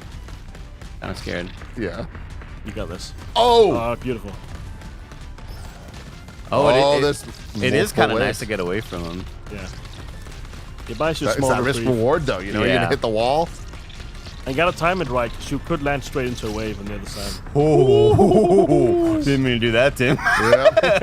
That was an You accident. could also go underneath. Yeah, it's There's probably a that lot whole- safer to dodge I'm just down. running There's no in. birds down I'm there. just running Oh. into them. Yeah, that is a great call. Birds can't go underwater, Tim. Or mosquitoes, I suppose these might Oh, be. mosquitoes. Hence the lovely squish when they die. Yeah. Oh, that's a good squish. Nice. Yeah, I just, you know what? Hey, you're right about this. Just a single blaster. Yeah. It's got more range. You go underwater with it. Here's the thing, Eddie. We're running out of time. This isn't going to be the run. Restart the shit right now, and let's fucking get Okay, it. okay. Let's fucking get You're it. right. Okay? We're Lock using in. standard blaster. We're going in. We ain't getting Sorry cute. to all the We're other trying to games win. here. Yeah, once you've got the combo going, this blaster is your best friend. Yeah. At least until the mini nukes, then that might be your best friend. Mini dukes. I don't like how Or the quickly you gave lightsaber. up on me there, by the way, too. No, it's, I'm just like. Yeah, it's reality. You were getting cute with the jumping over the cliff, and I appreciated Yeah. it, but I was like, no, I need to see that bar at the top fill up. Yeah, we're gonna do it right here. I can feel it. Eddie Cooper says, put your hands up, chat. He needs your energy. Send it to him, everybody. Like we're shooting so fast right now. Oh, We're shooting you're doing unbelievably so well. quick. Yeah. They don't stand a chance. Oh my god. Trick shot. The there. movement's nasty. Like the movement god right here. Do these dudes they're diving now. Do they count for more? That's a good question. I'm not sure actually if they do. They must. They must do. That takes many more shots. Oh Yeah, god. you can, if it helps on the dive bombs, shoot them like go underwater to give yourself another. Yeah, couple of some inches. more space. Yeah. Oh, you got But they it are very now. much Yeah, risk yeah, reward, right? yeah. Because if you don't hit them, they will hit you. Yeah. Oh yeah, just like that. Just like that. We're getting them. We're though. getting there. We're getting It's there, going dude. faster. We're at an 8-time multiplier. Tim. It's never been that high. They can't render that numbers that high. You have like 15, 20% left. Little by little, you're getting there. Oh, yeah. Oh, yeah. Get back in the zone. Well, we found the rhythm. Yeah. Like, oh, dude. We found the rhythm. It's almost unfair for these bats. I'm hurting. I'm hurting, aren't I? Tim? This is it. This is it. Come on, you sons of guns. We are in the end game now, everybody. You're getting close to 90%.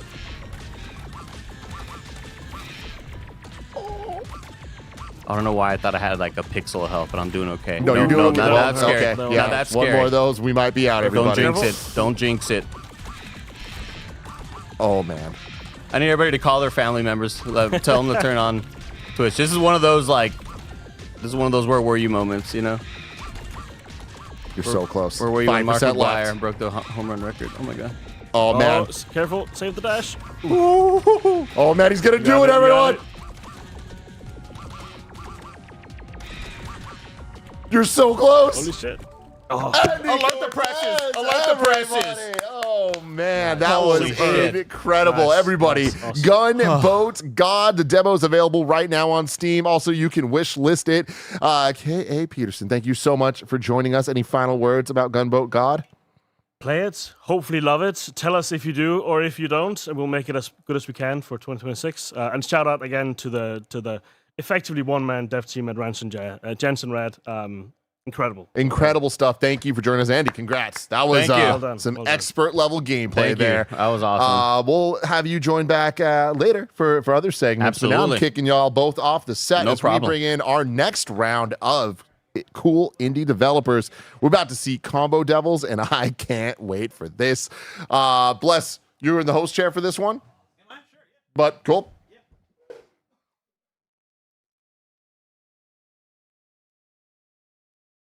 What up? What up? We're welcoming to the stage Tim and Cordell. Hey, how's it going? On the stream right now? Also, this game looks really cool. It's very cool. I was able to listen in, but I was just watching the gameplay. I was like, oh, this looks awesome. Thank you, Joey. Now, you guys were asking earlier, just as we were walking in, you're like, am I the fighting game guy? Yeah. And I think within this vicinity, yes. But also, like, I know Tim also dabbles, right? Tim loves Mortal Kombat. Tim loves Tekken. Tim loves, Smash Brothers especially is his thing.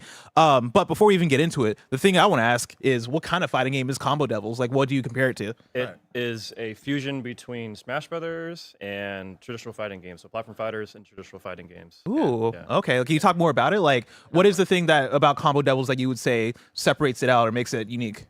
Yeah, I guess like the baseline, a lot of melee movement, which is kind of like a classic feel that doesn't get touched on much by other platform fighters. And Also, then do me a favor, scoot up. Sorry. Yeah. And on top of that, like we have a lot of influence from anime fighters. So like you got your 8-way air dash, combo systems and systems on top of the systems. It's really kind of intuitive, but then it really brings everything together.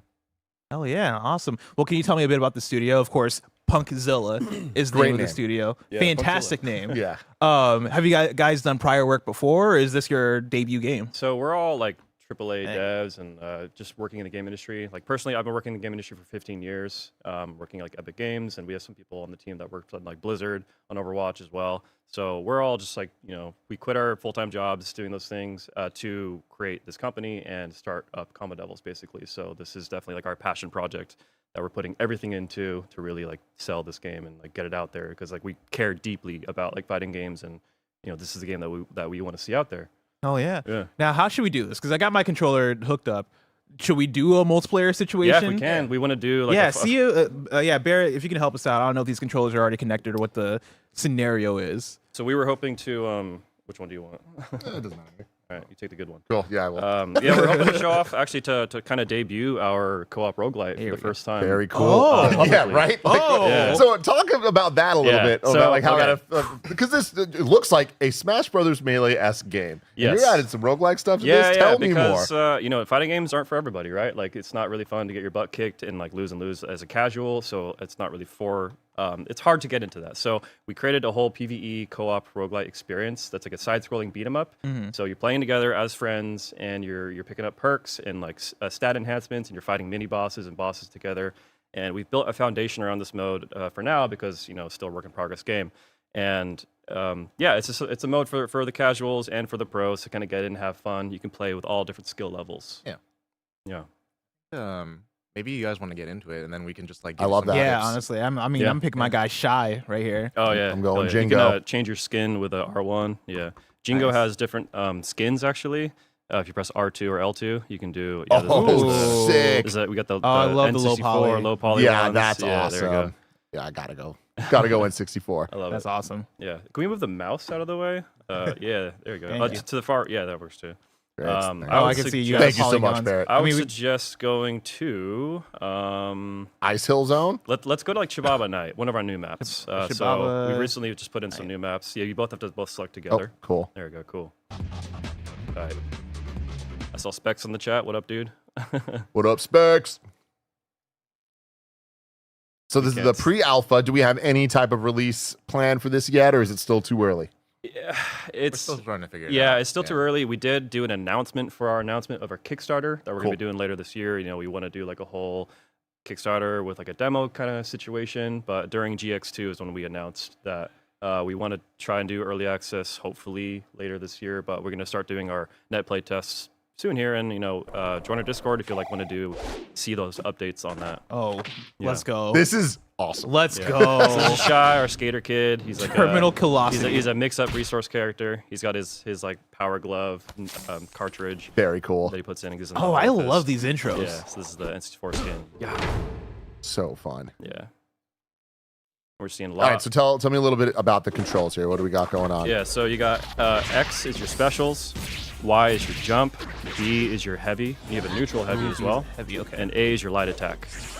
And you have Magic Series. You can press AA for your lights. You can do Gatling combos. We got target combos, which are all kinds of things. So Cool. You're a Smash player. You don't Yeah, know what that yeah. means. So you have no idea what that means. Like, does like the input plus special or whatever have different you can do moves like as well? jab, like forward tilt, jab, forward tilt, forward heavy, stuff like that. Yeah. And then we have our EX specials on your. No. Oh.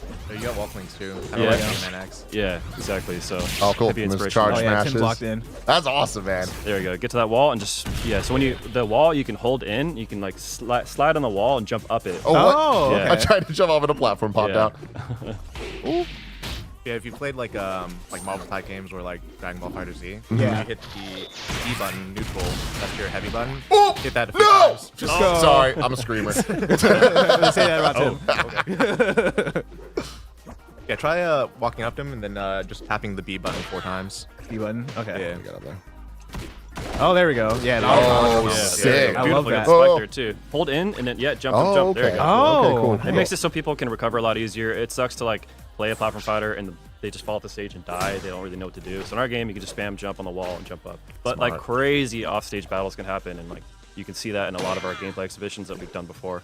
So hold in. Oh, my bad.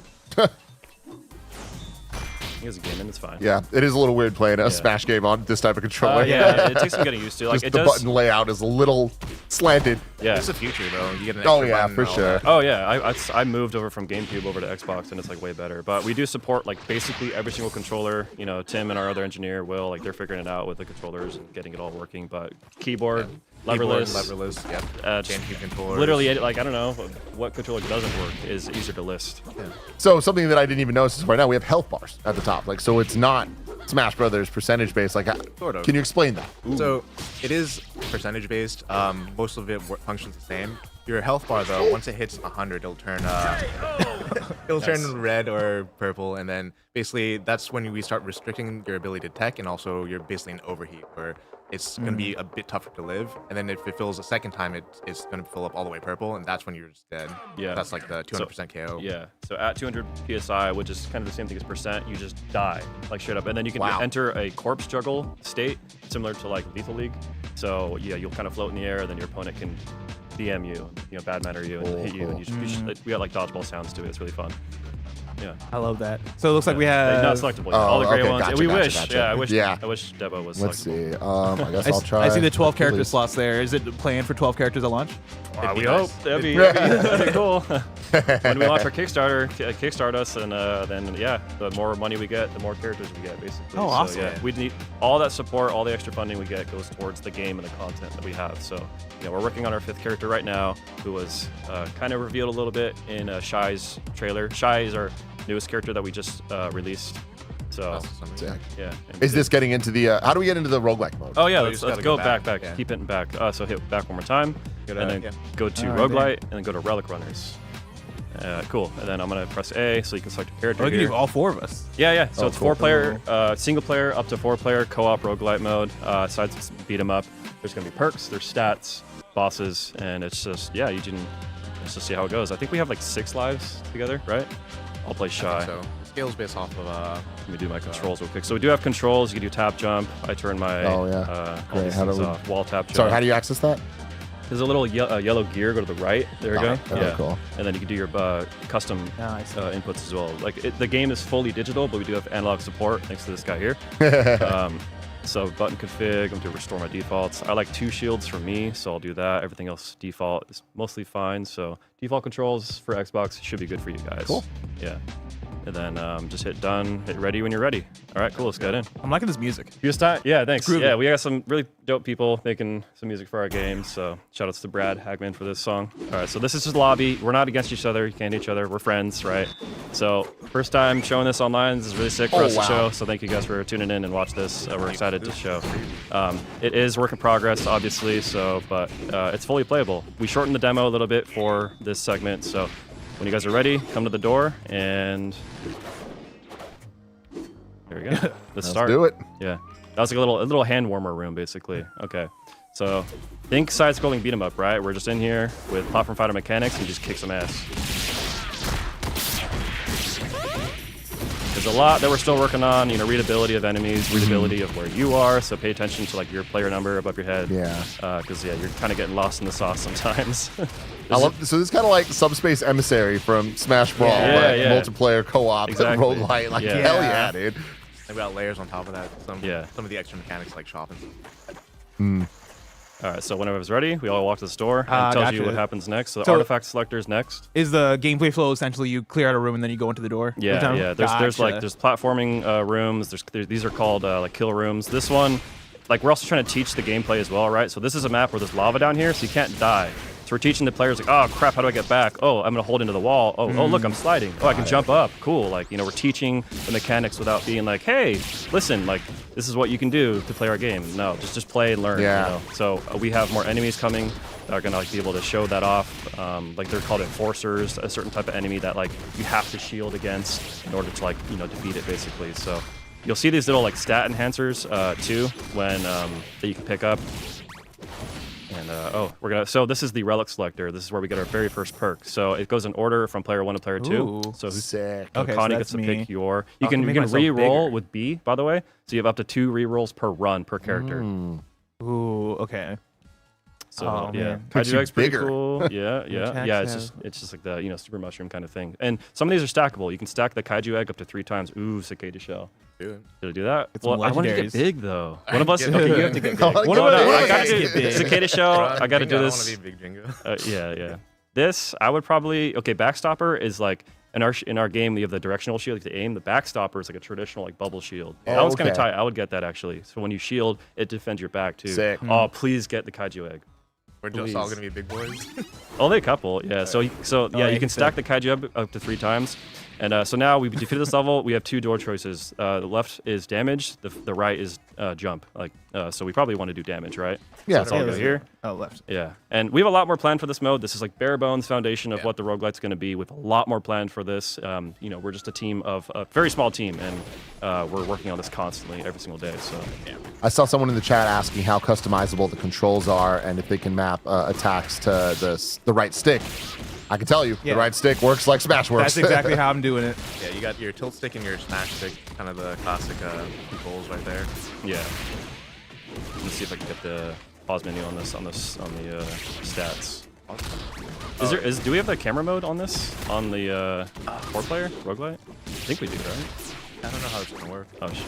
Okay. Screw you, bat. All right, cool.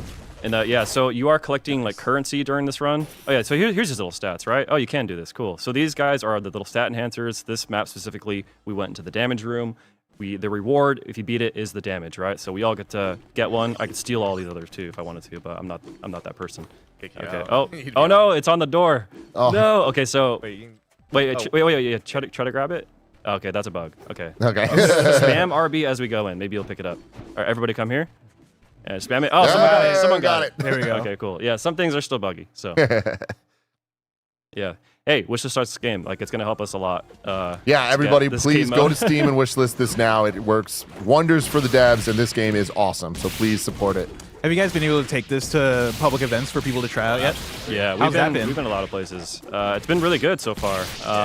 We've gone to like shoot, where the hell have we been? Genesis, Yeah. Hacks, West, DreamHack. Watch the Throne, Yeah. Heatwave. We did an exhibition, our very first bracket tournament during Heatwave. Oh, that's so cool. Yeah, it was awesome.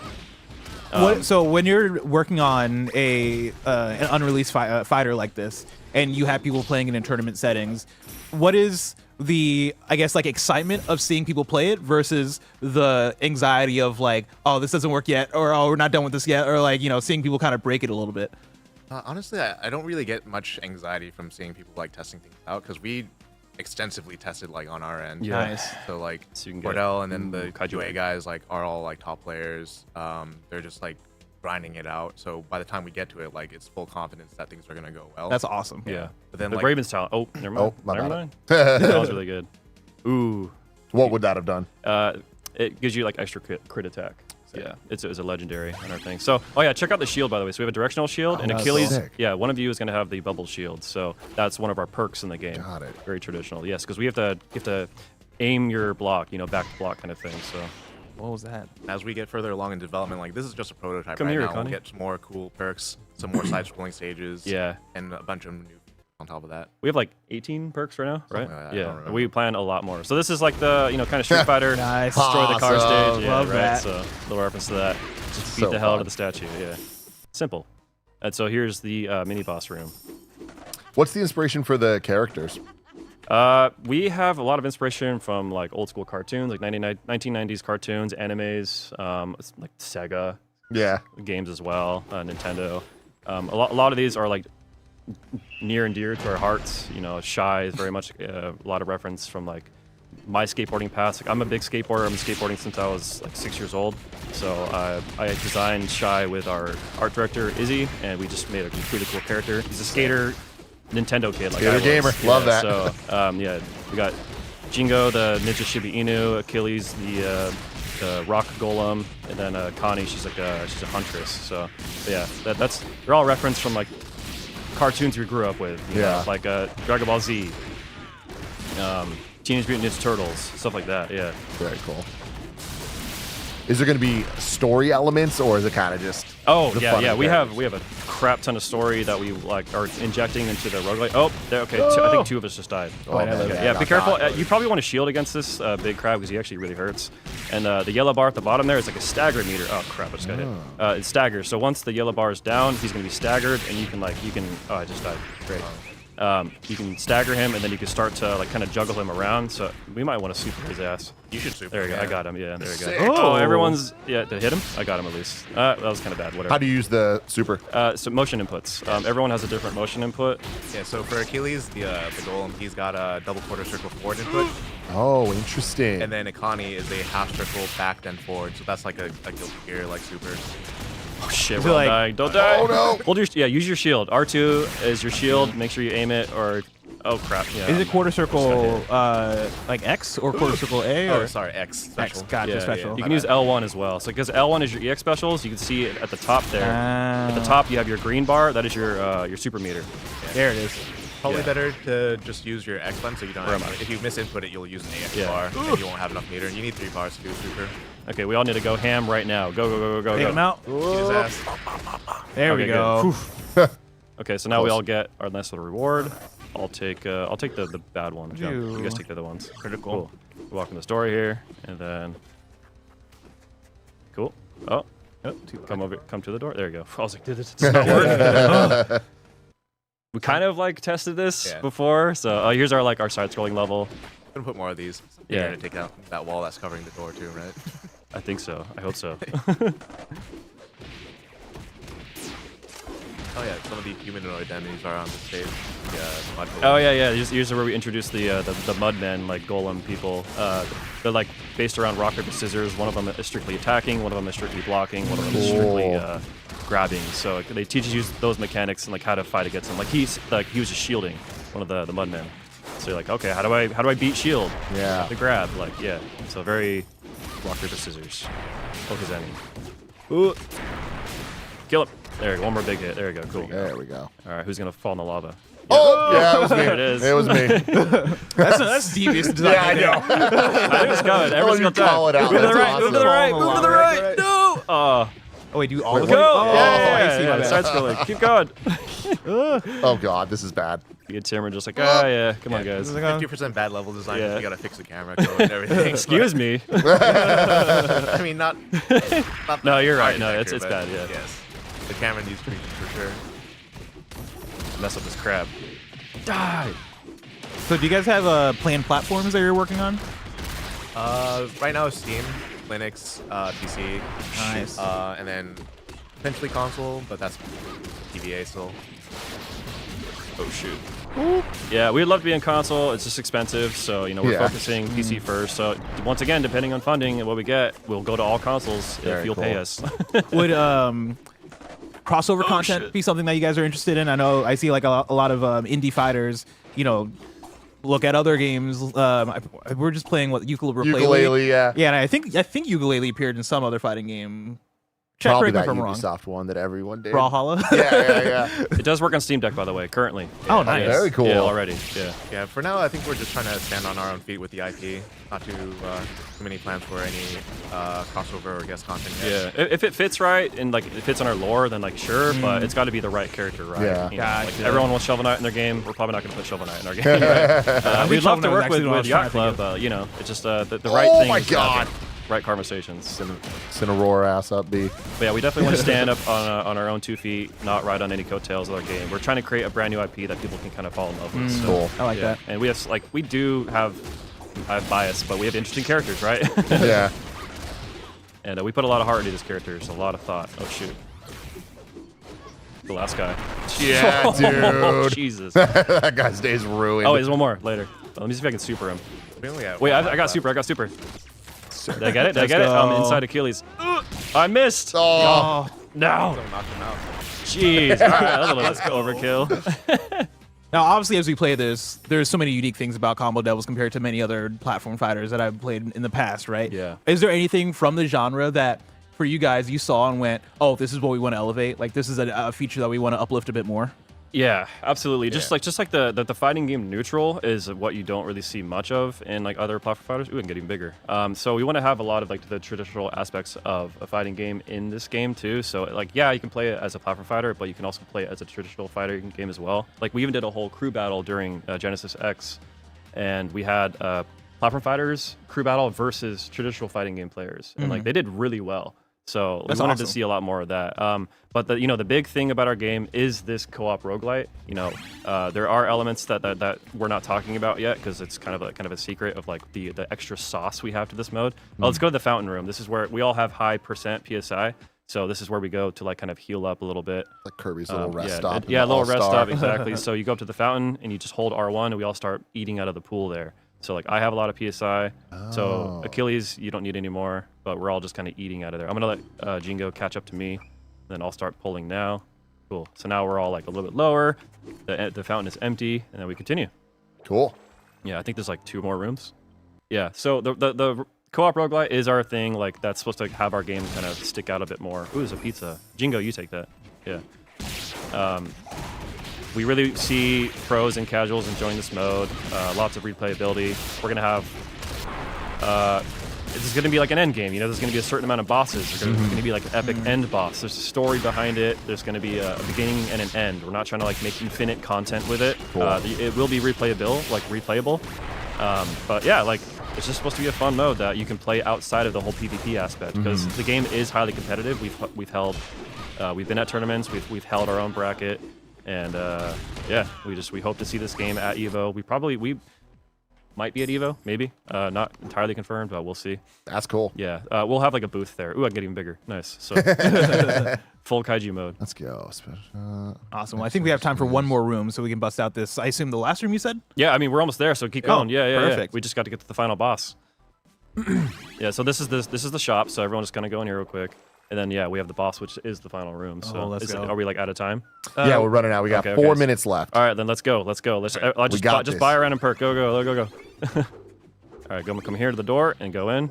And we're at the final boss. Luckily, we shortened it like perfectly. Yes, Tim. As we're entering the final room here, is there anything left to say about the game as far as wishlist on Steam? Yeah. Oh, look at this. Wishlist us.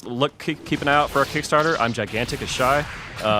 Yeah, please just help us fund this game. We need everybody's help.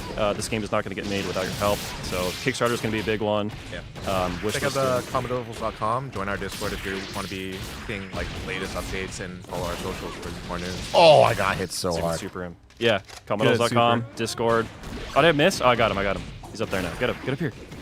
I'm as tall as you. Oh, shit. Oh, that's a giant ice. Use your EX specials. Use your L1, everybody. L1 and like up and left or right, neutral. Oh, he's messing us up, dude. He's jacking us up. I like how I'm as big as him. Yeah, normally he's big, you're but huge. Yeah, I'm gigantic. I'm just a little giant skater kid. His ass. Kickflip in your face. I know. I like Shy. Oh, hell yeah. Oh, Is that shit. you? Yeah. Oh, nice. Good. That double super. Mess him up. That Marvel's Capcom. Oh, man. Someone just got 200 PSI KO'd. Yeah. Oh, Nice. Of course. Was that you? Yeah, that was me. Oh, no. Oh, God. All right, I'm back. I'm out for real. Oh, you actually died. Oh, we have 0 life. Oh. Uh-oh. Okay. No, It's up to you. man. It's me. Don't worry, I'm locked. I'm in lock mode. Lock in, I'm blast locked it. in. Oh, you parried the ice bomb. Aim your shield. Oh, no. Watch out. Those will freeze you. Chat, Hold your shield. Nice. Good. Chat, I need you to spam Patient Pete in chat. We're going Patient Pete here. Get him.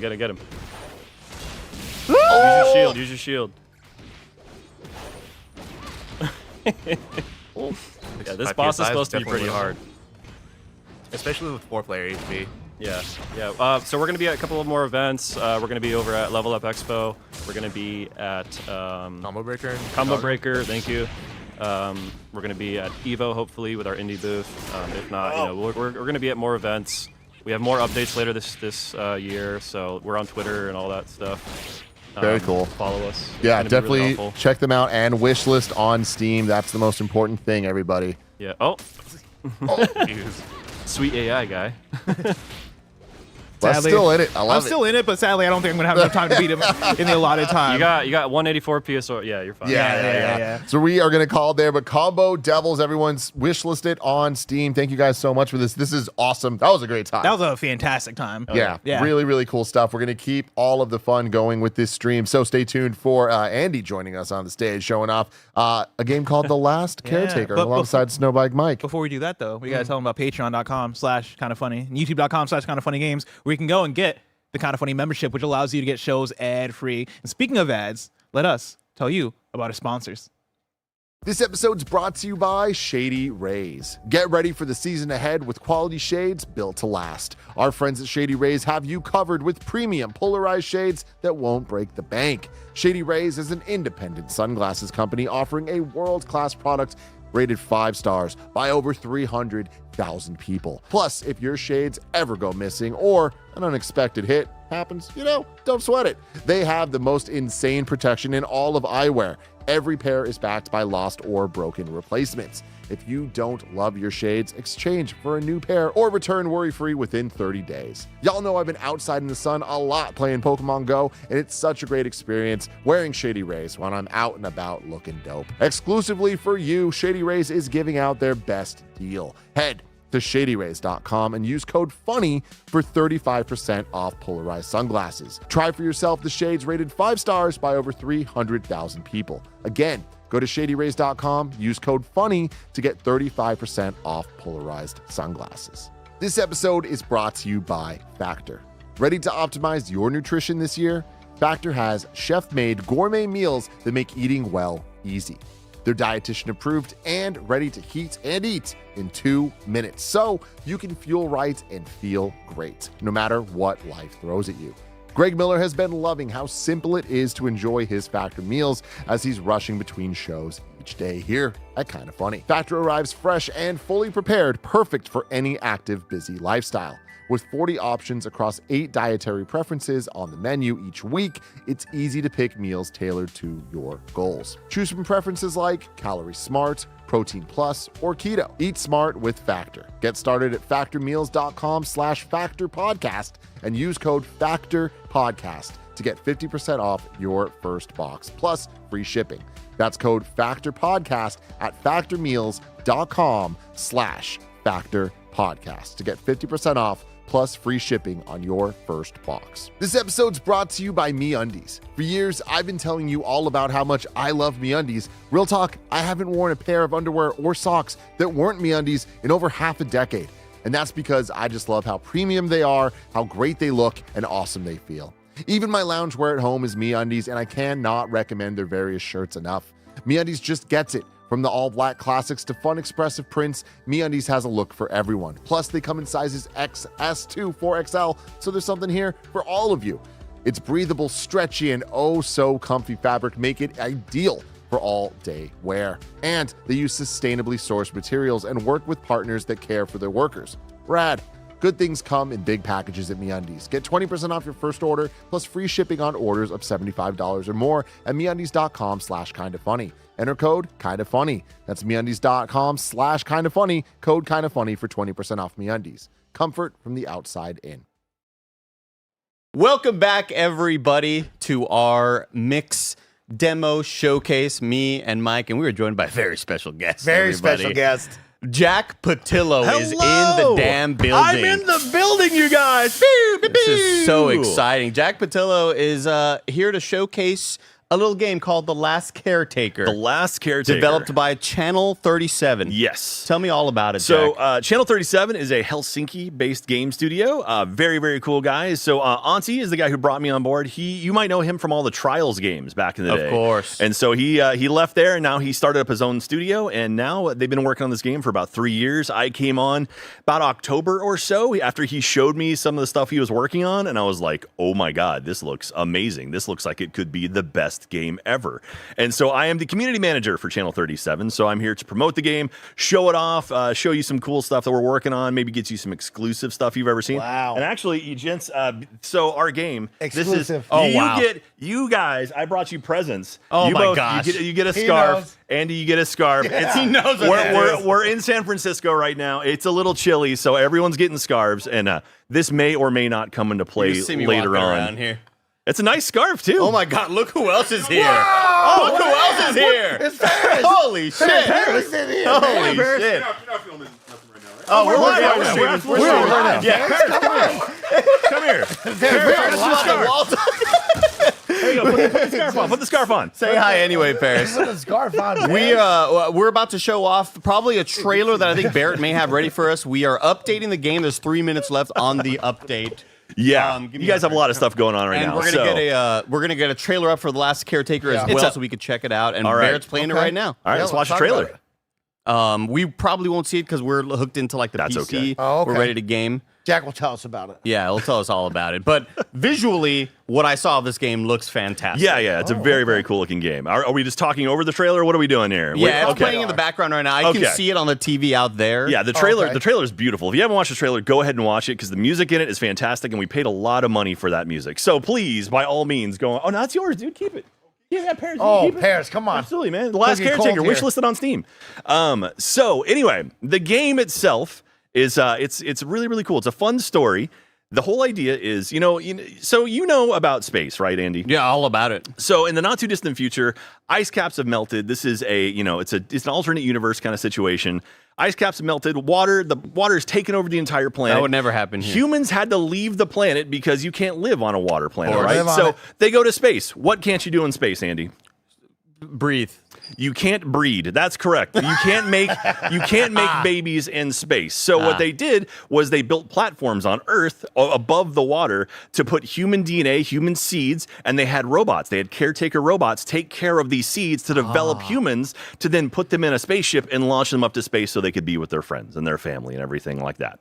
So you are the last caretaker. You wake up some 100, 200 years later after, and you're not sure what's going on, and you've encountered this world where everything seems devastated, you're not sure what's happening, and you have to figure it out, and you have to go and actually repopulate the space Earth, or whatever we're going to call it. I was born for this. Yeah, You were born for this. It's beautiful. The game itself is a lot of fun. It's a good game because there's lots of moments of intense action and then nice kind of calming moments, so you can kind of breathe. okay. So if you're a streamer out there, you want something to play, get real intense on, and then in between kind of big segments, you can kind of breathe for a little bit, talk to your community. You can. Yeah, I noticed. I just wanted to kind of read this theme description real quick. It says, sail across a vast ocean in this first-person survival shooter. Craft, explore, and battle rogue machines. An atmospheric open-world adventure where every discovery and upgrade brings you closer to humanity's rebirth. So this is a sort of single-player survival crafting.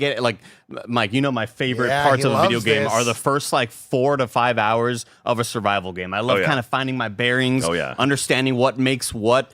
Now you obviously love a lot of survival games. I've seen you stream them and play them for a long time. Yeah. So you see this and you go, oh shit, this is right up my alley. Yeah, exactly. I mean, I'm a huge fan of Raft and Satisfactory. And so when Auntie showed me kind of what he was working on, he's like, oh yeah, it's similar to those. And I'm like, oh, this is taking all my favorite parts of those and making it into one game. And so The Last Caretaker, now it's we're getting to the point where we can finally show some stuff off. And I'm very, very pumped for people to check it out. Because not only do you have the adventure and you're exploring, there is FPS elements as well, because there are rogue robots that will come after you, and you can actually have to fight back against some really cool weapons. And then there's also crafting as well. So you're going to be making stuff. You can make a base. You have a ship that you go from platform to platform on the ship. You can keep adding to it all these module systems that you can keep adding on. You can build it however you want to. And it's great. It's just so much fun to actually play and kind of do it your own way, your own style. And I got to say, this is the first time I've ever been on this side of the presentation stuff. It's cool because, I've never been part of a development cycle. And getting to watch the game coming along and keep going, and every single day I sit down at the computer and something new has happened. It's just so much fun. It's so cool to see the game, becoming its own thing, becoming taking on a life of its own. And every day I jump in and and it's like it's exciting. It's fun. Okay, we're trying to get the game launched here. What's going on here? Visually, it looks freaking fantastic. All right. What does it say? I can't read that. You don't have your glasses. Mike doesn't have his damn glasses. Oh man. Okay, so it says we're missing something here. Well, so we might have to figure out what's going on. Yeah, something about an PC game. Yeah, this is how it all works. It's a whole PC We're gonna gaming turn it on. thing. Give it a Well, moment. Barrett's on his way to. Yeah, we'll figure it out. We'll look figure it out. into Okay. it. But one thing that immediately sort of struck me was the visuals and how the materials look and everything in the game. Do you know what engine this is running on? It's on Unreal. Unreal, So it's okay. Unreal. Yeah. So Bear's gonna take it. Roger's here. Roger's here Roger. to look into it. So something about a missing game executable, Roger. Yeah. that's a little important for a Might be video game to above his play. pay grade, but he'll figure it out. Yeah, I'll hand it off. We're going to look into it. But yeah, no, it's Unreal, and so all of the physics and all the fun stuff in that are all involved with it. Well, the visuals are fantastic. The actual like the coloring, like the color system of the game looks so cool. Like all the lighting effects in the game are really, really great. You get to control stuff like right at the very beginning of the game. You actually get a glow stick because you have no lights yet, so you can walk around the glow stick and like light up rooms. It's really, really cool. And Do we know what some of the influences were? So I mean, these guys like Aunties always loved really, really deep backstories. And one of my first things I did when I came on to The Last Caretaker was he sent me essentially the World Bible, and I spent 2 days reading this thing. Like what you're seeing now of The Last Caretaker is only going to be like maybe the first act of it. I mean, as far as like the actual story goes, he's got stuff developed out for years in advance, and some of it is so fascinating. And like what's going on out in space, what's happening on the planet. There's some really, really cool mysteries out there, and I'm excited for our community to get that. And also, Auntie's known, and like the Red Links team was known for putting Easter eggs and stuff. And so now Channel 37, his new company, there's so many Easter eggs, so much backstory to the game. There's so many hidden things in there. We have a Discord channel, discord.gg/channel37. You can join it right now. We'd love to have you over there. There's a whole channel dedicated to just the riddles that they know are going to be in this game. And so Auntie's been stuffing it full of all kinds of crazy stuff. And so tons of secrets for just the single player who wants to like look for tiny little things that maybe you could easily walk by. And not absolutely. notice. Yeah, I mean, if you see a vent that might not be completely attached, like maybe you can pry that thing open and walk inside. Maybe there's hidden stuff in there. And the whole point of the game is to find, what happened to this planet and look at the memories of what's going on in this world. And so you'll encounter like one of the first things I found was a little dinosaur toy. And it's like, oh, this is a cool little collectible. It's like, no, that's part of the game. You need those because when you're developing humans, you have to infuse them with different memories and stuff to make their DNA better, to make them more complete humans. Oh, shit. Because what's a human without emotions or memory, Andy? The computer. That's Greg Miller. Yeah, it's Greg Miller. You're right. Got him. Got his bitch ass. Got his ass. Now, I think when me and Mike sort of hop into single player survival games or just any sort of survival game, it's always like we're driving towards making that one weapon that we feel is going to be like our daily driver. Because you talk about fighting rogue machines. Yeah, what sort of rogue machines are we talking? So basically, it's all of these machines they built. Like if you were building, robots to take care and protect a facility full of potential humans, you're going to load it up with some stuff, right? And so you've got angels, you've got little bots, you've got weird like DNA mutant things. There's a lot of crazy stuff going on in the game. And so also depending on like at night, some things will come out, like some things fear the day, and so you can actually take advantage of that. So if you put lights up, it'll scare off certain bad things. And so it's a whole slew of different enemies out there. And not only that, the weapon systems are really cool too. So you're a robot, right? That's the whole thing, is you're a robot that you're running around trying to figure out what's going on this planet. You've got a belly button mic that you can plug stuff into because you have two sources of kind of like energy. You have electricity, which keeps you alive, and you have health. Stay charged, yeah. And so you have to keep your electricity up, but you can also use that as a resource. So for example, if you encounter a platform where you need to like power it up, you can actually plug into yourself and power the facility off your internal battery. Yeah, that's cool. Which is cool, but also if you do that too much, it's going to be very, very bad for you. So, but with that, you can also charge up. It's fun. And also you have electric weapons that use electric charges to fire with. So in a pinch, you can literally plug your gun into yourself and use it as a weapon, which is pretty cool. And when you're getting back to your home base, what are you like? If you've been playing this game for quite a bit, I'm assuming, Jack. Yeah. we always kind of find our cycle, right? It's like, let's go out, let's find some things, let's come back, and let's keep on building up. What are the sort of things that you're sort of like finding that you're building immediately when you hop into this game? Well, so the first thing you want to do is be able to get sources of electricity. So like there's a couple different ways you can do it. There are solar power, solar panels out there you can make, and there's also wind turbines you can make as well. And so your home base ends up kind of being, if you just want to do the normal one. I think it should be test. Yeah, that's fine. Do test, because test is what it defaulted to. We'll give it a shot. Yeah. But yeah, there's a lot of things. So you want to do a lot of ways to make electricity. So again, like you want to do those wind turbines, which will keep your batteries powered. You want to keep solar panels, which will keep your batteries powered as well. And you have enough room on your ship. So essentially your home base is a floating home base. So you go from platform to platform on your actual ship. And so you end up using that. And there's some room downstairs as well if you want to put modules like your recycler or your builders and things. And so there's enough room for you to kind of keep it interesting. Yeah, so we watched this trailer. We're on a boat. Yes. So is that boat our home base that we'll build on top of and be moving at this all the time, similar to the raft that you brought up? Yeah, exactly. So your ship is kind of your base of operations. So like the whole idea is you go from platform to platform. So like maybe there's a fuel platform. Like you need to get fuel to fuel the boat or fuel some of your machines. So you go there and you kind of clear it out and you can get the fuel from there. Or like maybe there's a DNA area where you have to go and collect like human seeds and then take those to an area where you can like help recreate those seeds. So you kind of go from platform to platform, mission to mission, and each little like platform has its own little story that you're trying to figure out. So you're kind of like a way cooler version of WALL-E. Exactly. You're the second person to say WALL-E. We actually had a streamer who checked out the trailer and she said it was WALL-E with guns. Yeah. I was like, okay, but man, visually this shit is stunning because I got it up on my laptop here on the Steam page, which of course you can wishlist right now, and you better wishlist it or else I'm coming for you. Yeah. You and your family members, I'm coming for you. Go to Steam, search The Last Caretaker, and please hit that wish list button because my bosses judge me based off that. Or if you don't like that, you can go to bit.ly/snowbike-rocks and go there. There you go. I set that up for you. Yeah. Beautiful. Beautiful. It'll take you right there too. I know Mike. I know Mike's going to promote the hell out of it. So. Definitely start yelling that. So coming soon to early access, Jack. Coming soon. Okay, it's gonna be this year. So it'll probably be later in the year. And we had the initial release and people were really, really jazzed by it. And so now we want to take our time with it and make sure it looks really, really good before we get it in the hands of our community. And so I can't wait for them to check it out, though. It's going to be so much fun. And also, I stream every week on Wednesdays from our channel, from twitch.tv/wearechannel37.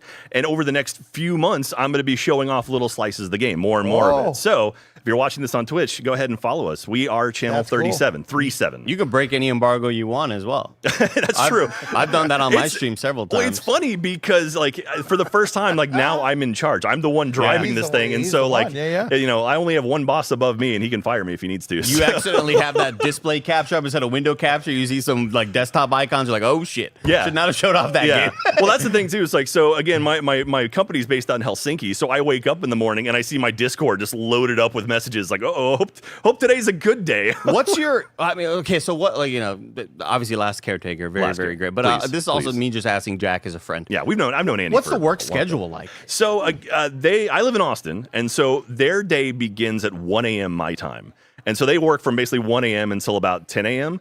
So I You could thrive with that. I mean, I would kill it. You could thrive. So I worked with the team, and I was like, okay, let's figure this out. So my work day goes from 6 a.m. until 2 p.m. So there's hours of overlap. Which, but you know, rolling out of bed at about 5:45 in the morning to go jump on Discord and jump into calls, not the most fun. But I mean, I'm so excited about this game that I wouldn't change it for the world. It looks freaking fantastic. Yeah, not only that, so last week we had a meeting with a group in Shanghai. And so it was me in Austin, we had our developers in Finland, and then we had a team in Shanghai. And unfortunately, one of us had to bite the bullet. So I was up at 2 a.m. for a meeting. So from 2 until 4 a.m., I'm driving the game while just like trying not to fall asleep.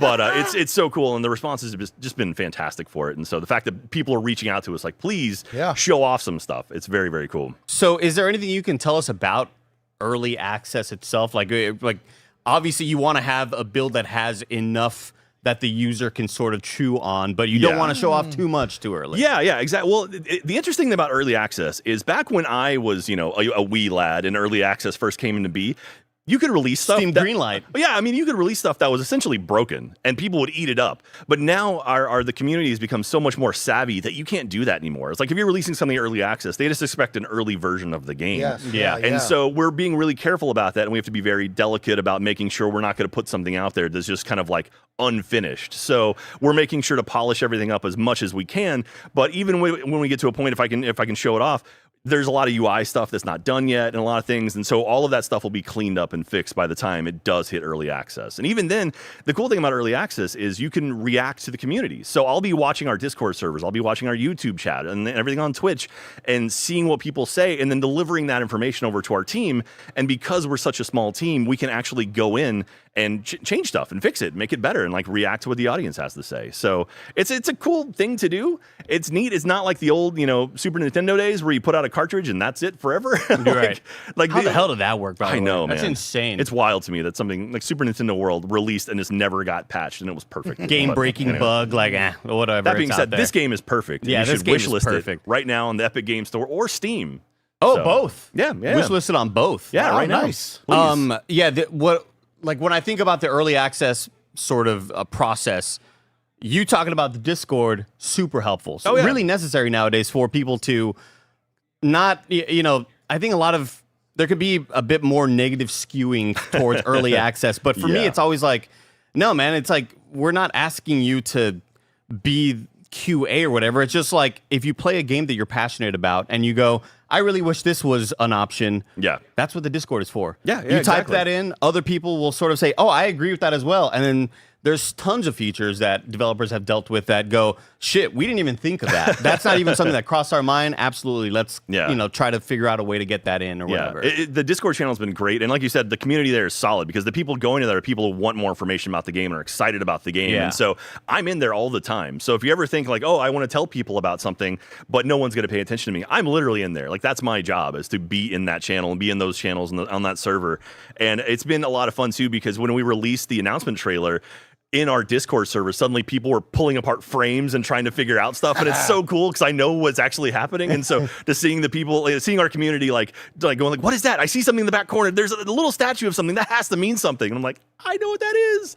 That's fun." Do you feel like a lot of your community comes from like loving survival type games, like Subnautica and things like that? Yeah, I think so. I think there's a lot of people out there that enjoy this style of game, and now it's like they get a chance to actually check it out and and see what's going on and see something different and try something brand new. And so I'm excited. I think we might have a chance to show off the game here. Let's see. We might be turning this thing on right I now. hope so. Fingers crossed. Let's not jinx anything. We'll see. Here we We're go. not jinxing nothing Roger's around on here. it. That's what it was. It's Greg Miller brought me out to Kind of Funny just to throw me around a little bit. I appreciate it. Thanks, Greg.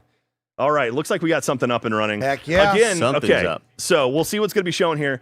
I don't know if we have all of the stuff unlocked because we're playing a different build than I normally have been playing, and so I haven't had a chance to check it out. So we'll see what happens here. We'll show once something we get now. the You have game to up and understand this running. is a game that is coming to early access soon. At some point, yeah. At some point. In the not too distant future. All right, so here we go. Let's just try a brand new game and start. And so again, this is going to be the very, very, very beginning tutorial area of the game. And a lot of this stuff is subject to change and most likely will change. I don't know what build this is. You have So a quote from Mark Twain right there, Mike. Yeah. Mark Twain, one of the best shortstops for the Oakland A's back in the day. Man, one of the best. That's one of the best. Great arm. Short Nerdy Man asks, sorry I'm late. Is Jack making a video game? Jack is community manager for Channel 37. I am. I'm a community manager for Channel 37. This is a very, very old build that we're looking at right now. So super this old. is not the correct build. So I'll show you this room. This is not what the game looks like. 'Cause I don't know how much time we got left to show off here. But this is the wrong one. So anyway, this is the one that I was looking at when I first jumped into the game. But so we have we were talking about glow sticks earlier. So look at our glow sticks. Oh, beautiful. Look at our glow sticks, Mike. It's so much fun. That looks like this looks like a finished product already, Jack. Well, this build is way, way old, and I'm sure my team back home is just like, what is going on right now? We are sorry, team. For some reason, the executable couldn't. We don't know. So one cool thing about this game that's continued since the very beginning is the cabling in the game is super, super awesome and a lot of fun. And you can drag this around. You can play it. It's very physics based, so it wraps around stuff. I love and that. it's just a lot Last of fun of to Us play 2 with. sort of vibes. Yeah, and with so, those but cables. anyway, I'll show you. I'm not going to go too far because I don't know what all's in this version. But you can see here the nice red area. When you get power actually going to it, it lights up and it gets all pretty. wow. Man, this is gorgeous. Come Yeah. on. That's cool. Yeah, this is I mean, you're not even going to see that. This is as early as it can be. Audience, you're seeing behind the scenes type shit. And this looks amazing. Because Oh my lighting looks gosh. fantastic in Unreal Yeah, the Engine. lighting is super, super cool. Yeah, again, I don't want to get too far into this version of it. So, yeah, we can maybe see it. I don't know if we have time to try to get the other build up and running, but The other build, I believe, was the there was like a nun build. I think we could do. I don't know if we could try the nun build, of course. All right, yeah. cut away from me. Cut away from the game. I don't know who's here. He has a thumbs up. I see a thumbs All up from him so right here. just- You want to try to do the one so we're on the test build right now. If you want We're to do the other changing one, builds on the fly. Look at that. I mean, this is how you got to be, Mike. Look you how know? Roger knows how to press the button so quick. or let's see here. Maybe, That would have taken me 3 button clicks. He did 1.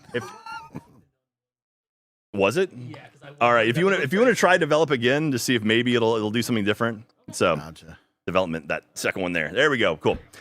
Hey, it's live production, you guys. This is it. This is how it works. But again, you saw a brief snippet, audience, of a version of the game you'll never see, and it looked that damn good. And that coil on that cord works flawless. And again, this is like that was about 3 months ago too. So like the development from then has been a lot of fun. The it's actually really cool because the cables, there's a lot of stuff you can do with that where you can like if you have 2 different batteries, you can actually link them together and then either push it one way or the other or equalize them. And so you start getting puzzle games with that, Like where you have to start moving stuff around, and even using your own internal battery as well to move stuff from place to place. So there's a lot of fun puzzles and a lot of mysteries in this game. And I'm excited to figure out if you can ever figure out what the scarves are for as well. Oh, okay. Yeah. Yeah. Okay. I was kind of wondering because the robot has one, Mike. Yeah, the robot's got one. I'm rocking like the robot is right. In this image, the robot has one. Hey, Andy, look at the logo for the Last Caretaker. Look at the A on the last. Oh shit! Oh, it's coming shit, back. Mike. It's coming back. Oh man, what does it mean, Mike? Yeah. What? Get in the Discord right now. In the Discord, Let let's ask people some know. questions. Let people know. They just discovered the Easter egg right now. But please wishlist the game. I promise you, like it's a lot of fun. And if you check out the live streams we do on Wednesday, you can see me playing the game live. How cool! That's a fun idea. And it's cool too because if you want to see something and I have the okay to show it off, I will show stuff off. That's cool. What one really another cool video that I'm seeing right here.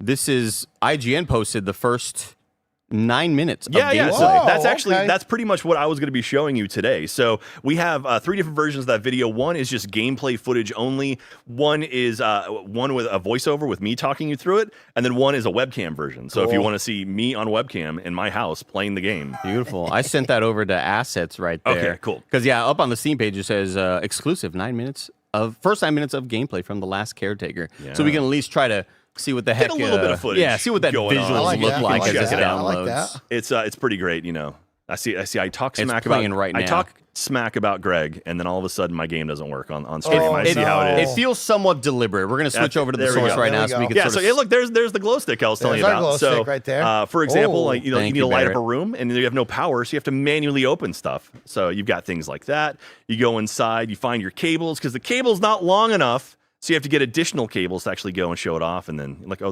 there's another one of the caretaker robots, but that one's deactivated. Why? Why is it deactivated, Andy? Man, quiet quitting, just taking a break. So yeah, and then there we go, turning it on, and I think I show off the battery as well. So you can see there you're a robot. You can see your scarf and everything. Scarf and a knee then pad, you've just got like an this. electric belly button, so you can actually plug into it as well. So that's charge up. Dude, this tech looks so sick. It's pretty fun. There you go. Oh my gosh. And so you can see you're filling yourself up with the electricity from that, and you can see at the very bottom of the screen, just off the VAR frame, you've actually got electricity and you've got health.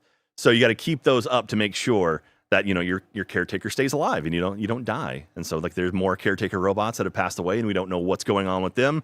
Your whole game is to figure out what's going on this planet and why things are bad. Okay. Yeah. This looks so great. Like just the dynamic physics sort of system that I love whenever a first-person game sort of messes around with that. And then just seeing the reactive lights on the robot, like, oh my gosh, this is just a visual delight, Mike, when you play games, do you pick up stuff and just throw it Yeah, everywhere? I pick up everything. Yeah. I would have put that robot back in the bed, though, in like a nice comfy spot, but I appreciate you just throwing it We'll aside. try to pose It's it a in scarf, you guys. A Oh, scarf. shit. Scarf on the bear. Teddy bear. Scarf comes back. There we go. Yeah, I chuck stuff all over the place. And the physics in this game are so much fun. You can bounce things off stuff. And here's a recovery station. Similar deal where you need to get your health up, plug right into it, put it right in your belly. There you go. And that's how you charge up your health. Are there ever any moment? Well, I guess this is probably getting a little spoilery, but like any moments where somebody radios into you or like communication with anybody? We have a computer in the game called the Pico machine, PECO, and that's where you get all your missions and stuff. And you might be getting some messages there that you don't know exactly the origin of them. Something sinister. And you got to figure out what's going on with it. It's here's me just chucking stuff around the room so I can get through this door here. Now, are the bad robots going to invade your home base, or are you only going to see them out at different locations you go to? A little bit of everything. I mean, there are certain things that maybe are trying to just find you and track you down. I just want to point out you can see the reflection in the computer there. It's so cool. This game is beautiful, and like every single day I play it, it gets more and more beautiful. We're going topside right now. Oh my gosh! There you go. You're going up instead of going down. Most games you go down in an elevator. You go up in this one. Why wouldn't you wishlist it right now, audience? Exactly. All AAA titles you go up in an elevator, it's very important. This looks way too good. Like this is the type of game we always do this thing whenever I'm streaming Jack. We call it soaking the bit rate. It's when you let the gameplay sit and you let the visuals just like really, really eat up the scenery. Yeah. And this is filled with all of that. The materials being used, I'm just like a sucker for all the art direction here. I don't know if you caught that. That was Hangar 37 for Channel 37. There you go. Little Easter egg right there. Easter eggs That's there. one right there. We got one. Just saying. There's a lot of stuff. Again, I'm not. This is pre-recorded, so I'm not controlling this. But a lot of other hidden stuff. You can see vents in the wall. There's all sorts of things hidden around this that I've even found stuff by accident that I'm like, this is great. It's so much fun. Freaking fantastic, Jack. And again, this is. I'm so excited that we can finally show off the game to the public. Cool. It is so cool. So like that little machine to the right there is the Pico machine. They're your save station and stuff. We don't have electricity, Mike. What are we gonna do? We gotta get. Look at that. Vent. Puzzles. I'm gonna run some cords through the vents. Oh my god. Oh, look at that, making a little steps. That's See? smart. Get out of town. See?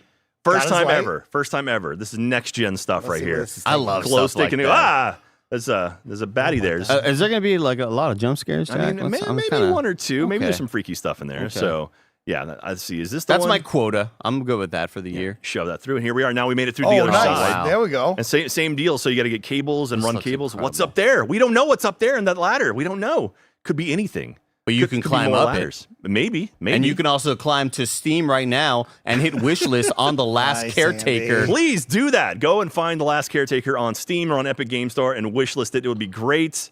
Oh, this looks great. So here's the machine. So this is where you get your quests and stuff. And Okay. so again, a lot of this UI is still in work right now. Here's an Easter egg for you. There's a little button. I don't know if you remember back in the day, you could push the button, change the colors, and look at this. You can change the colors on the monitor. Beautiful. Yeah, that's right. For all of you who had 8086s back out there back in the day and those little monochrome monitors, we're bringing it back. I think maybe I used the one in pre-K, but I don't know what I was doing.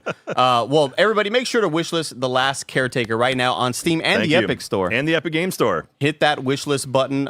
Jack, sorry we couldn't get the gameplay working, but legitimately, that looks freaking phenomenal. It is, and I can't stress enough. If you want to check out the game live, go on Wednesdays to twitch.tv/wearechannel37. The number's 37.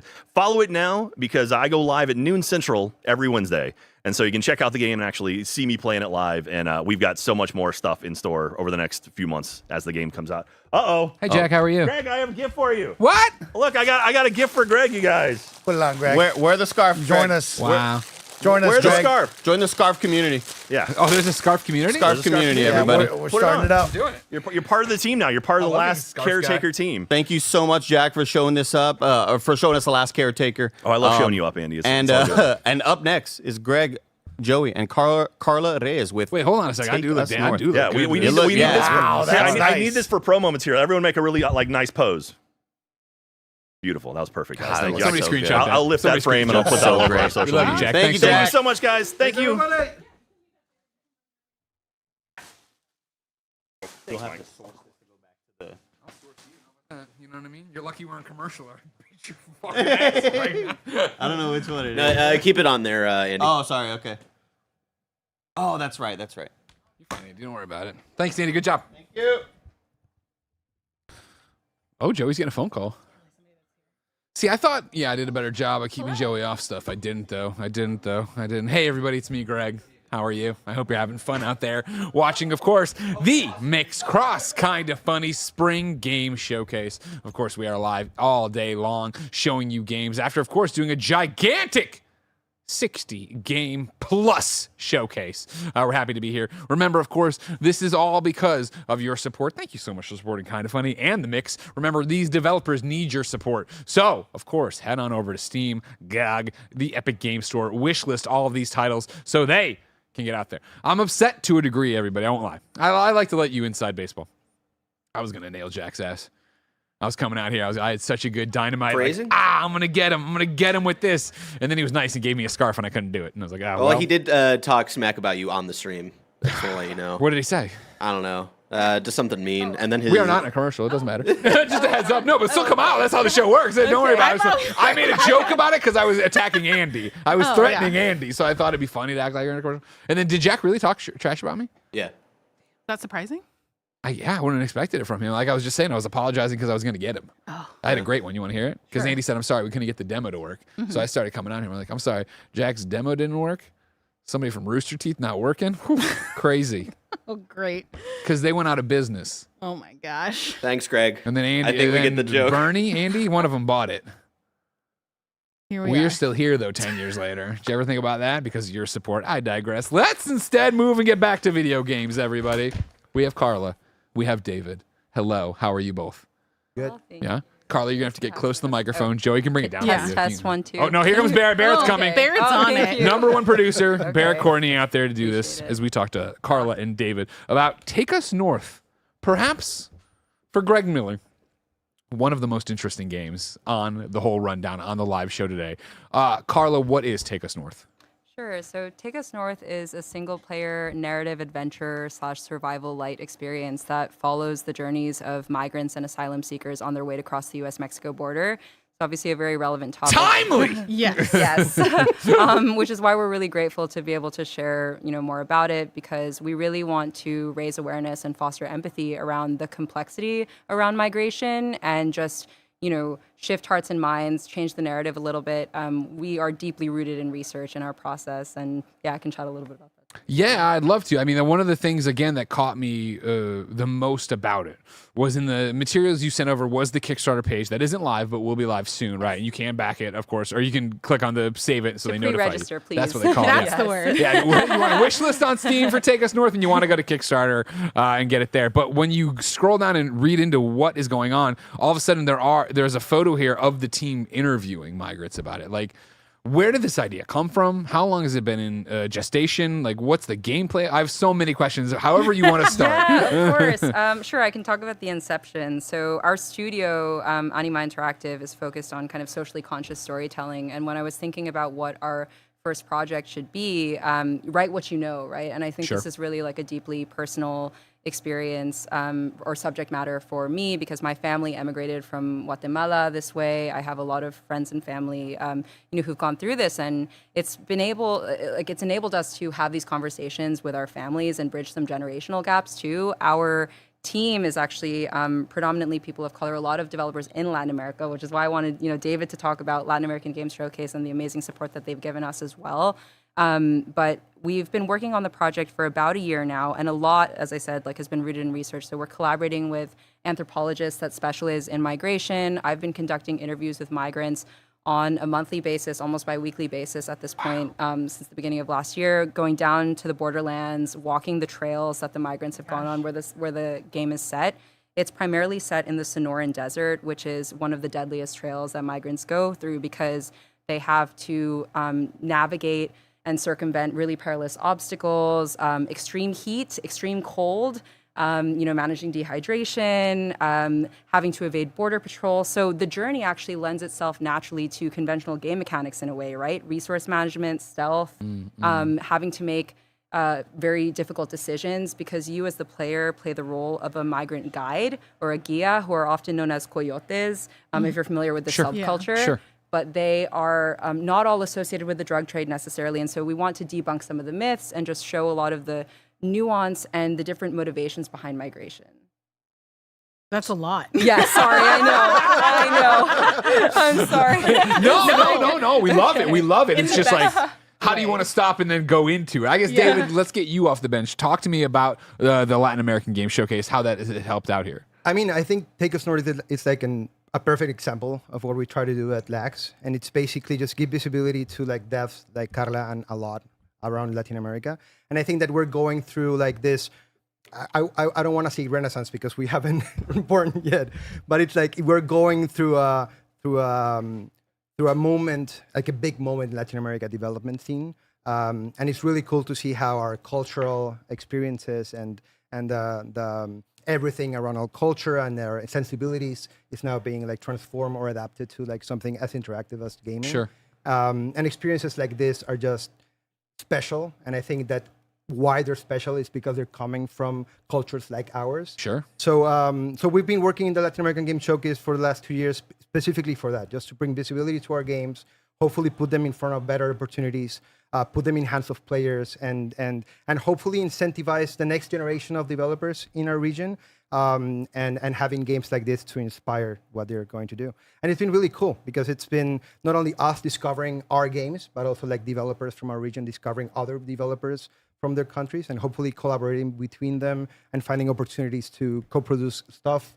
And yeah, I think that at the end of the day, seeing yourself on screen, but then being able to play something that's very close to home speaks volumes. So I'm really proud of what we've been able to do, but it's all about the games. So it's really cool to be here with Carla. No, but you've empowered us, so we're very grateful. Oh, no. Talk to me about that empowerment, Carla. How has the Latin American Game Showcase done that for you? Yeah, I mean, David and his team have been super supportive in helping amplify news. And as David was just saying, like being able to support Latin American game developers because there's so much talent and there isn't much access to traditional industry infrastructure. So what we're doing at the studio level is we're collaborating with indie studios that are based in Latin America, with a lot of devs that are based in Latin America, and trying to give them mentorship and training opportunities. My goal is that hopefully, my team members can learn and then start their own studios at some point, right? Yeah. Like that's really the goal because it should be locally grown, and David's doing a lot of that work.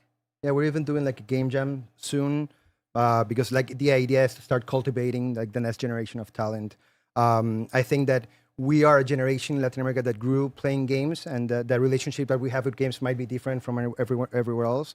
So looking at that and now seeing people through the Latin American Game Showcase get inspired, like from Colombia or Ecuador or Guatemala, to like, hey, we can actually make games. There's people in our countries making games. I think that's super important. And I think the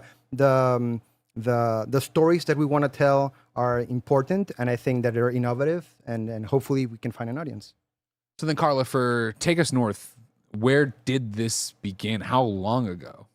Oh, well, I've actually always been interested in the concept of, the refugee experience through interactive media because I believe that video games are the most immersive art form, and to really put yourself in the shoes is to feel that experience. Sure, yeah. I played games like Bury Me, My Love, but there was also this virtual reality experience that was done by the Mexican filmmaker Alejandro Iñárritu called Carne y Arena, and it was this multi-sensory VR experience where you would actually walk barefoot on it was a warehouse installation, so it'd be a sandy ground, so you could feel what it's like to be in the desert. You'd put on the VR headset, and then you had like the winds from Border Patrol helicopters. They motion captured the real-world immigrants. It was a really powerful piece. It debuted at the Cannes Film Festival when Trump was first inaugurated in 2017, as a statement. But the caveat to it was that it couldn't really reach a wide audience because it was this really expensive installation. And so we're kind of like nodding to that. Actually, a couple of folks that have worked on that project are advising us, and we want to be able to reach a wider audience with Take Us North, and hopefully it can be a project that, as I said, like brings people together, shifts some hearts and minds, hopefully, and challenges people's perspectives. Yeah, I think as we've learned over the last few years, like people are so reactionary towards headlines, but then showing the real human stories, I feel like is truly the way to like change opinions and change minds about things. And this is like clearly a really relevant story to get in people's hands. And I'm really excited to hear about this. And games are like the perfect medium for that as well. Like we've been doing, I think that like the film industry in Latin America has done a lot for what we try to, at least the stories that we want to tell.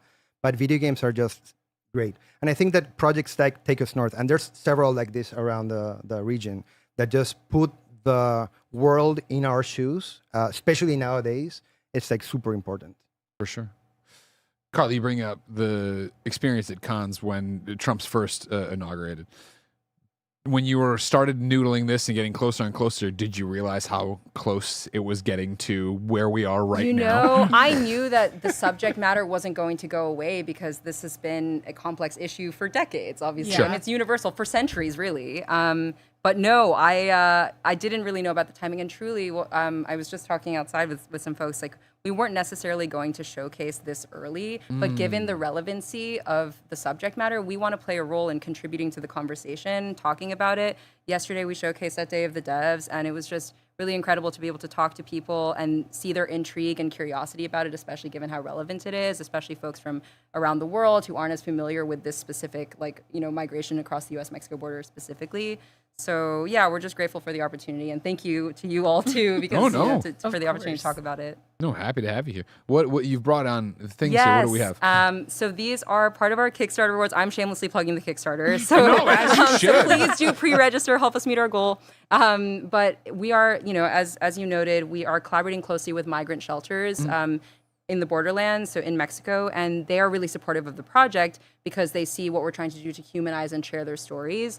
And they actually do handcrafted embroidery. And so they've done this handcrafted embroidery of our key art, Take Us North, which will be part of the Kickstarter rewards. We also have bracelets that they make as well. And this arts and crafts, it's really beautiful. I go to that shelter, and this kind of crafting, it really gives them a sense of purpose and dignity after all of the shit that they've been through. Sorry, is that okay? Am I allowed to curse? Curse the fuck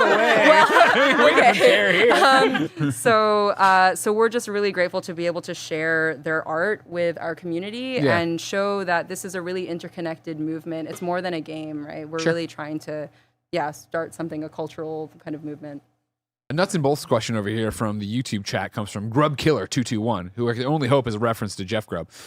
Is it going to be from a single character's perspective, or will it be from multiple perspectives? So you as the player, as I mentioned, you play the role of a guide, of a guia, but you encounter different characters along the way, and so you're going to hear different stories. And we actually also are including these playable flashbacks or memories where you can then play the role of a different character. Oh, that's so cool. Yeah, and that we show other aspects of the migrant trail. So even though the game is primarily set in the Sonoran Desert, there are other parts like the Darien Gap, I don't know if you're familiar, or there's this freight train called the Beast, La Bestia, which is a freight train that migrants will ride on top of this train. So it's a really harrowing, dangerous experience, and we're trying to recreate these in the game. And there's also a lot of environmental storytelling. Yes, a lot of artifacts. So I mentioned the anthropologists that we've been collaborating with. They collect artifacts in the desert that migrants have left. I was actually just in the borderlands a couple of weeks ago, and I found, there's still tons of migrants that are making this journey even after everything that's happened. Lots of backpacks that are left behind, all of the different things to see that it's very real, it's very present, and we need to support and raise awareness about what's happening because migrants are dying on this trail. Most of the migrants a lot of them are asylum seekers fleeing persecution and violence. It's not just for economic opportunity. So these are the types of things that we're trying to talk about. And those are the things I think that get lost in the headlines of 100%. Exactly. It makes it seem like a singular experience when there's really just like a myriad of factors that contribute to why people, even them knowing how crazy that this journey will be for them, or still find it worth it. And those are the things that I think people just are not aware of. And we're so grateful that you guys are telling this kind of story. Thank you. We're trying. I know we keep seeing clips here and we're talking about the issues and stuff. What is the gameplay going to be like? Yeah, so it's kind of in night and day cycles because this journey through the Sonoran Desert is usually a minimum of 3 days. And there's actually, again, it lends itself naturally to storytelling because from the interviews that we've conducted, the migrants will often set up little campfires, to stay warm at night when they have to sleep.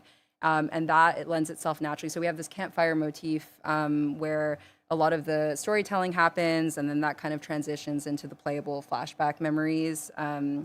And as I mentioned, the stealth gameplay. So as you get closer to the border patrol surveillance gets much more severe, and we're showing the different technologies. Just cool. Thank you. Yeah. As I'm looking through that, it's wild. And when I was just last down there, you can imagine that the security is even tighter than ever. And we want to show the drones, there are motion sensors, these types of things, and the artifacts that David mentioned. So a lot of it is a little bit of exploration through the desert, right? But then trying to balance that with different mechanics like the beast train that I mentioned, so it makes things a little more high octane. But really, we want to create this immersive experience and feeling of what it's like to be in the desert, going through this long journey. Like, I mean, some people might compare it not to Death Stranding in a way, because you're just walking a lot for some of it, but we want to capture that feeling because that is what they go through. That's the experience, and right? Exactly. You're trying to be truthful to that. Yeah, and we want to balance this tension that happens from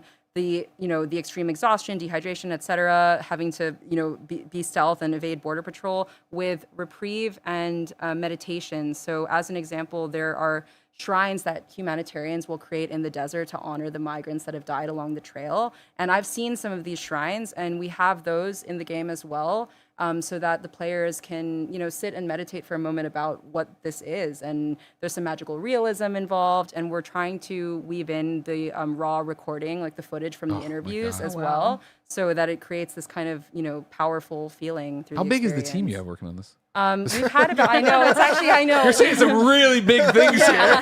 I know. We're dreaming.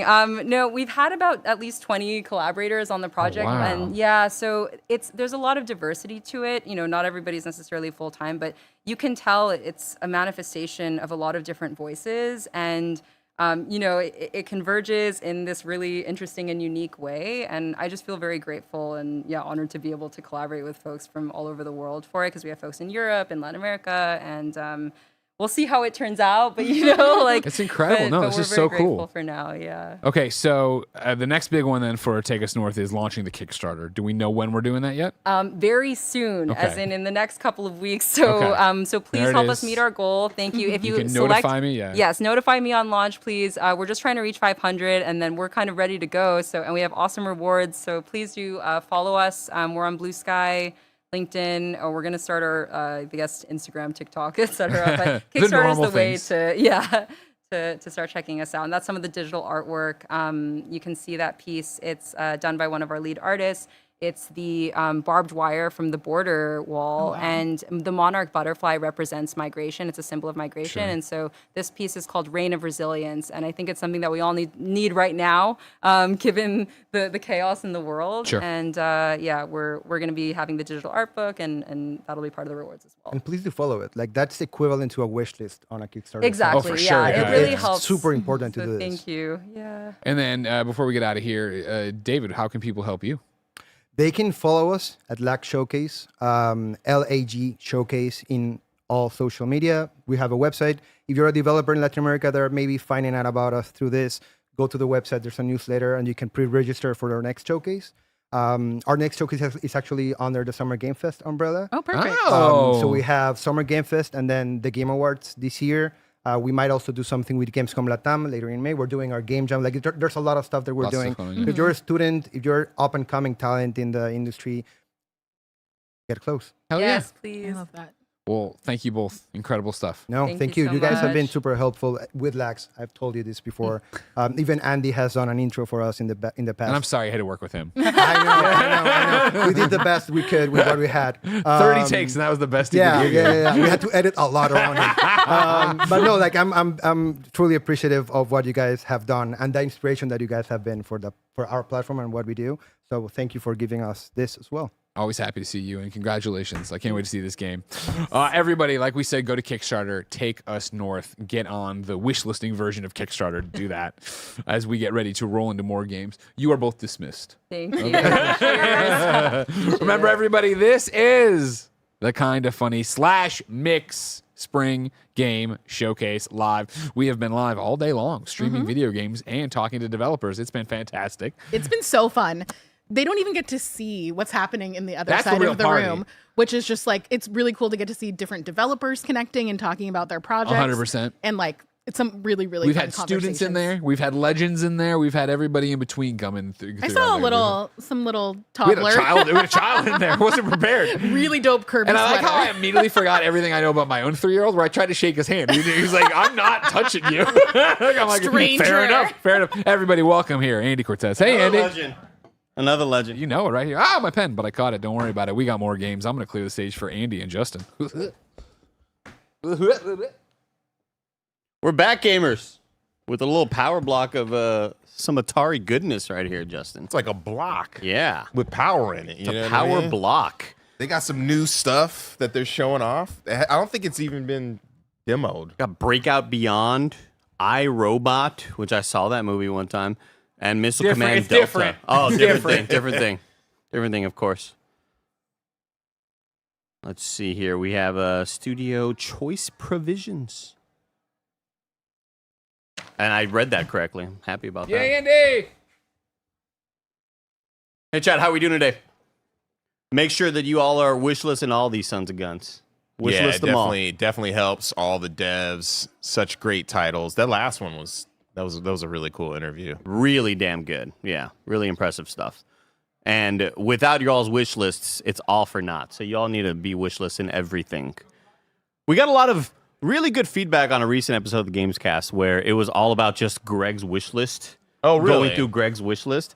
And there was so many people that were like, man, that was awesome. You all need to do more of that. It's like, you know what?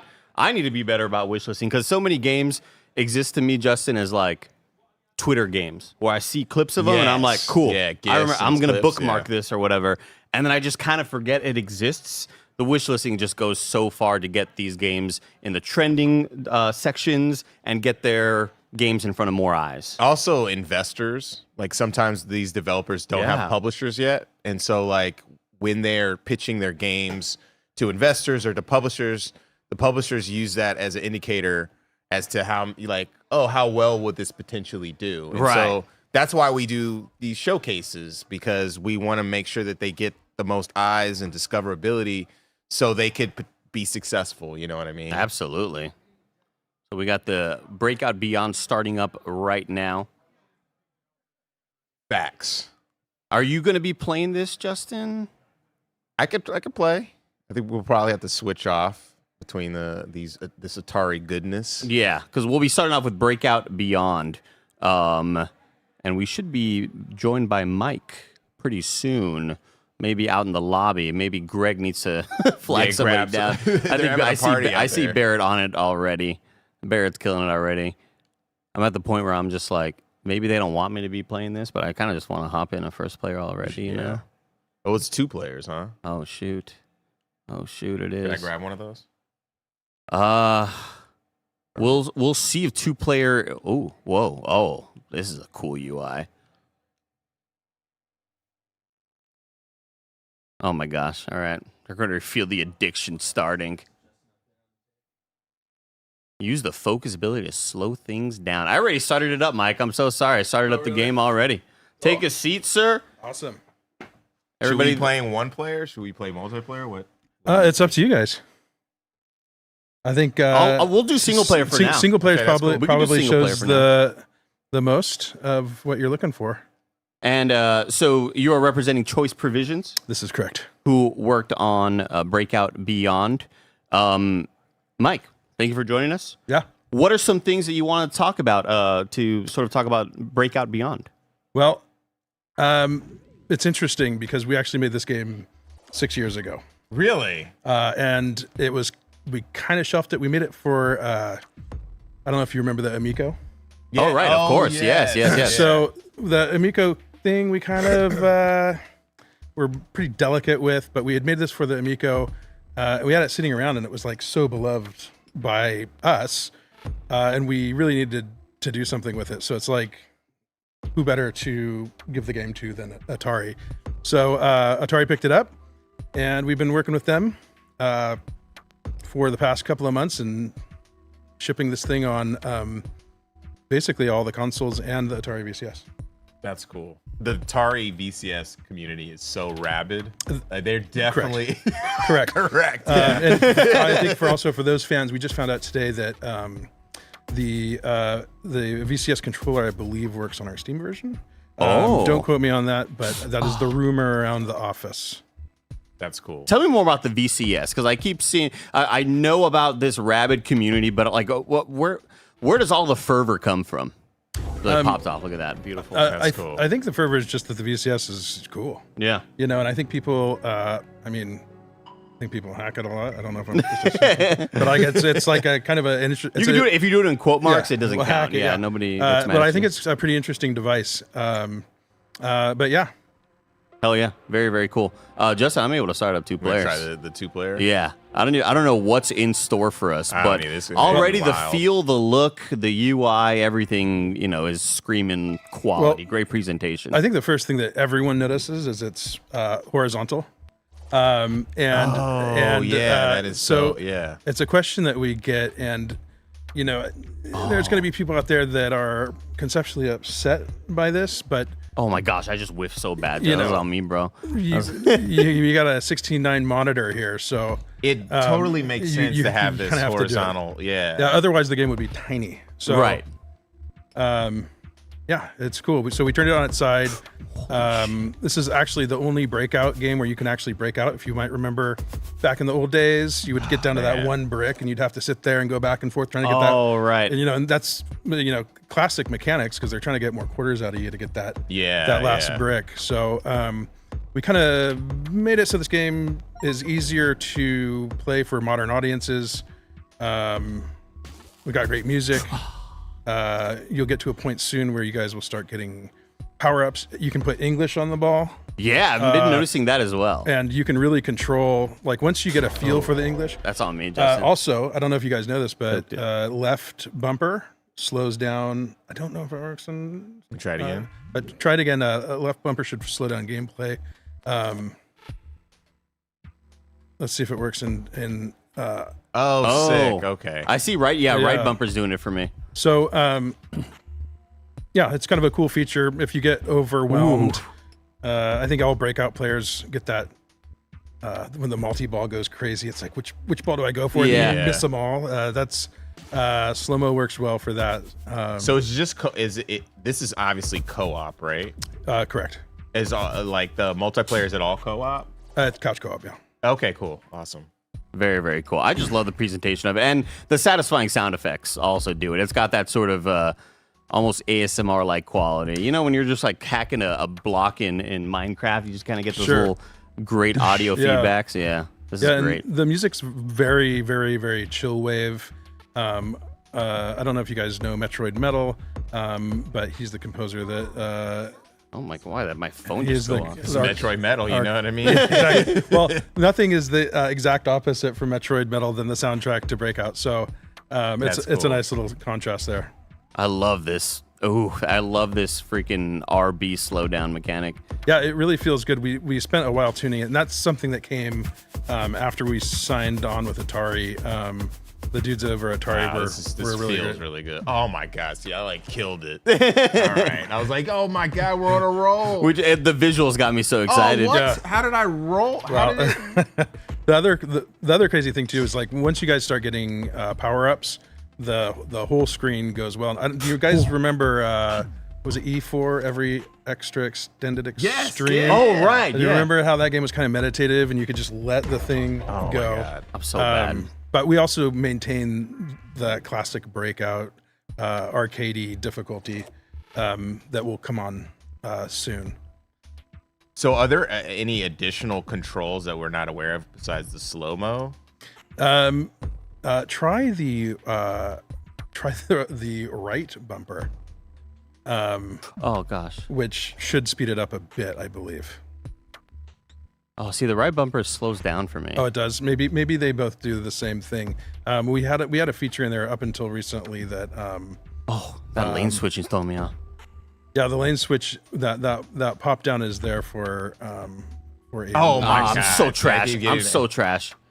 That curve is dope. It's so cool. How is the How am I curving it? Is that the power up?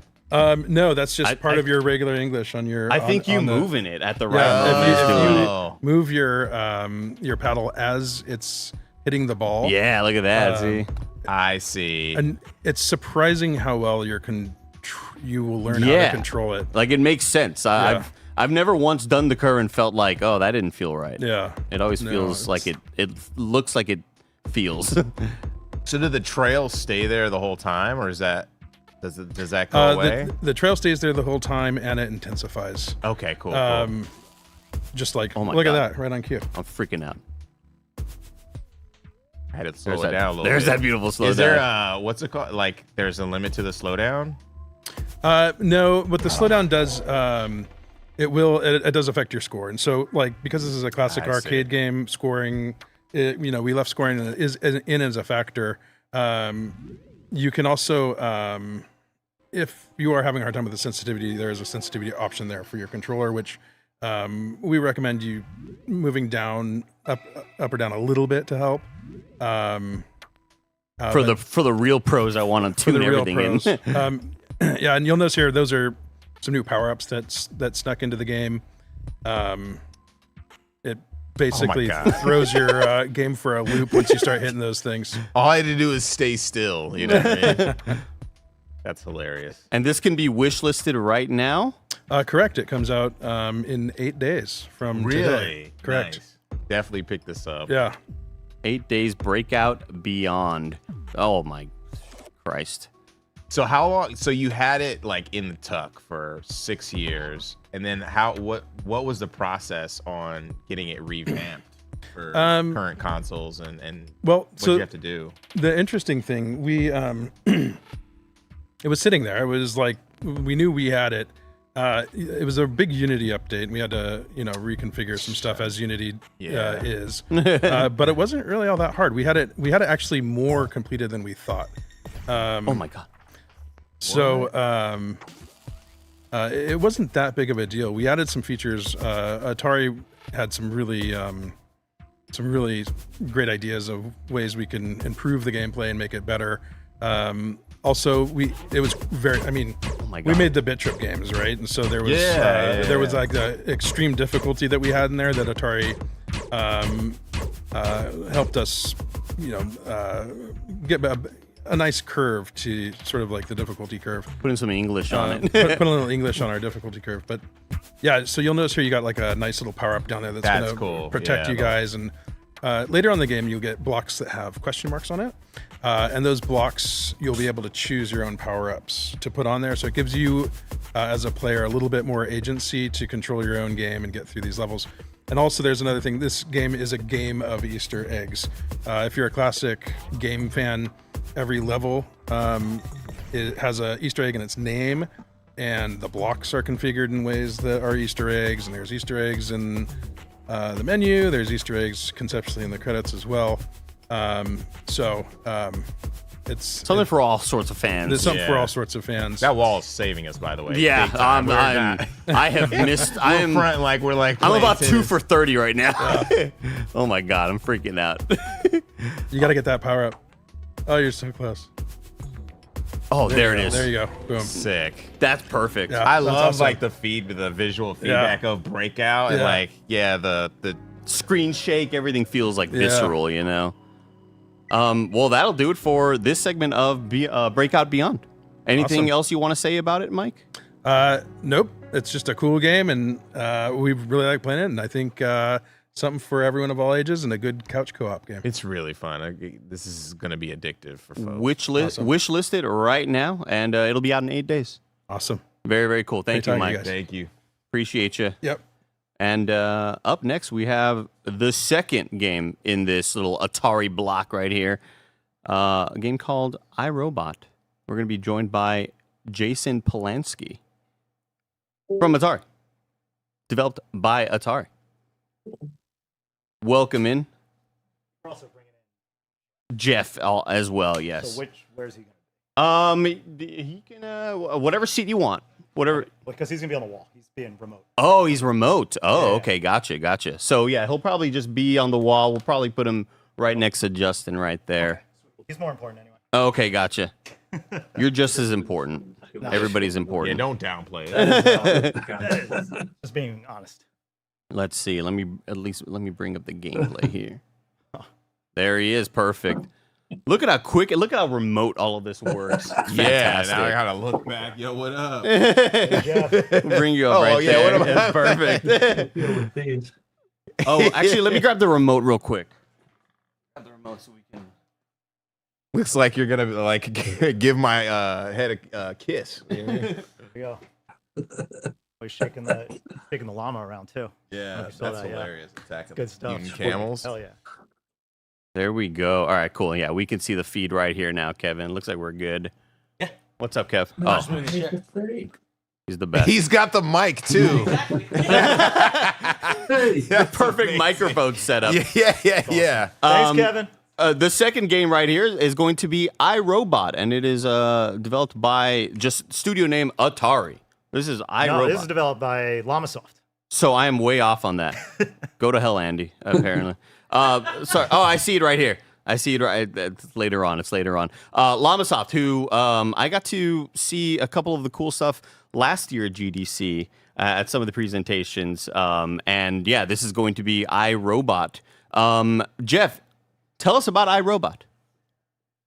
Well, it's based on an old arcade game.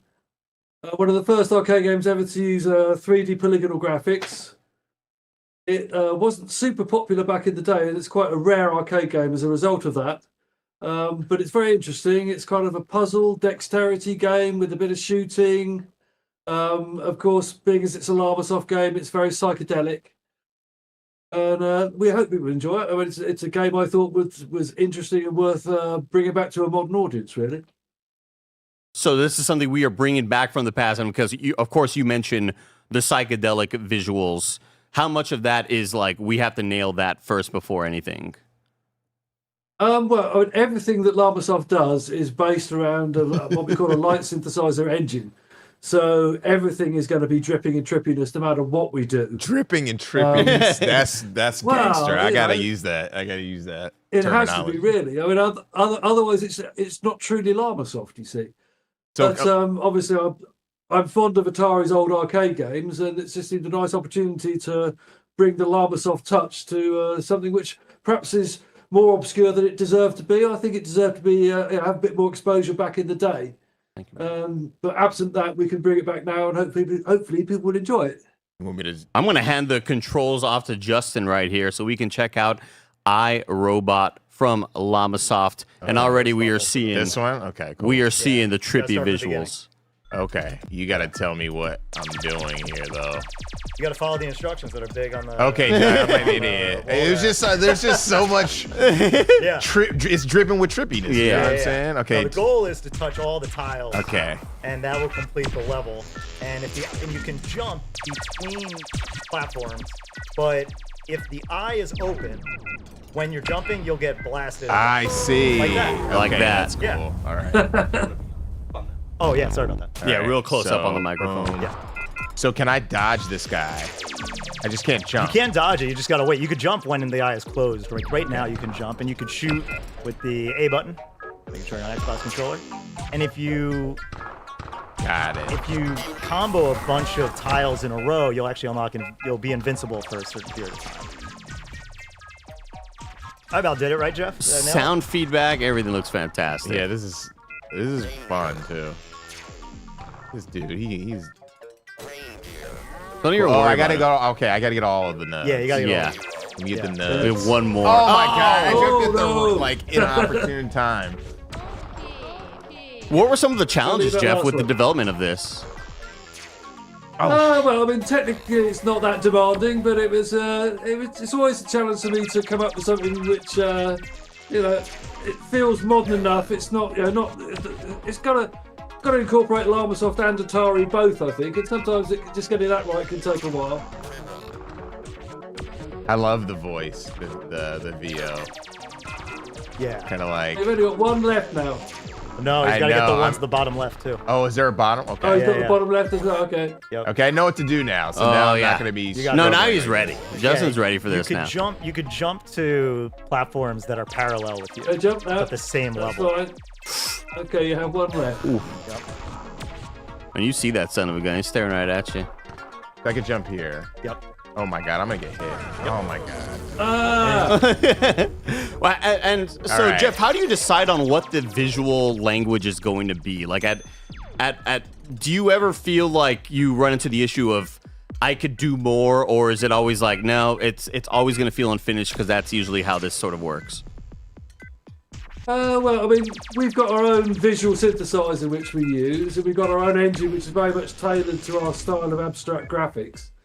And I just tend to work within that, really. And the nice thing is, because we're using our own engine, if I want some new feature, we can just build it in ourselves. So I tend to start out with a rough idea of what I'm going to do, and just build it up as I go along, really. You could just blast. No, not anymore. That's freaking awesome. Yeah. Well, fun fact. So I got to visit Jeff on the farm, and it was when he was fine tuning the visualizer. That's fine. Just around the outside. go right. That's it. There you go. Got it. But that was when it was just coming in. Now we go to the shooting phase. So hold down the fire button and shoot as many of the things as you go along as you can. Oh man, this is trippy This as hell. is cool. Oh, I like these little floating platforms. Oh, this is pretty dope. Is it just shooting right here, or do I need to? Yeah, this section is a transition to go to the next level. Okay, cool. But you have to try and shoot as many things as you go down as you can. Just hold down the button, and Okay. it shoots continuously. And is that what sort of the rhythm of the game is, Jeff? It's going to be, it's platforming with the shooting section kind of always dividing and connecting those two sections? Yeah. But basically, this is the transition phase. It takes you between the platform stages. And it's an opportunity to get an extra life. If you don't die in this level, then you get an extra life at the end of it. You get an extra life. You nailed it, Justin. You nailed it, Way Justin. to go. You nailed it. This is really, really cool. You guys are really bringing back a lot of these games to new users. So every level has, you notice at the bottom, those 4 stars? Yeah. Basically, those are like certain achievements you get per level. So there's a time, there's like a part time you could hit. There's a do not die, so that's pretty self-explanatory. And then hitting all the tiles, which is required. So, but there's also a secret objective on every level. And it's literally a secret. We don't tell you what it is. Oh, okay. So, and they all have their own different hook. Jeff, can we tell them what the secret is for this one? Just kind of give a taste. Oh crap, that thing The is. secret of this one basically is if you stay on the bottom row, wow, the row that's closest to you, and you shoot the chickens. Got Then for smashed each twice. chicken you shoot, you'll get special power, which will remove the tiles by just shooting them. So if you stay on the closest row, yeah, like stay in the back and shoot the chickens. And Those are chickens? Well, yeah, of course. obviously. That's awesome. Yeah. Keep missing the You chicken. can hear them cluck when you shoot them. So yeah. Oh, they. Yeah. See, so when Oh my so god. once you And then- yeah, go ahead, Jeff. Once you hear the whistling, then all the bullets you shoot will actually remove the tiles. Got it. Yeah. So you can flatten those in front of you to clear that. Yeah, what we do is cool. first build the 2 bridges. Okay, so I build There the you 2 go. bridges. Go here. Yeah, so you can jump to the left. as Jump well. over there as well. Go on quickly before it's Okay, fine. Now hang back. Okay, now just hang back and shoot chickens. Yeah. Shoot the chickens, on the bottom Justin. row. Yeah, shoot them chickens. You know what I mean? So I Yeah, can get so those now these high-priced will- eggs. Yeah. So see now your shots will paint the.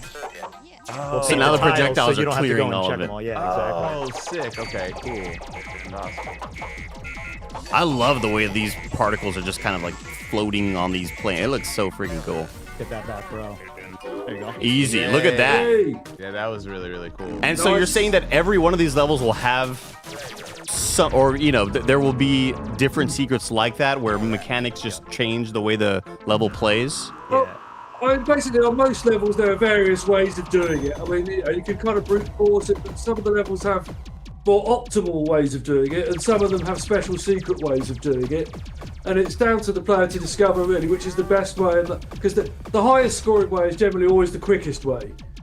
So you're able to try and do them as quickly as possible. And sometimes you just need to sit and puzzle with it for a while to work out the best way to do that.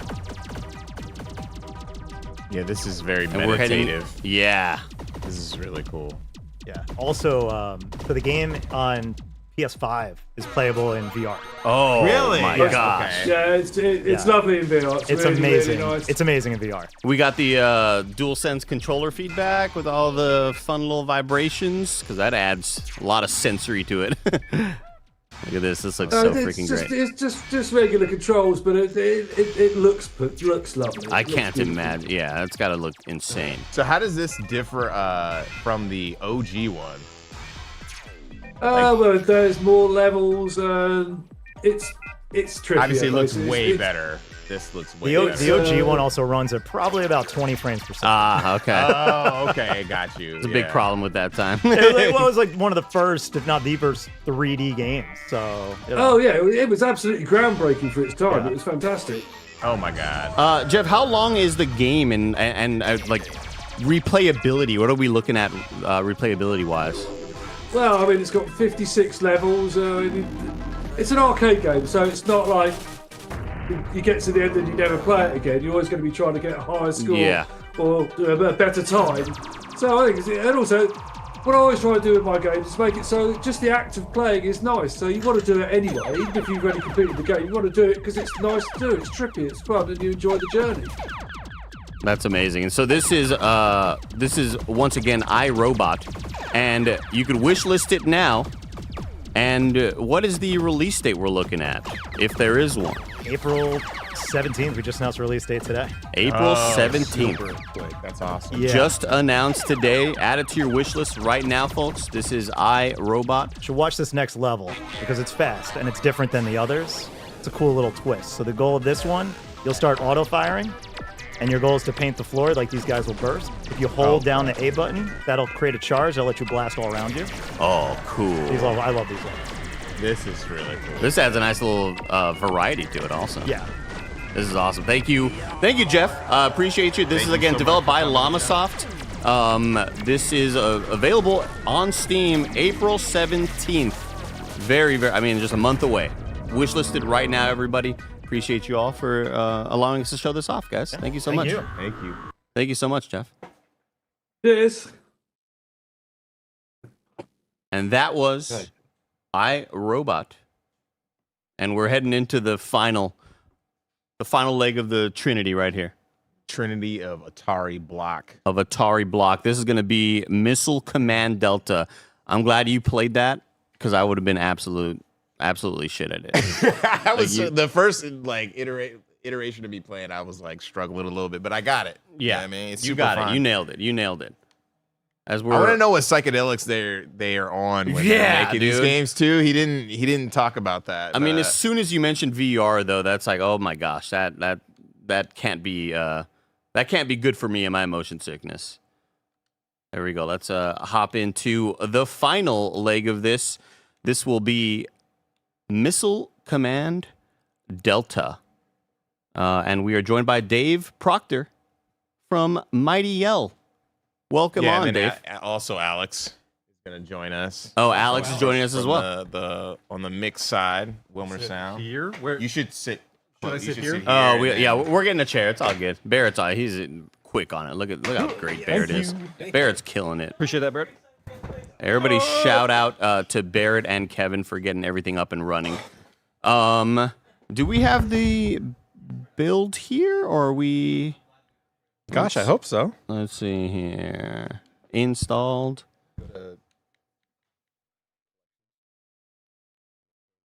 Ah. Okay.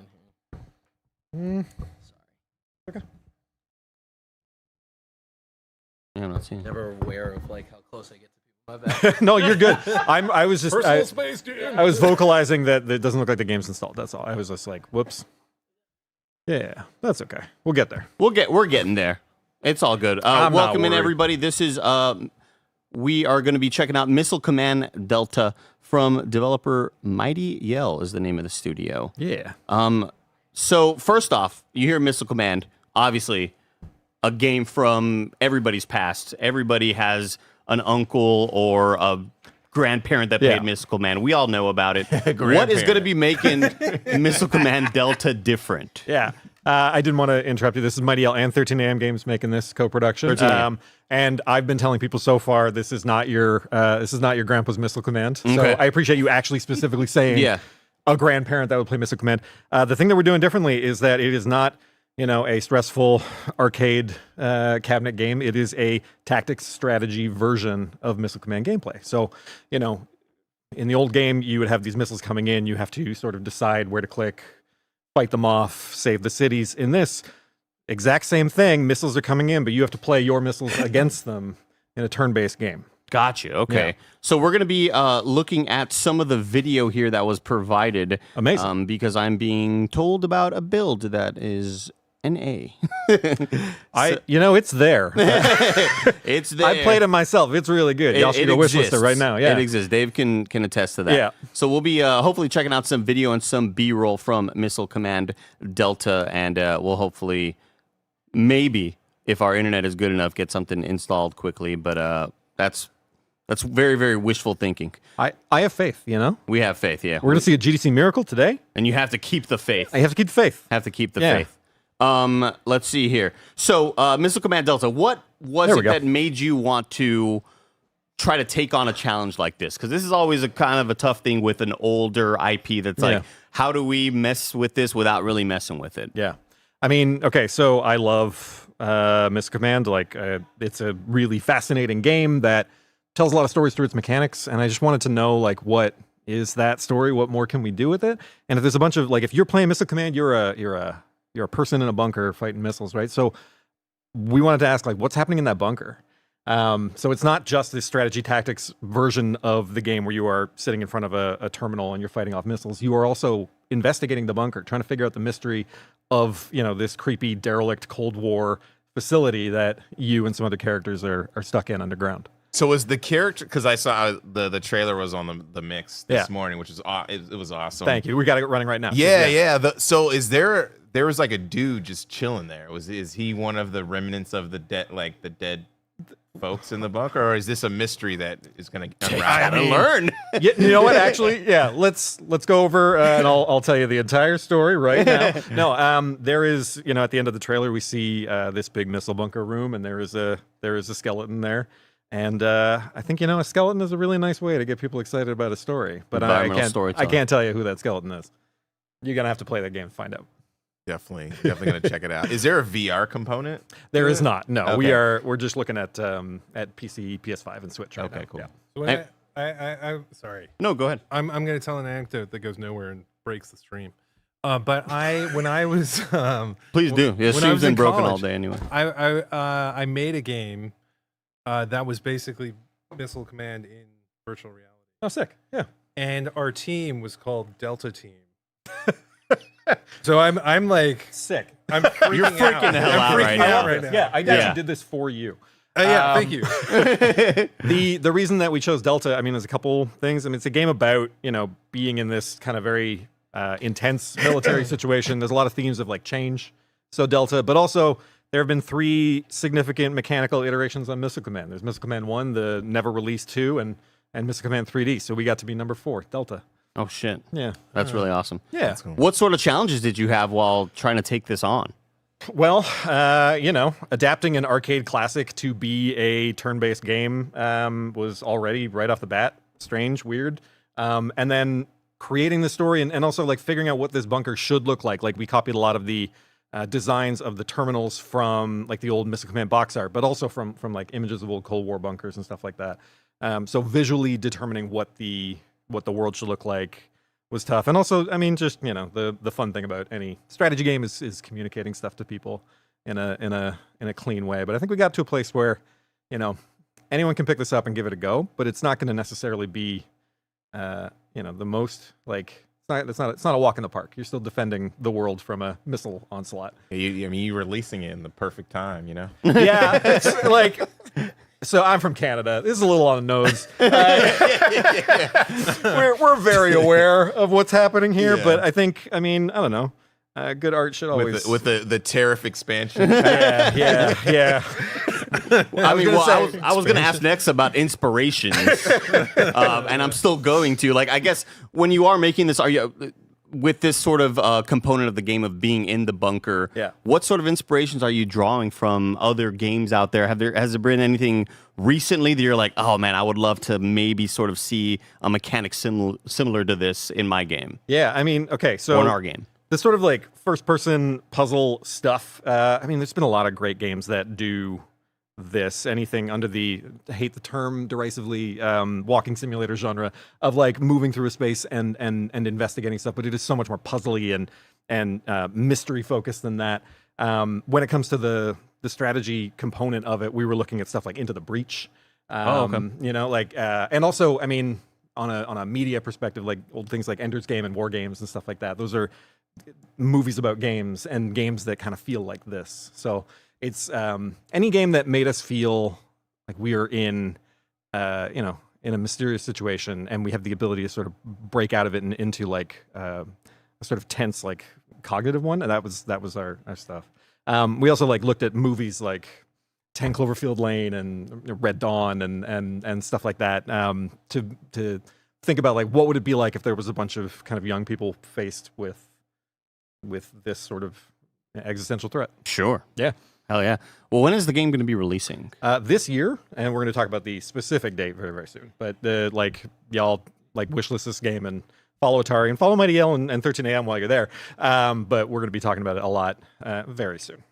So releasing sometime soon-ish, and you said wishlist right now on Steam. Definitely wishlist it right now on Steam. But if you're looking at this stream right now, just do it before you forget. It's going to take you no time. But yeah, releasing very soon. We'll have a lot of news about the release date, and we're going to talk more about sort of the story and the mysteries of like what's happening in this bunker in the next couple months. Yeah, I'm seeing the turn-based strategy game is wrapped in a twisting narrative thriller. Great for mystery fans, completionists, and players that love to explore and solve puzzles. I love the marrying of these genres. I think it's like kind of really awesome. Something that we like doing at Mighty L is like taking any genre and being like, how can we make it just a little weirder? And this is, I think we nailed it here with 13 AM and with Atari. How long's it been in development? 2 years, I think. Just coming up on 2 years, probably. Very cool. Yeah. What engine are you using? We are using Unity. Very cool. Yeah. Awesome. What you got, Justin? Next. I was going to ask about the art style. Yeah. You have like this really interesting, clean aesthetic. Yeah. Can you kind of explain where you got that inspiration, or why you chose that? There's a couple, there's a very easy answer of like, I like cell shaded stuff. We like cell shaded, clean looking stuff. And you could go the very, very realistic route, but I think there's something about doing super realistic with a game that is about the intense kind of themes of war and personal struggle and stuff like that, that we kind of wanted to dial it back and approach it with a bit more fun, a bit more joviality. Like it doesn't have to be, doesn't have to look like Stalker. Like Stalker's great, but like I think if it did, then it might just be a bit of a bummer. Too real. Right? Yeah. So we wanted something colorful, and we wanted to draw a lot from like old, like this logo, the Mystic Command logo. Add to the retro. Super vibe, retro, but push through this kind of like cartoony aesthetic that I think Mike, our director on it, just absolutely nailed. How what's the game length like? How good are you at video games? Because that's super good. You're asking the right guy right there. Yeah, super good. Super good. So the one thing that I, without being able to quote it exact, because like, I mean, people replay specific puzzles and stuff like that. We have multiple characters that you can sort of get to know and potentially get to know on multiple endings. And if you are, like me, someone who wants to know what's really going on, maybe you want to try to get a little bit better at the terminals, and maybe perfecting them is a path to maybe the coolest thing in the game. The true ending. Hypothetically, like without saying too much, I think it would be a really fun thing if you tried to get really good at this game and found the stuff that we have hidden for you in there. Very cool. Yeah. Well, everybody, this was Missile Command Delta. Wishlist it now. There's no definitive date yet, but it's coming very soon. It's coming very, very soon. Thank you so much to Dave from Mighty Yell and 13 AM Games. 13 AM Games. Thank you so much. Appreciate you all sharing this with us. And up next, we've got me and Bless to talk some games. We'll see you in a bit. Well, I'm just going to stay here, so I'm not going anywhere. Justin, you did great. You gamed so good, dude. Your gaming is so great. You, top tier gamer. Your gaming so great. Thanks, y'all. I appreciate you. Thank you so much. Thank you so much. Yeah. Up next, we got me and Bless showing off a little game called Unyielder. I think that's jumping in with. I think I'm jumping in with this. Yeah, I'll be you're on hanging this out one with us too. too. Yeah. Oh, cool. Sick. Yeah. Awesome. Grab this chair. What up? What up? We got joining us John Davis. What's and up? You're gonna have to help me pronounce this. Shueisha? Is that the studio? Perfect. Shueisha Games Nailed here. it. So Shueisha Games is the publisher. Gotcha. The studio developing the game is called True World Studios. True World Studios. And let's get you real close to the microphone. Oh yeah, we'll talk right as into close it. as close as you can be. Pull this down some. Now, Unyielder is what I would call this is a Twitter game. This is a game that I've seen in GIFs. I've seen this a lot of places and go, okay, I'll try to remember that. I have a real bad memory. But as soon as I saw a trailer, I was like, oh, it's this game. Yeah. And I've seen it before, and it's something that I'm like super into visually. It's a boss rush first-person shooter game. Oh, that's all I need to hear. With like roguelike elements, right? So if you've seen like trailers and stuff or clips from it, then good. Then we're doing our job here. Like, because I think it's very conducive to like very, very quick bursts of like to understand what the game is. So you basically play this like kind of avatar that has just come to life in this desolate dystopian world, right? And you are like going through fighting these various factions. But at its core, this is boss rush, right? So you want to like jump in, get some weapons because there's these roguelike elements, right? So you're gonna jump in, you get a weapon, and then you start getting perks to like mod that weapon out. And so every run you have is a little bit different based on the perks you have. Just overwrite that. Just go ahead and There you it's go. cool, like seeing the cinematic element. I remember we played it at Bit Summit, and like there's new cinematic elements. It's really filling the game out. It looks cool. That was so our first time showing the game with True World was at Bit Summit last year. Since then, we've taken it to a few different shows. Fortunate enough to be part of the mix this year, and yeah, they've really like leveled up. They're a new studio, but they've got a lot of like development experience as a whole. I mean, Southeast Asia now is like popping, right? Like so many developers coming up, and so this collective they've kind of put together. Really leverages all the experience they've had so far, and with every build that we get, every time I play the game, it's just better and better and better, and just more polished, more fun. So yeah, awesome. Well, let's hop into this. I want to see what this looks like. Oh, this looks cool already. Voice of Bless. What the? That's not. It should not be moving. Well, it's goddamn moving. We can put gosh darn if you want. I'm not trying to offend anybody. It's a stampede. We got troubled. All right, we just got a gun out. Some of the conclusions: how unsightly. Key art. Let's get into the game. The character design is dope. Yeah, I love the character design so far. Thank you. And like, there's a lot of little. Right now, we have only really introduced one character, but there will be more to come in later. Like as you play the game, they'll unlock more things here. Just need everybody to know that like when I die, it's because I'm not playing in 240 hertz with my keyboard mouse. All right, so just understand that, everybody. Okay? I want to shout out that tutorial screen right there because it's quick and to the point. Right, I played a first-person shooter before. Give me the if it plays like other ones I've played, just give me the controls real quick and like get me in the action. Oh my god, I'm terrible. Okay, this is like to show you how to slide through here and jump here. I gotta click melee on the this stuff stick. to get some get some armor, yada yada. And then you're gonna go up to the left there, and then dash past these guys. There you go. Ooh. Yeah, you're gonna have to pass the controller in a few. I might need to. I need to get my hands on this. You know, crouch and dash here. Oh, crouches. I think it's either. Whoa! Oh my god! I got destroyed. From I think it's one of the. This is what we get for not reading. Yeah, no, you probably should have read the tutorial.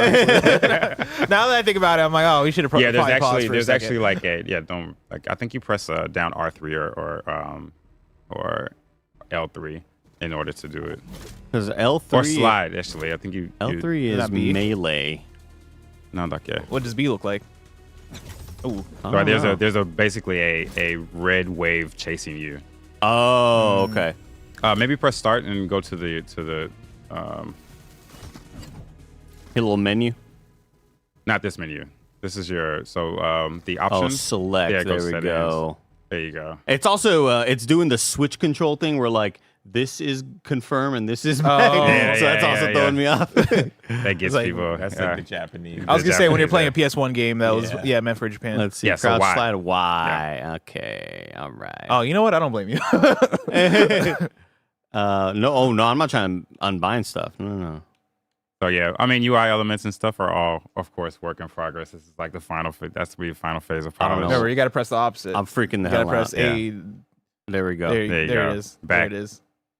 I don't want to save and exit. Yeah. I'm just gonna hit.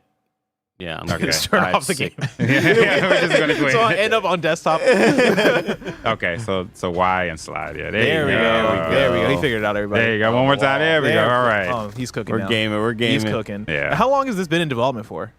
A couple of years now. We're aiming to release in a couple of months. We haven't announced the release date yet. You can aim down the sights with the so you have an altar fire. Yeah. Ooh.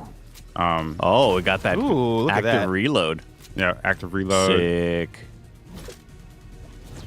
All right, so this is our first That was little so boss. easy. I didn't struggle at all. No It's issue. like multi-levels struggling. No issue. We know how to move now. But Bless feels me though. Bless is like crouch on a Y. That's what's kind of Yeah, crouch and slide on Y. I'm like, I can understand a little bit of a struggle there. It's Yeah. different. Yeah. Let's I'm like, see. are you trying? You're not pressing B? What are you doing with it? The effects look sick. Yeah. I love that. Oh, minor boss. Oh shoot.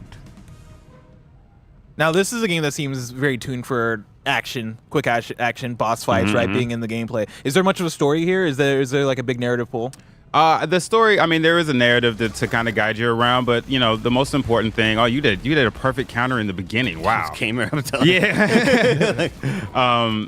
But the main thing that we want to focus on is like those FPS fans and roguelike fans and you know boss rush fans that you know the story's there to get you in, but the big thing here is like to have fun and experiment, figure out how to break the game, and so you see that just melee them. Oh, nice. So now you break Okay. them. You can counter the bosses whenever they flash. If you hit them when they flash or right after they flash, it'll pause them, and you can go in and do more combos. I'm loving what's happening visually. Yeah, here. the visuals Yeah, it are looks super dope. sick. Thanks, Striking as It's hell. like a lot of texture to it. Yeah. Yeah. It doesn't look like generic, those particle effects. So you're gonna like trick out like after this boss is done. You can see the meter down at the bottom. You like for the different phases for the boss fight. Oh my god. Nice, Look at that. nice. You did another Big perfect parry. counter. Look at that. So if you melee when they do that flash like that, you get the like, you know, the okay. JoJo attack. I was actually gonna ask, like, you know, are there inspirations you had going into this game, right? Like when you see the right, like anime was the thing that came to mind for me. Yeah. I mean, the team are all big, of course, fans of anime. You can see it in a lot of the designs. Big fans of Japanese games. Of course, shooters and boss rush games. So they're pulling from. I think that's one of the strengths of being in Southeast Asia is that like they get to pull from a lot of different things without a lot of the biases that we sometimes have. You know, and you know, Japanese developers are like, you know, Nipponichi, like we're the best, you know, but we want to like kind of get some Western audience, so we'll put a little bit of stuff in there, you know, or you know, Western devs are like, oh, we want to get that Japanese market, so we're gonna have a little anime style, but Southeast Asian devs are like, they have just consumed it all, man, and they throw it in, and it gives you a very unique, I think. Boss chest.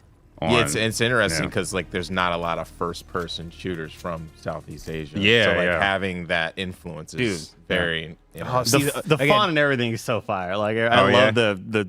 I love the new presentation UI of it. designs Yeah. they put in. You can see so these are the different perks, and you can see the little marks at the bottom as you upgrade them. They come to different levels. So you every time you beat a boss, a perk will drop, or multiple perks will drop depending on the difficulty. This is a list I want to add to Gamescast, Andy. And then best grab that weapon. Best roguelite perk screens. Okay. I like because that. like even in just this stream, there have been enough of like all right, here are your 3 choices. What do you want? And like every single time I see one, I get happy. Yeah, I love that. Cool. Fills me with joy. If you open up that little inventory menu again. Oh, right. You can see your 2 weapons there. Oh, sick. Okay. Right. And if you hover over the weapon, you see your perks. You have active perks. Each weapon, when you drop it, there's a base for each weapon, but there are also like random artifacts. We call them commies that can actually come attached to the weapon. They give it different abilities, different reload times, etc. Yeah. Now, the streets are saying that there's a demo on Steam. Is that true? Yes, there is. We have put our first public demo out for Steam Next Fest. Did really well. Got a lot of positive feedback, which the devs have already put in. Nice. So, and is it still available for people who want to check it out currently? Yep. We left it up because the reaction was so great. Oh, there it is. There's the.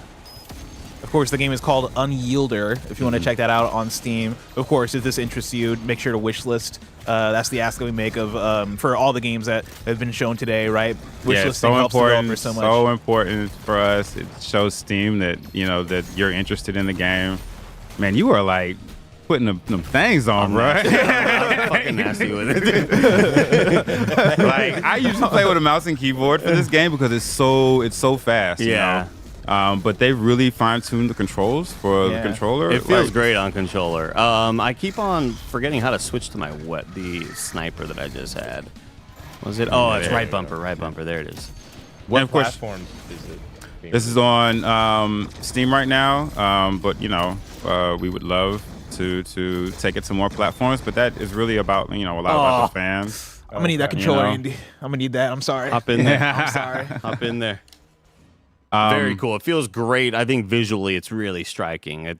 It feels awesome to have that feedback once you're getting the parry and all that stuff down. It's just like it's a really cool. I think they've done a feel. good job with some shooters. I was talking to a dev about this the other day. Like when you attack something in a shooter or like a roguelite or like a 2D game, like you need to have that weight. You know what I'm saying? Feedback. It feels like, and this game like has the great like screen shake. It really lets you know like you just like really smacked them. That sort of hit stop. Yeah. Super important. This is the player mastery. So after you go through runs, like most like roguelikes, you'll earn some experiences you can use to upgrade your character as a whole. You can bring back weapons that you like later on. This is your base here. So if you just go up this hallway here, up this rubble, go over to and punch that and get some weapons if you want. I mean some ammo. Doesn't really matter. Anywhere the buttons. Yeah. That's what I'm saying. You can remap the buttons. And then go through the little portal there. Damn, this looks cool. Are there plans to have some kind of co-op, like multiplayer, or is it just going to only be a one-player? It's a single-player experience for now. Who knows in the future if the game does really well, then maybe Unyielder 2 will be a co-op experience. So go to the demo mode, I think. You hit the A button. Way to go, Bless. Oh, no, I hit the B button right there. Oh, nice. Well, unless I didn't. Well, it's just like I think the reason is because in Asia, the B button area is usually circle on PlayStation, and circle means okay. Yeah. While X is no. So, Metal Gear Solid taught me all that. Yeah. Like, oh damn, things are different. And when they changed I think it was with the PS5, they were like you can change for each game which one is confirmed, because every time I'd go from my Japanese PS5 to my like US PS4, I was like confused. Man, I gotta pick the center one. It's one of those things. Learning that earlier, like, man, I feel so cultured right now. I'm learning about the world. Did you know in Japan? There was a lot of items on the ground that I wasn't sure if they were auto pickup or not. I wasn't sure if I was supposed to be spamming the button. All the ammo is the perks and the weapons. You go and open the chest because it feels good to bust open. Yeah. That stuff is just a NPC you can talk to. And so how many bosses are we kind of looking at right now without getting too, spoilery or anything? There are tens of bosses. I don't want to we have a kind of rollout plan to introduce all the different bosses over the next couple of months. So I don't want to get too specific about just how many, and there's some secret bosses you could actually unlock in this demo. So we want people to try to experience. If you've seen like the key art, then maybe you've seen one. And once again, I'll just read the description for anybody who may just be tuning in right now. Unyielder. is an intense single-player boss rush movement FPS in the form of an absurd and exploitable rogue looter. Assemble your arsenal of destruction, smash your way through Antarctica, and face your own final boss. This is wishlistable, of course, wishlisted, so it gets up on those trending charts, but also demo available. Yes. That's huge. Yeah, go play it. I mean, give us some feedback. Let us know what you think. What do you like? You know, what do you think can be improved? You know, we love we have a Discord. You go to the True World Studios Discord. You can interact with us on all socials. I think on most socials we're play Unyielder. The Discord is the True World Studios Discord, so hop in and that's the development team. Yeah, that's the development team. So I'm with the publisher. I don't want to take credit for all the hard work they've done. You know, we're here to support them. I love the sort of slower frame rate of the explosion kind of animation. It reminds me of like, you know, stuff that Riot does. I love how it's kind of meant to look a bit choppier by. But you press down, press L3 when that comes up. You get the break. Oh man, that's tough. That's what happened, man. you were like, give me that controller. Andy got the controls, you know. You were like, give me that walkie-talkie. Let me see that real quick. No, he got started off earlier, yeah. Yeah, he got the tutorial. I didn't get the tutorial. I didn't know the buttons. He knows how to crouch. He had a counter. I don't know how to counter. I don't know what the buttons are. Movement actually gets bigger too. You know, you'll have like, you can modify your dashes. You have a grapple that you'll unlock later on. This is just like areas you can shoot things, kind of experience, talk to the NPCs. If you go up to the top, I think is it here? This is your vault, where you'll be able to save the weapons you bring back from runs. And there's a vendor there as well where you can sell weapons that you have already, that you don't want to use. And the NPCs who are going to give you, a little world building. Very cool. Yeah. Unyielder, get the demo right now, everybody. Please go play the demo. Why the hell would you not? It looks sick as hell. Make sure to wish list. Support the devs how you can. This looks really cool. Thank you. And you said it's coming out in a couple of months. Yep. Not a solid release date yet, but look forward to it. Yeah, check it out. I think hopefully pick that up. See hopefully before the summer. Nice. You know, all depending on, you guys know how game dev is. It's always like when it's out, when it's ready. Yeah, I was talking to some devs. A couple months. A couple months. Yeah. You know, I was talking to a dev like, let me explain this really quick. You have different paths. So war is the most difficult. Okay. You'll have multiple. You have a major boss, a couple of minor boss. That's probably what blessed it. That's why it was so hard. Oh yeah. Exactly. Skirmish is the easy one. You'll have like a couple of minor bosses, and tension is the medium sized one. So. Oh, okay. Let's just do the hardest one. Go for it. Yeah, you got exactly 60 seconds to make it happen. Let's die immediately. Yeah. Oh shit. I was got locked in right there. As Andy hops into this, remember this is the Mix Cross Kind of Funny showcase. We're going until 5 p.m. looking at a bunch of different indie games, a bunch of games that are in the showcase that happened earlier. This is Unyielder. If this looks cool to you, again, wishlist it. Check out the demo. We'll look forward to it in a couple of months. So he's going after like one of the major bosses with no perk upgrades, with a base weapon. I'm ready for this. Yeah, go for it. Oh my god. Oh shoot. What the hell this dude I was is gonna doing. say, that looks bad. Who's freaking out? Oh, he's got those missiles at that. Yeah. So you can see him flash. Like you can hit him when he does that flash.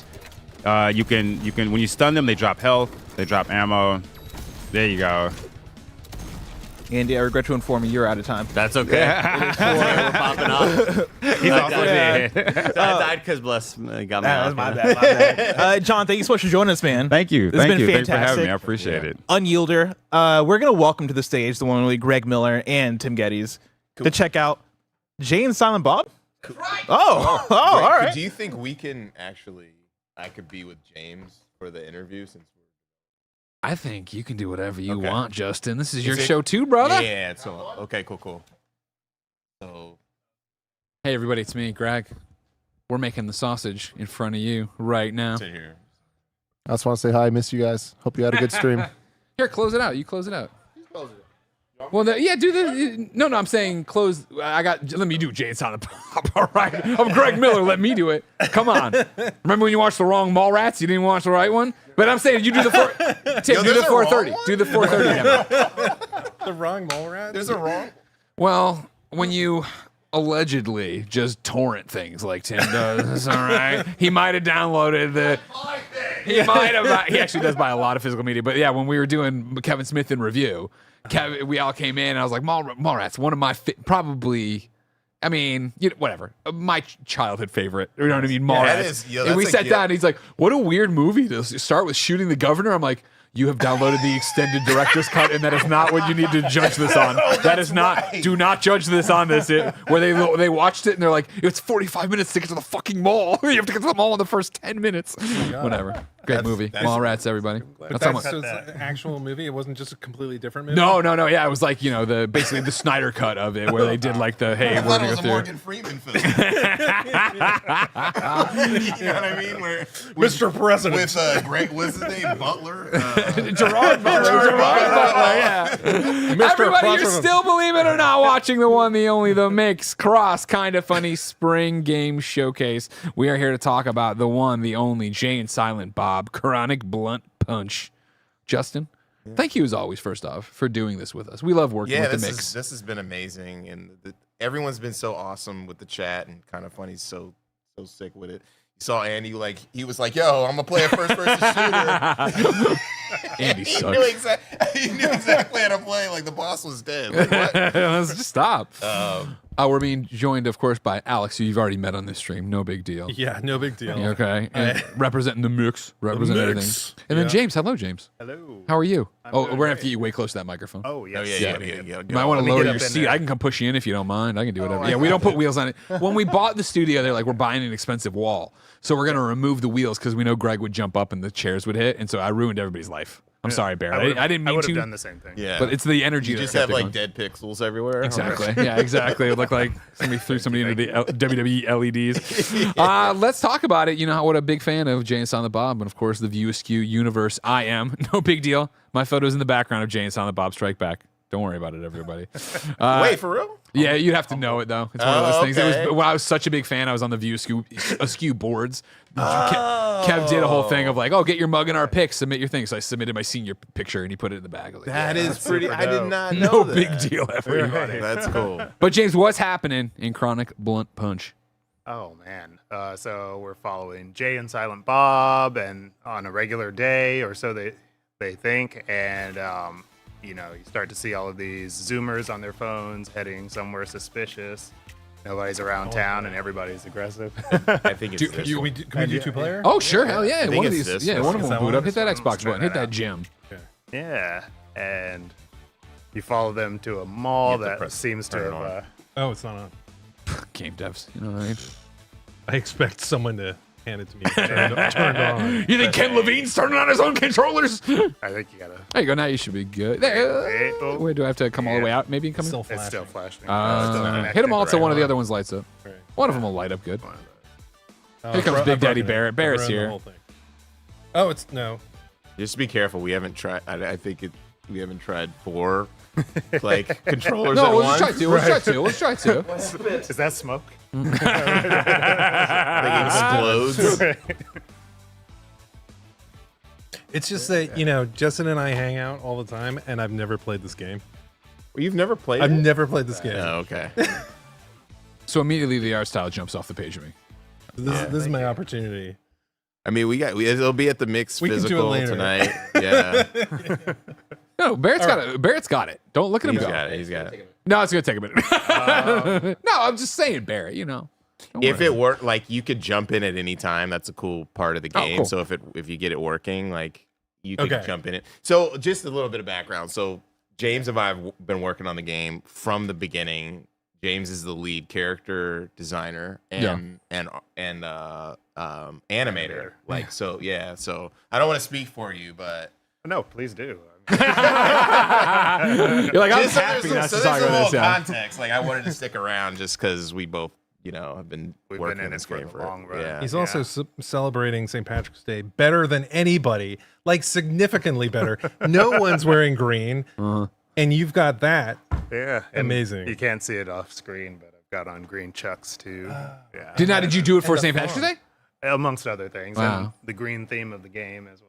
Fair enough. Yeah. Yeah, I have one green bead. It counts. Count it, everybody.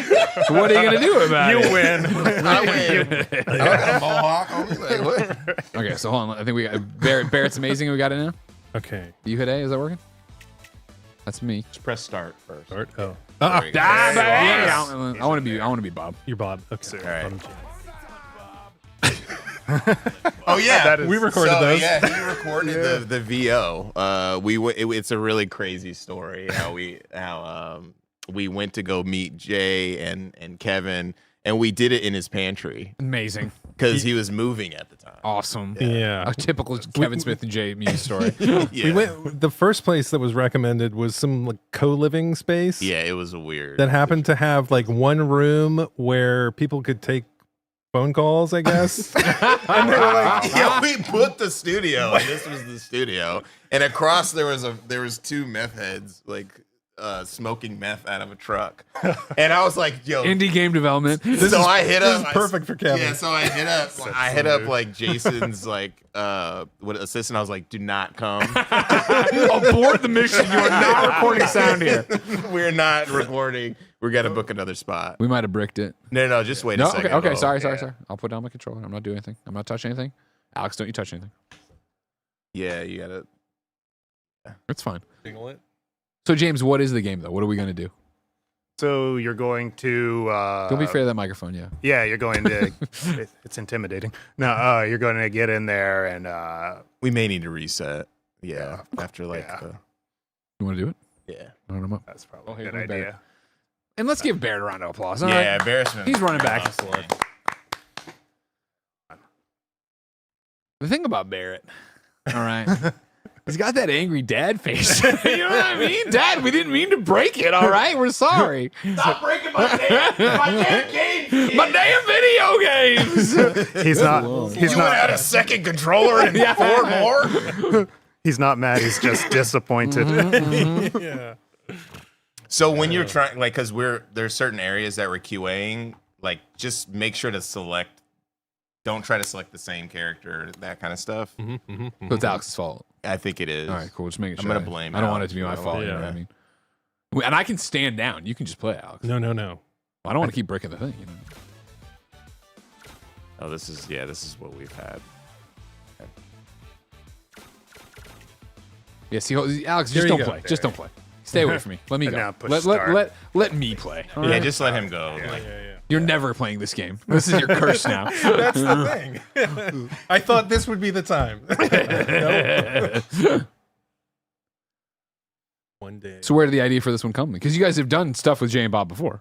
Or this was Jay the and Kev. main. This was the main. Hopefully, it doesn't hang again. Oh man. If it And does, we may got have to footage. check- We just play footage if you want. Yeah, we could do that too. We're deviating to footage. This Yeah, game's that's not real. It's one of those vaporware games. Doesn't exist. No, yeah. So we like this is a long time ago. This is back in 2016. We worked with one of my friends, Trevor Furman, who was in Clerks 2. He asked Who was he in Clerks 2? Kevin. Pillow Pants. Yeah, what's his name? Oh my God, that guy! You know him? Yeah, he's Holy shit, that's awesome. Elias. Elias, yeah. I know my yeah, of course, of course. Yeah, so Elias, and he was like, he asked Kevin on the set of Clerks 2, can we make a game? And then a friend who was working at Warner Brothers at the time, they were working on the MOBA. Remember the DC universe? Yeah, of course. How can I forget? Infinite Crisis. Yeah. And he was like, hey, I have this friend who knows Kevin Smith, and no, he didn't even say that. He just said, I have a friend who wants to make an indie game, and then it ended up being Trevor. And I was like, what? You're in Clerks? You like buried the lead here. Yeah, This and he would've was been like right down the street from me, and then we ended up hitting it off, and he's like, I have the rights to the game. That's awesome. And when that happened, I didn't really believe him. And then we hung out a few times, and then he basically I said I need to see an email from Kevin, And that has the Kevin rights. sent me an email with Trevor, and he's like, "We're good to go." And so that's incredible. Started. And so was this always? Because I remember Mall Brawl, right? Like that was. So like, this was basic. This is the main game. We've been working on this forever, and then Mall Brawl came about because we were basically self-financing it, self-publishing, and we were doing all of this stuff on our own. We worked with Fig to help do the crowdfunding investment. Got it. And in the middle of like the development, there were some things that happened with the platform. We didn't have the full funding, so we partnered with Limited Run Games, and they worked with us to fund a NES game. Okay. And the NES game was built to fund the rest of this game. Oh, fascinating. Because this game is pretty huge. You know, Yeah. like we spent a lot of time. You I should mean, the jump art's into incredible. The art's you the should art's- jump into some of the character design stuff. Yeah. I was kind of approached in the beginning to just kind of try out an art style when we were still funding, and it seemed to go over pretty well. So the team was really supportive. They kind of gave me like complete creative freedom with the character descriptions, Yeah. and so they were like, "Go big, and we can always reel you back." And so. You're like, I'm gonna go as big as possible. I did. In some cases, literally on the characters, but and they were just like, be crazy with it. We have like a hipster character that fights using his facial hair. I saw that in the trailer. So Hard yeah, to it's miss. like, stuff like that, and so we just went big with it. Yeah, if you look at the environment artists, Michelle and Alex. Michelle was initially playing up all of the weird lore stuff. So if you look at every inch of the game, there's like weird like jokes that pertain to the universe. So this is like obviously the quick stop. Of course. Have you gone? Did you have to go? Did you have to go take your photos? Yeah, we went over there. We've Reference. done stuff in Red Bank, which is cool. Yeah. Like we went to the theater. I was on a panel there. Hell yeah. And everyone's just so sweet. Like the whole View Askew team. Oh and- my God, amazing. Yeah. When I went to make my pilgrimage to the Quick Stop, like the owner came out. Like I was in front of the old video store, and he was like doing something. He came out. I was like, he spooked me and my wife. And then he was like, we hit it off. He's like, here's the tour. Like brought me through. He's showing me everything. Like, this is insane. And while I was there, a fan showed up to also do it, and then they recognized me because they knew me from Rooster Teeth stuff. Like, That's cool. weird. That's really cool. So we recreated the space, obviously. And then you'll see like the infamous bathroom. Yeah, of course. Yeah. Which never really gets shown, so we like took some liberties. Yeah. We got to. This is our contribution to the Venus universe. Yeah. So this is like, imagine, how Kevin, he plays around with like different tropes in film and comic books. Yeah. This is our version for games. Love We that. Utilize a lot of like, our love paying homage to beat 'em ups, brawlers, Streets of Rage, Final Fight, that kind of thing. So to work with Kevin on this, like, how often are you checking in? Like, is this like, are you doing like weekly, monthly? Is he very hands off and he wants to just see what it is? He's awesome. Like, Yeah. So it's not even that often, but when we see him, he's been loving it. So we don't want to bug him too much. Too. We're like, we've worked on other licenses too. Like we released the Rugrats game. Yeah, of course, yeah. And so, and that is a totally different thing because we're not really communicating with the creator, and they're not hands-on. But the fact that he knows Trevor and like we became really cool with everyone. They worked with us on the launch of Mall Brawl. They've entrusted us with the brand. Incredible. Which is great. So we'll hit him up. Like we showed him, we did a pop-up with Limited Run.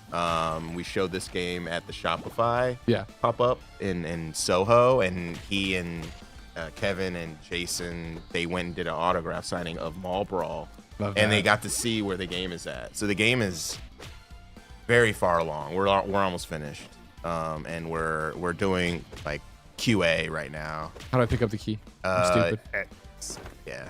X? I think it's the X. Try Y. My turn, motherfucker. Yeah, I think My turn, motherfucker. It's one of the face buttons. I think it may be switched. I hate you do it. You pick it up. I don't know. This is like brings up every part of my like for the side scrolling beat 'em up genre that like I do love, but I always feel like I'm the guy who can't line it up perfectly. Yeah, I'm trying to punch and somebody's below me, and I'm like, God damn it, I can't get it done the way. Yeah, I I think we hit. I don't know why we hit this weird bug. Oh, there we go. Okay, Bam, it was crushed it. actually X. Dante.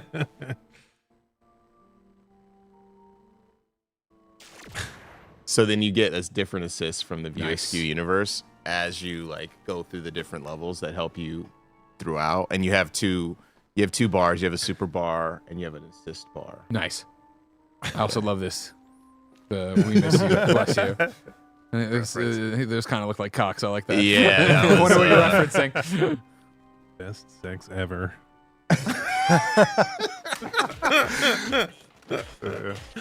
Mass Effect. Yeah, I would say this is all. This is definitely all Tomb Raider. Michelle who came up with all this. Like, Those puns and references. Yeah, she loves puns. Shout out to Michelle. Fat man. Mass Effect is hilarious. We were trying to like be super safe. We're like, we're not gonna have any too crazy dude jokes and stuff like there. And then Michelle like outshined us all. She was like, "I'll show you." Yeah, The hell you won't. Jay, Silent Bob. We gotta get there. Sam Hung. That's a nice one. that was my idea. The U is Even the brilliant. kids, Susie Snap, and then there was a Timmy talk in there. Oh yeah, we had a lot of fun with the names. They're so ridiculous. So the narrative here is what everybody in the Jersey has been possessed, kind of, or like by Yeah, the by devices. the phone, they turn Got into it. like these zombies, and they're trying to figure out Yeah. what is going on. Yeah, I love that. I You're love that. essentially following them and fighting your way through. And is it the nugs that you pick up that contribute to the super yeah, meter? you get the nugs. Yeah. I think you just go down. Yeah, I was gonna say a dumbass. I see the giant glowing door. And I walk right past like a moron. RST box, nice. So that turned obviously Yeah. RST turned into a game store and our version of the universe, and then yeah, definitely my vernacular. No. Finger cups. There's so much. There's so much to take It's in, just right? so. Yeah. There's a lot to digest. Yeah. I think like there's like so Alex, who's a big hip hop fan, in the RST box, there's like all those are album covers like that you could barely see. But I think he made sure to make it. Yeah, there's like a Kanye West, there's the Chronic, and like just he made small thumbnails. So yeah, you have your light attack, you have your heavy attack, you have like a launcher, kind of like Marvel vs. Capcom. Okay. And that's like I think that's down and heavy. Yeah. And then you have a dodge, you have a run, so you double tap to run. There's a lot of, and then you if you press I keep thinking like Xbox or PlayStation like circle, I think that's your tag. So you could tag between the players. Yeah, I've been doing that a lot. Yeah, and it's mostly a strategy because once your players both are dead, then that's game over. Got it. So you want to make sure that each has enough health as you're moving forward. There you go. So you got your air combos. Are these the kids from Dogma? Yeah, exactly. Yeah, the hockey hooligans are. Yeah, so we play a lot. We have a mix of characters that are like from the movies, and then some that are from other like beat 'em ups that we're like kind of playing. I don't know. You Parodied. You should talk some about that. Yeah. We kind of wanted to pay homage to like a bunch of the older side-scrolling beat 'em up games. For sure, and yeah. You'll see some references to characters that are just like parodies on like other characters. Like there's a lady character named Remedy that's like a parody on Poison and things like that. Hipster. Yeah, there's hipster with beard. Yeah. That's his name forever was hipster with beard. Right. And there's hipster with baby. Right. He'll always be. And we kind of went in, we kind of dove into like Street Fighter 3, the character Dudley. So we were kind of playing off that with this character. Yeah, his like fisticuffs fighting style.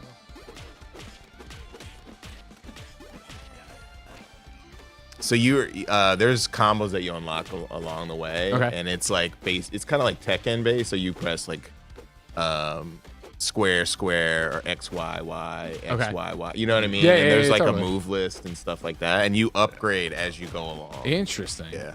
So kind of like a Shredder's Revenge.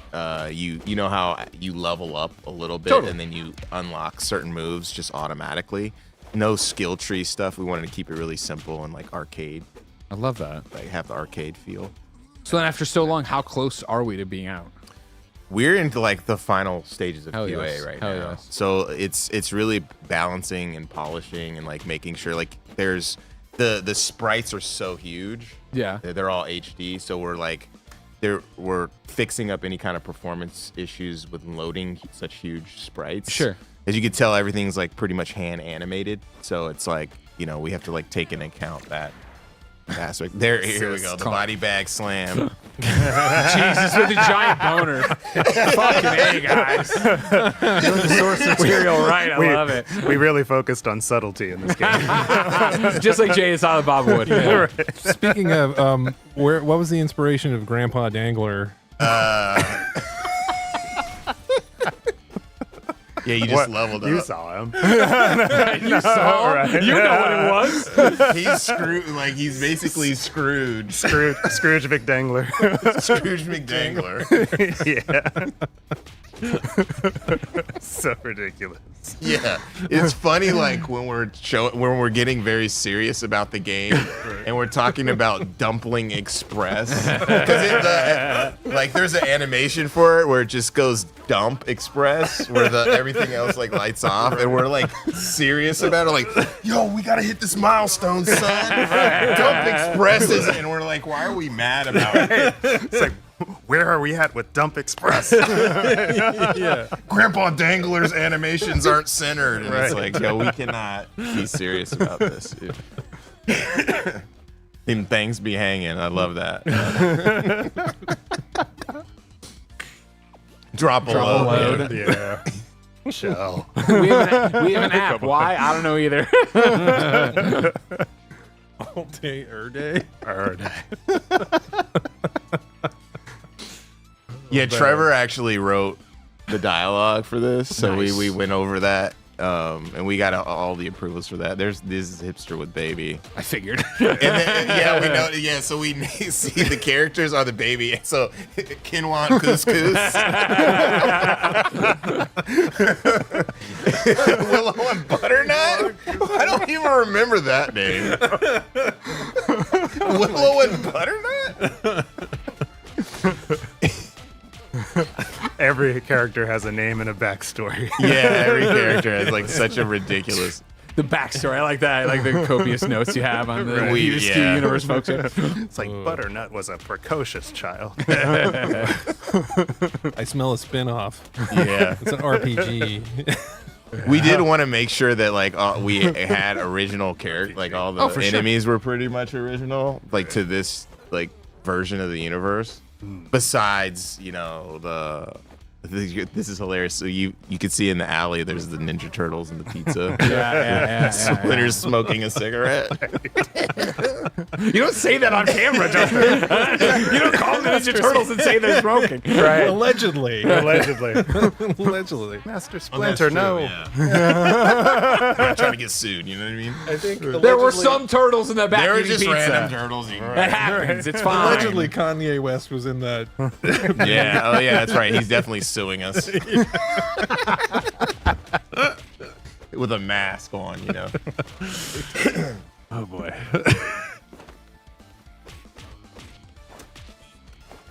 Thirsty hippo. Yeah. So obviously we don't want to get sued by No, Hasbro. Bradley. Rhymes with Hasbro. Fuck, we said the quiet part out loud. Yeah, I know, right? A lot for you to clean up. Yeah, I think Greg, we after the right after This isn't pre-recorded. Oh, here we go, Grandpa. Oh no, this dangles. Dangles.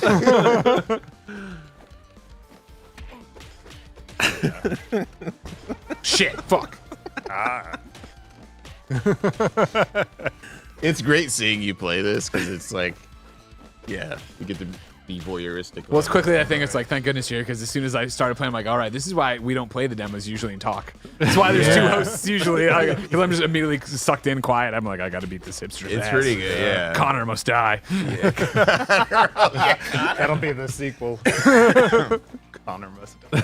Connor must die. Over in the chat, Alex says, y'all sold me. This is on my wish list. Remember, of course, that's what the Spring Game Showcase is all about. If you like what you see here for all of these games, any of these games, go wish list them on Steam so you can help them out, get funding, make sure they get the advertising, make sure they get on IGN. Oh, the Secret Stash. Brody's. Oh, nice.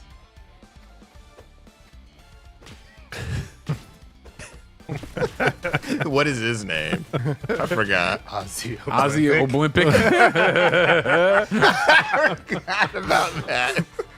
Oh man. I think that was a last minute change. That was so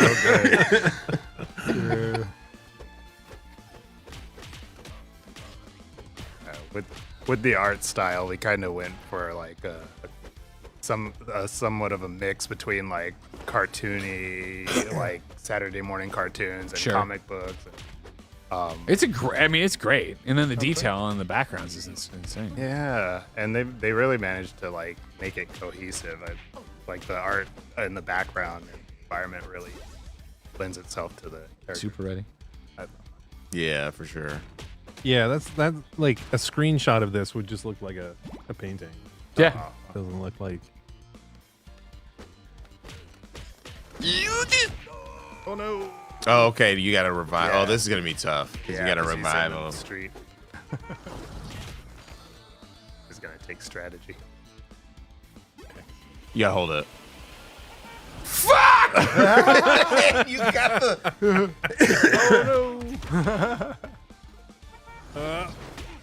Lunchbox! You can do it. You can do it. You can do it. Go, Jay! Come on! Get out of there. Go left. Go left. Go left. There. Okay. Now you got it. You got it. You got it. That's so close. Nice. Good revive. Good revive. Good revive. Hell yeah. So they both have different revive animations and stuff. Nails rule. We gotta save Randall.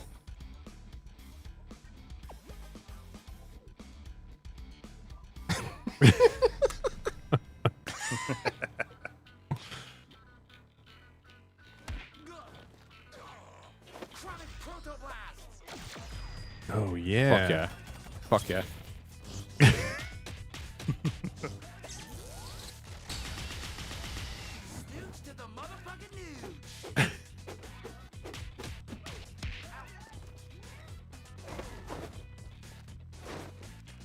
I'm just like I'm like speechless. I'm just watching you play now. Well, it's gotta feel good, right? After all this time to see people playing this game. It's super cool.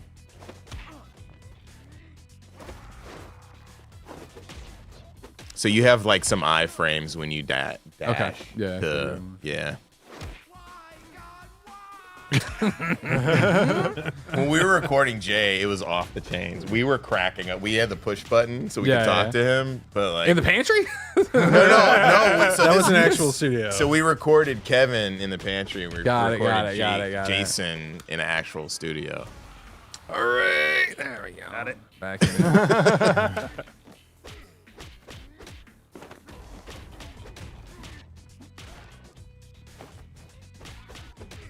You're smashing them. Yes. Come on, brother. Yeah.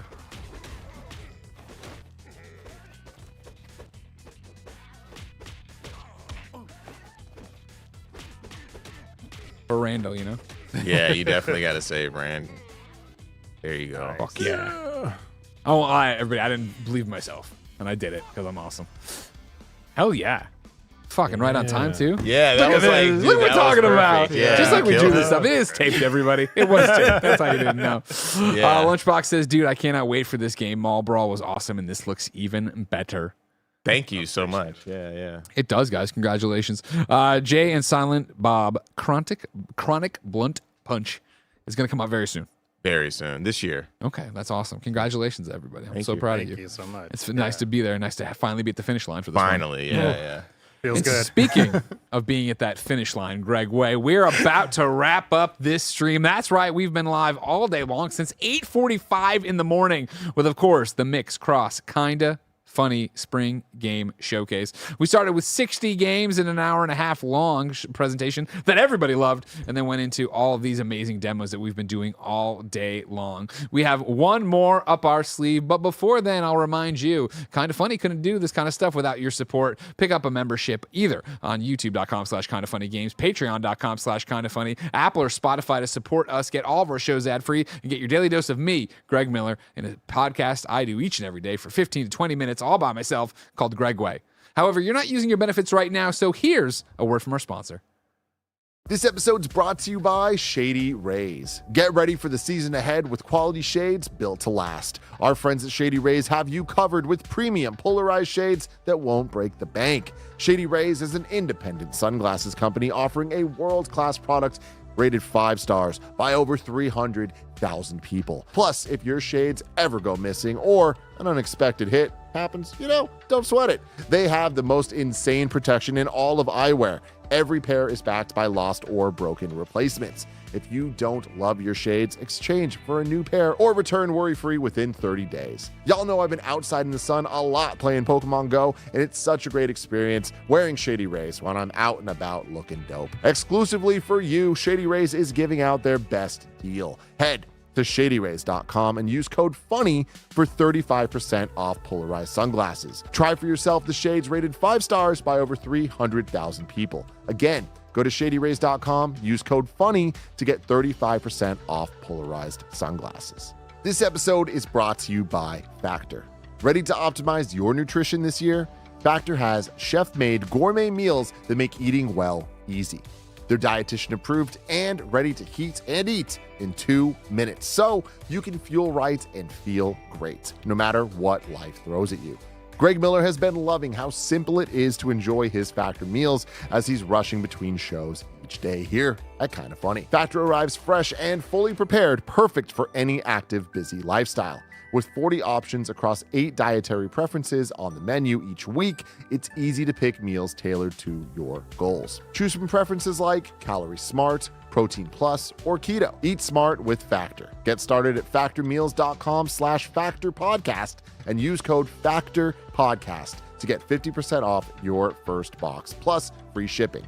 That's code FACTORPODCAST at factormeals.com/factorpodcast to get 50% off plus free shipping on your first box. This episode's brought to you by MeUndies. For years, I've been telling you all about how much I love MeUndies. Real talk, I haven't worn a pair of underwear or socks that weren't MeUndies in over half a decade. And that's because I just love how premium they are, how great they look, and awesome they feel.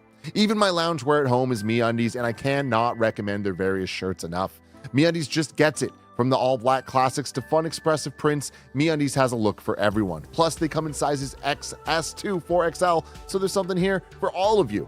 Its breathable, stretchy, and oh-so-comfy fabric make it ideal for all-day wear. And they use sustainably sourced materials and work with partners that care for their workers. Rad. Good things come in big packages at MeUndies. Get 20% off your first order, plus free shipping on orders of $75 or more at MeUndies.com/kindafunny. Enter code KINDAFUNNY. That's MeUndies.com/kindafunny. Code KINDAFUNNY for 20% off MeUndies. Comfort from the outside in. Bump the mouse, Alex. Hey, everybody. We're back for the final segment of the Mix Cross Kinda Funny Spring Game Showcase. You should know everybody here because we've been going all day long, with the exception, of course, Jaren. Hello, Jaren. How are you? Hey, Greg. I'm great. Fresh off a plane. Well, you look fantastic. I want to call that out, all right? I don't like a lot of things. You know what I mean? Because your hair looks great. Yeah, I don't see any gray in it like mine. You got this. You're rocking a leather jacket. I can't rock this look. You know what I mean? Thank you. I don't. One of these handsome game devs. I don't trust them. We're about to look at Total Chaos. Talk to me about what we're getting into. Total Chaos. It's Apogee's first step. So I'm an executive producer at Apogee Entertainment. This is our first step into the survival horror genre. Very cool. In all the years that Apogee's been in existence, it's dating all the way back to Duke Nukem. So it's been a while. Yeah. And I'm one of the original 3D Realms employees. So I've worked on DNF and Prey in those games. And this is our first step into survival horror. And this game is made by one person. His name is Sam Preble. You may be familiar with him if you played Turbo Overkill, which is one of our other titles. Okay. The game is dope. And this is just a completely different shift in tone and atmosphere for him. And it's scary. It's Justin, you play? Yeah. I have to play test. I have to play test this thing and get in here. Actually, some of the handwriting you see in the game is actually mine. Should I begin or skip? I mean, begin. We've got 30 minutes. We've got 30 minutes. Let's do it. Yeah.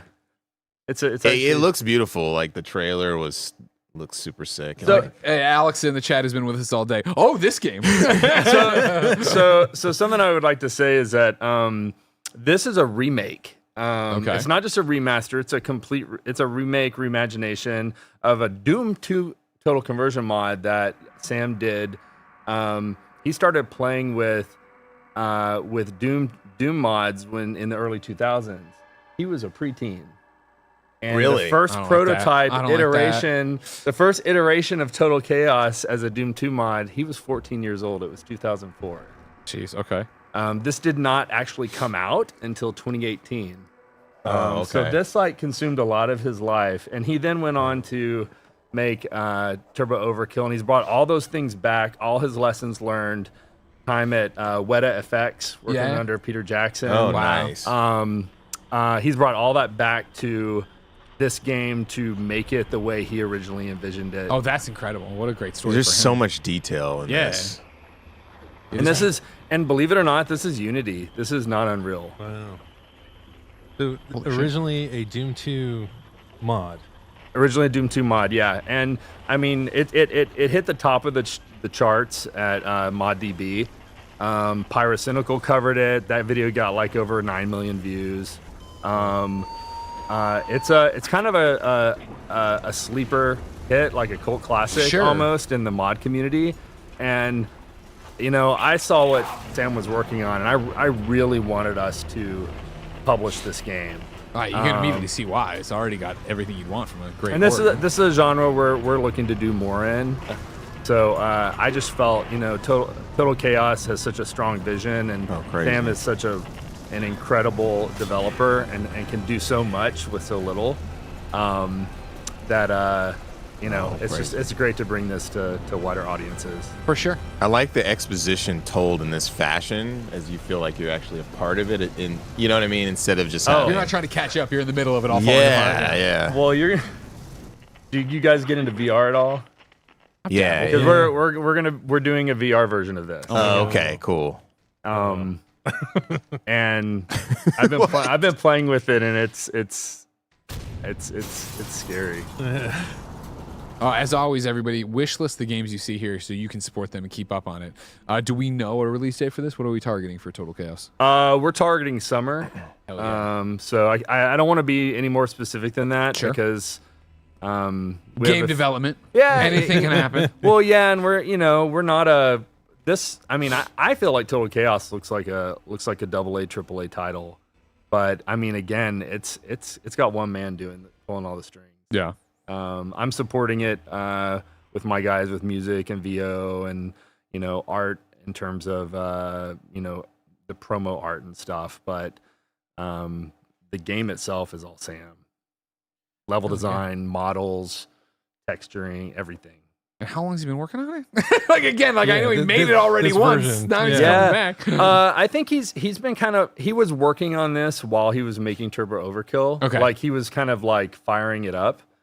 And I was seeing screenshots here and there. and so he's been working on it for a couple years now, just kind of like, but it's really picked up the pace now to the point that we see the light at the end of the tunnel. So for you as a publisher, why get into survival horror now, and why was you talked about why this game speaks to you, but why, like, as a broader vision, why add this to the portfolio? Well, Apogee started out doing all kinds of games. Like, I mean, 3D Realms, people know 3D Realms because of like Shadow Warrior and Duke Nukem and Max Payne and Prey and those types of games. But Apogee originally was publishing a variety of titles across many genres. I mean, you had Wolfenstein 3D and Wacky Wheels and Commander Keen and all that stuff. And so, our part of our mission now is to seek out new life, new civilization. I've heard that before. To boldly go. Had to get some Star Trek in there, but I love you for doing it. But yeah, that's my handwriting. Nice. Look, Mom. I made it. Yeah, we just we're looking at strong visions that are just core experiences that we can bring to players that aren't like too big for their britches. Sure. That you blow up a team to a point to where like it's like, what do they do next? We're making sustainable games as well. Easier said than done. It feels like these days. It so is. I appreciate you tackling that. Yeah. And we're a small team over at Apogee, so everyone's opinion matters, and there's someone that's passionate in the corner of every title that we're publishing. Damn right. They're all our children, so that's the way it should be. Coastal. How big is Apogee these days? We're about 10 people. Okay. Including Scott Miller, the original founder, CEO, and there are about 3 or 4 of us from the original, olden days. Yeah. So, and you were saying you were having VO and music is like a major part of that's something that so a lot of the music from that's appearing in here that you're hearing now is actually from the original mod. Wow. And so we're bringing that in, but we're also we created a theme for the game, and we're bringing some additional music. Sam is actually what you're seeing in this Total Chaos kind of traces over for fans of the original mod. Okay. They're going to see a lot of familiar areas and pathing, but they're also going to see a lot of things that are unique and that they weren't expecting. It's what can I'm trying to think, like it's almost like old Until Dawn versus new Until Dawn. Sure. Okay. They went and did something new. You're not just playing the same game, but you are. It's just there's a lot more to it. Sure. And so the same here. But yeah, we bring in our VAs and our composers and sound effects guys and just a lot of just a lot of passion to support Sam. Yeah, as you guys should, right? That's the role of a publisher, right? Let him be the crazy scientist in the laboratory that he is. Do it just so you Wait, So have then I been here for before? Apogee and you, what does There GDC we look go. like? What are There we you go, up baby? to? You know what I'm saying? We're here just to like we're here just to Hold up. Oh my god! I got a little slight jump scare. Am I hallucinating? we're here just to reunite with people that we know in the industry and see friends, take appointments to talk about our games, talk about what's coming up, show some sneak peeks behind the scenes. Paul, PSVR 2 coming one day. That is there. I will say there's a glimmer of hope for that. Yeah? So, yeah. Interesting. You're talking about the VR version of that, and even VR in general. Yeah, I feel like I don't want this to come back to haunt me, but I have aspirations of Total Chaos making it not only to the, obviously it's gonna come with Total Chaos for free. It's not gonna be a separate product. Yeah. However, I have dreams of it being on the MetaQuest store and then also on PSVR 2. I mean, that's the way to do it right now, right? Is VR is still finding its legs, finding out what its future's going to be. You got to be everywhere. I think unless you have some kind of fat exclusive. And Meta, PlayStation, hit them up. Yeah. You know what I mean? Yeah. But so this pickaxe looks familiar. Like it came through the window of a boat. Yeah, exactly. Yeah, you found it here. So one thing about Total Chaos, your weapons have durability. Oh, they do. Okay, Yeah. so I don't want to Stop like hitting over. every box, Justin. I know, right? I'm like a miner. Okay, how do I? Okay. It's ringing. Wait, there's a phone somewhere. Huh? Find it, Justin. Find the phone, Justin. Yeah, Sam was inspired by really his greatest inspiration is Stalker. And he played like Dark Souls, which he never expected to like pick up an ARPG. But there's a lot inspired by that in this. Cry of Fear. But a lot of people look at this and they're like, wow, like this is, they look at the creature design and the kind of the inventory management and just some of the stuff that the foundation that it's built on. They're like, wow, this reminds me a lot of like Resident Evil or Silent Hill. And he never played those games. Oh, interesting. Yeah. Really? You threw up in the menu earlier, Justin. It had like the bleed and the hunger, and I was like, oh, okay, so like madness. There's a lot more going on there than just your health. Yeah. Ooh. Yeah, the madness stuff is new. That was not in the original mod. And it's like Eternal Darkness. It's like, really, actually a little bit. It's really cool. Sanity meter. Okay, you may need to guide me because there's a little bit of glare. I'm trying to like. Oh yeah. Sure, it's the glare. Okay, I'm trying to see where you are. Turn off all the lights in the studio. So I okay, think I got it. Yeah, you're gonna go straight here. Bust through those. Yeah. Oh, okay. Okay. I thought that was a fence. My bad. I can't see. It's the You're learning shadow the of game the world. fence. You're learning the game world. I'm destroying this situation. But these kinds So this is teaching you how to do a charge swing. So Okay.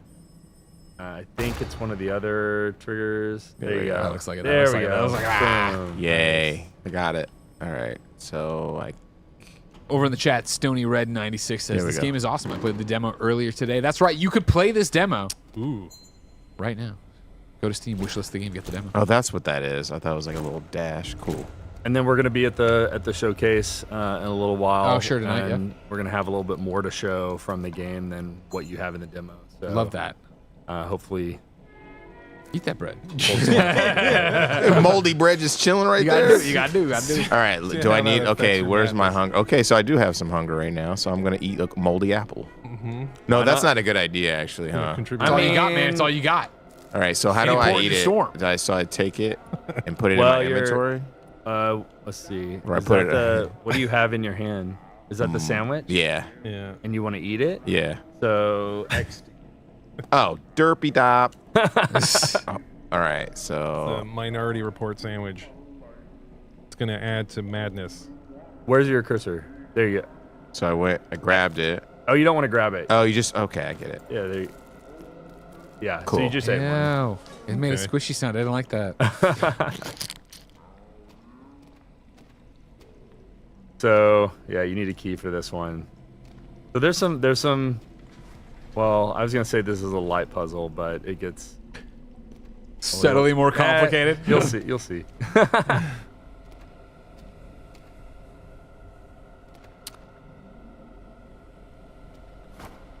You know we're into it when it's dead silent. There's a we're all watching like what's he gonna do? there's a lot of exploration. This is Yeah. I could totally. Oh. Okay. There's a green nugget. Okay. So obviously these are locked up, so Yeah. something's going on. Oh, Oh, well, schnooks. Damn. I told you there was durability, man. Yeah, but I had to get this letter. How many times do I have to tell you? Yeah, well, now you have the Foreman foreman key. There we key. go. Now we're And crushing. now I'm we're gonna crushing. die because I had the foreman key and no axe, no pickaxe. All right, so I Almost can says, use "Man, that this for music is multiple. stressing me out. That sound design. So there's another area with one. There you go. There you go. I love just throwing the switches. Uh-oh. Okay. Nope. Oh shit! Oh shit! He's coming for you. I'd run towards that. Yeah. Yeah, so your goal is going to be to throw all these switches before he... Oh, you're tired now too. The bread ain't helping. So when I played it, he was faster. So you're lucky, Justin. Yeah, you're very lucky. Where you at, homie? Oh, he's coming for you. I don't like this. You got. Oh my God! So then I got. Come on. Come on, you punk. I ain't Oh scared shit, of you, oh son. shit, oh shit, he listened. Yeah. Wow, do you see that dodge? Everybody else pro dodge. I all stuttered on Skeletor it. ain't got it. He ain't got that. The juke. There's one behind you, I think. Yeah. No. Oh, you got that. You threw that one. Bad Okay. advice.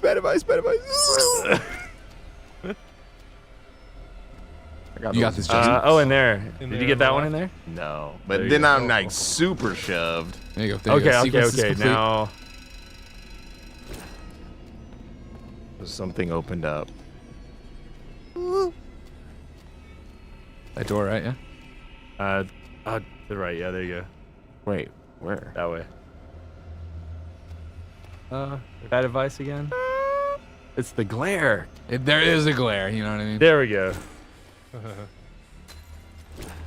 Oh, you wanna close it behind you, man. Oh God, Justin, close the door, Justin. There we go. Woo! Maybe I Thank shouldn't you, have told him thank that. No, you did great. You did great. Oh, I don't like that. I'm like how my heart feels. Is this So what it's like to VR, work you out? say. I don't like it. Should I would get be Andy great. to replace you on this segment, Greg? No. This is this would be great. Yeah, definitely great in VR for sure. I miss anything. That's one word for it. All right, let me see what my hunger look like. Let me get another crusty sandwich. Give me that rotten bread. Yeah, let me Eat it. Yeah. There we go. Yum, yum. Eat that crusty bread. Tom123 does ask, is this coming to consoles? Absolutely. What? I mean, It's like funky meat. hanging we around. absolutely have plans to bring it to consoles. Good.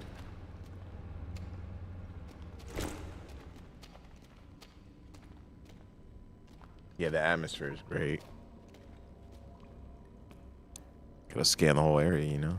Ooh, just a dark, just a dark tunnel. Ew. Oh no! Don't get. Oh no! You're walking in it. You didn't look up. Oh, should don't. I have Oh looked God, up? he's gonna look up. I mean, you just gotta take in the sights. A lot happening. What is that shit? Yeah, it looks kind of. It's biomass. I don't want to know.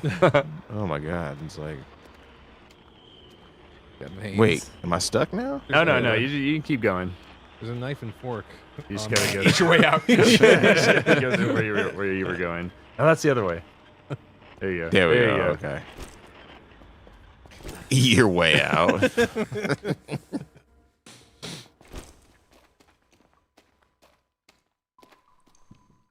In the chat, Alex says, Greg should play more horror games. And of course, everyone knows I play a lot of horror games. But it's weird to watch someone play a horror game.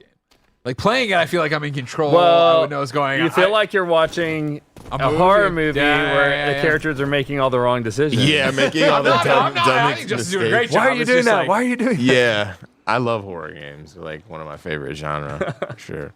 Especially survival horror. All right, so this is bit of a puzzle room. You've got switches you got to throw. There are. It's gonna call the guy. Yeah, you're gonna. Yeah, it is. Oh, just don't start hitting him. The guy's gonna come. Okay, I get it. Okay, so yeah. there's like little clues on the Yeah, nugget exactly. down. You got Okay, it. so yeah, so we got to push this. So this guy's got to go down, and then where's the other clues? You got to kind of explore the area. Okay, cool. Yeah. All right. There's another one. There's another little. You got 6 minutes, Justin. Get out.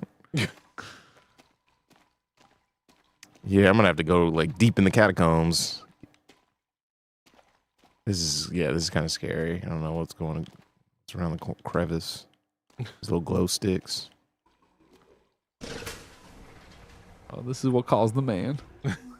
Oh, opened up that little. Oh, there's this. There we go. Left. Hey, left. God of War. Uh-oh, I hear some funky. Oh, that's me. That's just I'm you being tired. Dashed into the wall. All right, where's the one? There you go. for That's that just one? on the ground. Oh, okay. There we go. Left. And Well, now hold on. Nice try. That's upside down, right? Got so it. that'd be right, technically. Thank you. We're Good call. we're Good call. Yeah. It's kind of funny, everybody. We're here. Okay, so I can't get in there yet anyway. I thought my own grunts were like, yeah. I'm waiting for the trigger though. I'm waiting to get. You'll get that last one. He's gonna come at you like a bobcat on a trail. Do I have glow sticks? Not yet. I mean, they're on the ground. Okay. I gotta But they- figure but out they- where I haven't been. So this is the sword. There's this hallway. You might try going back down there. You open this door to and then your behind you. Yeah, your left, right? What's in there? Yay. Tunnel key. The man's not gonna like that. Where would you use a tunnel key?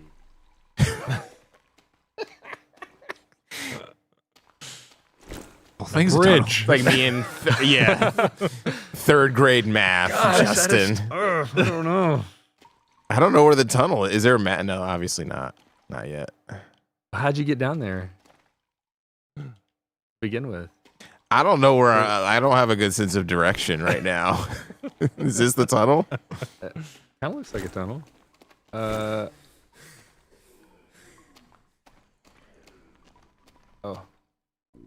look, you go. There look go. behind There you.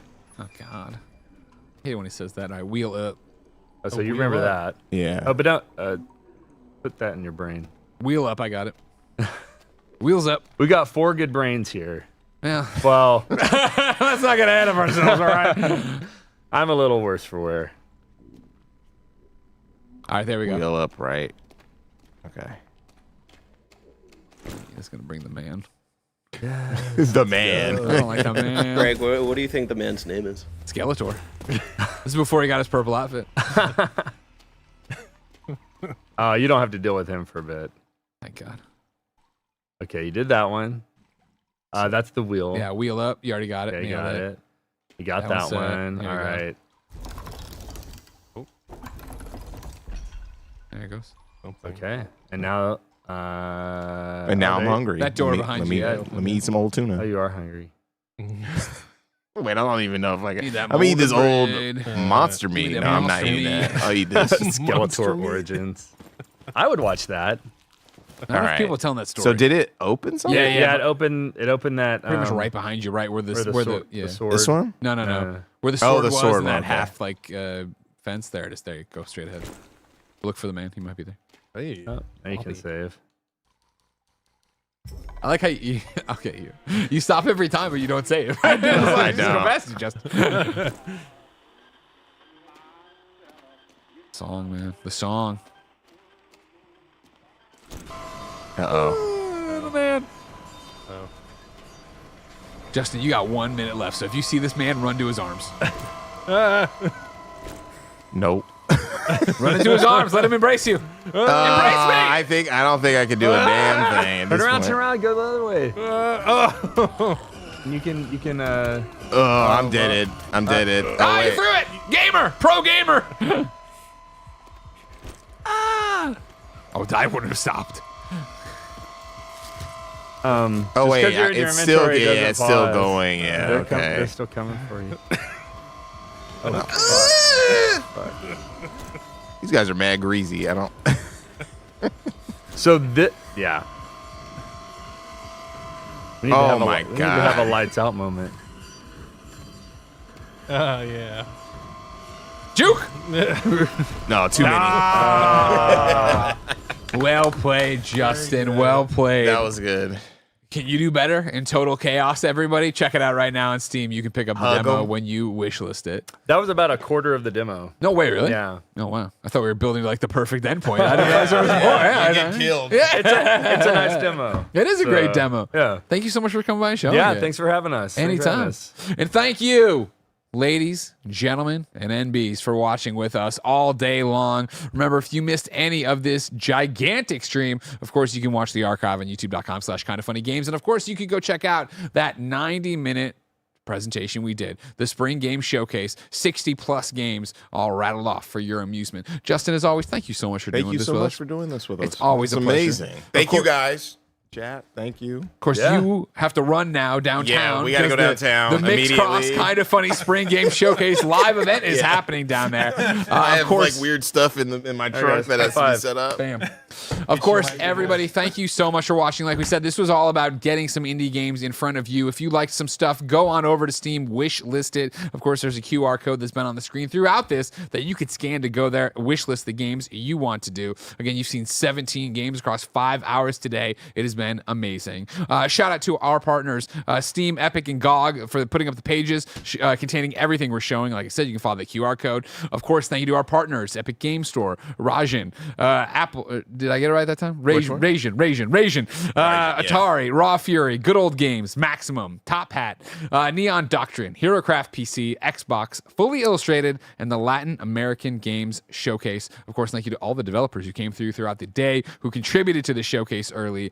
And remember, this is far from done. You could go if you're in San Francisco tonight, if you've RSVP'd to the press and media, go see a whole bunch of different cool stuff down at GDC. Of course, no matter where you found us, please like, subscribe, share, and of course, subscribe to not only Kind of Funny socials and YouTube channels, but of course to the Mix, Justin. Yes, for sure. So much stuff going on. You guys do so much great stuff supporting indie game development. Media Indie Exchange, at Media Indie Exchange, and at Indie Exchange.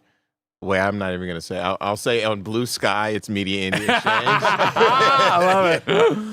Well, fantastic. Thank you so much, Greg. Thank you. Yeah. It's always so much fun to do this with you. Of course, we're going to go party the night away now and see some amazing games. So until next time, when we kick off our programming day tomorrow at 10 a.m. with Kind of Funny Games Daily, it's been our pleasure to serve you.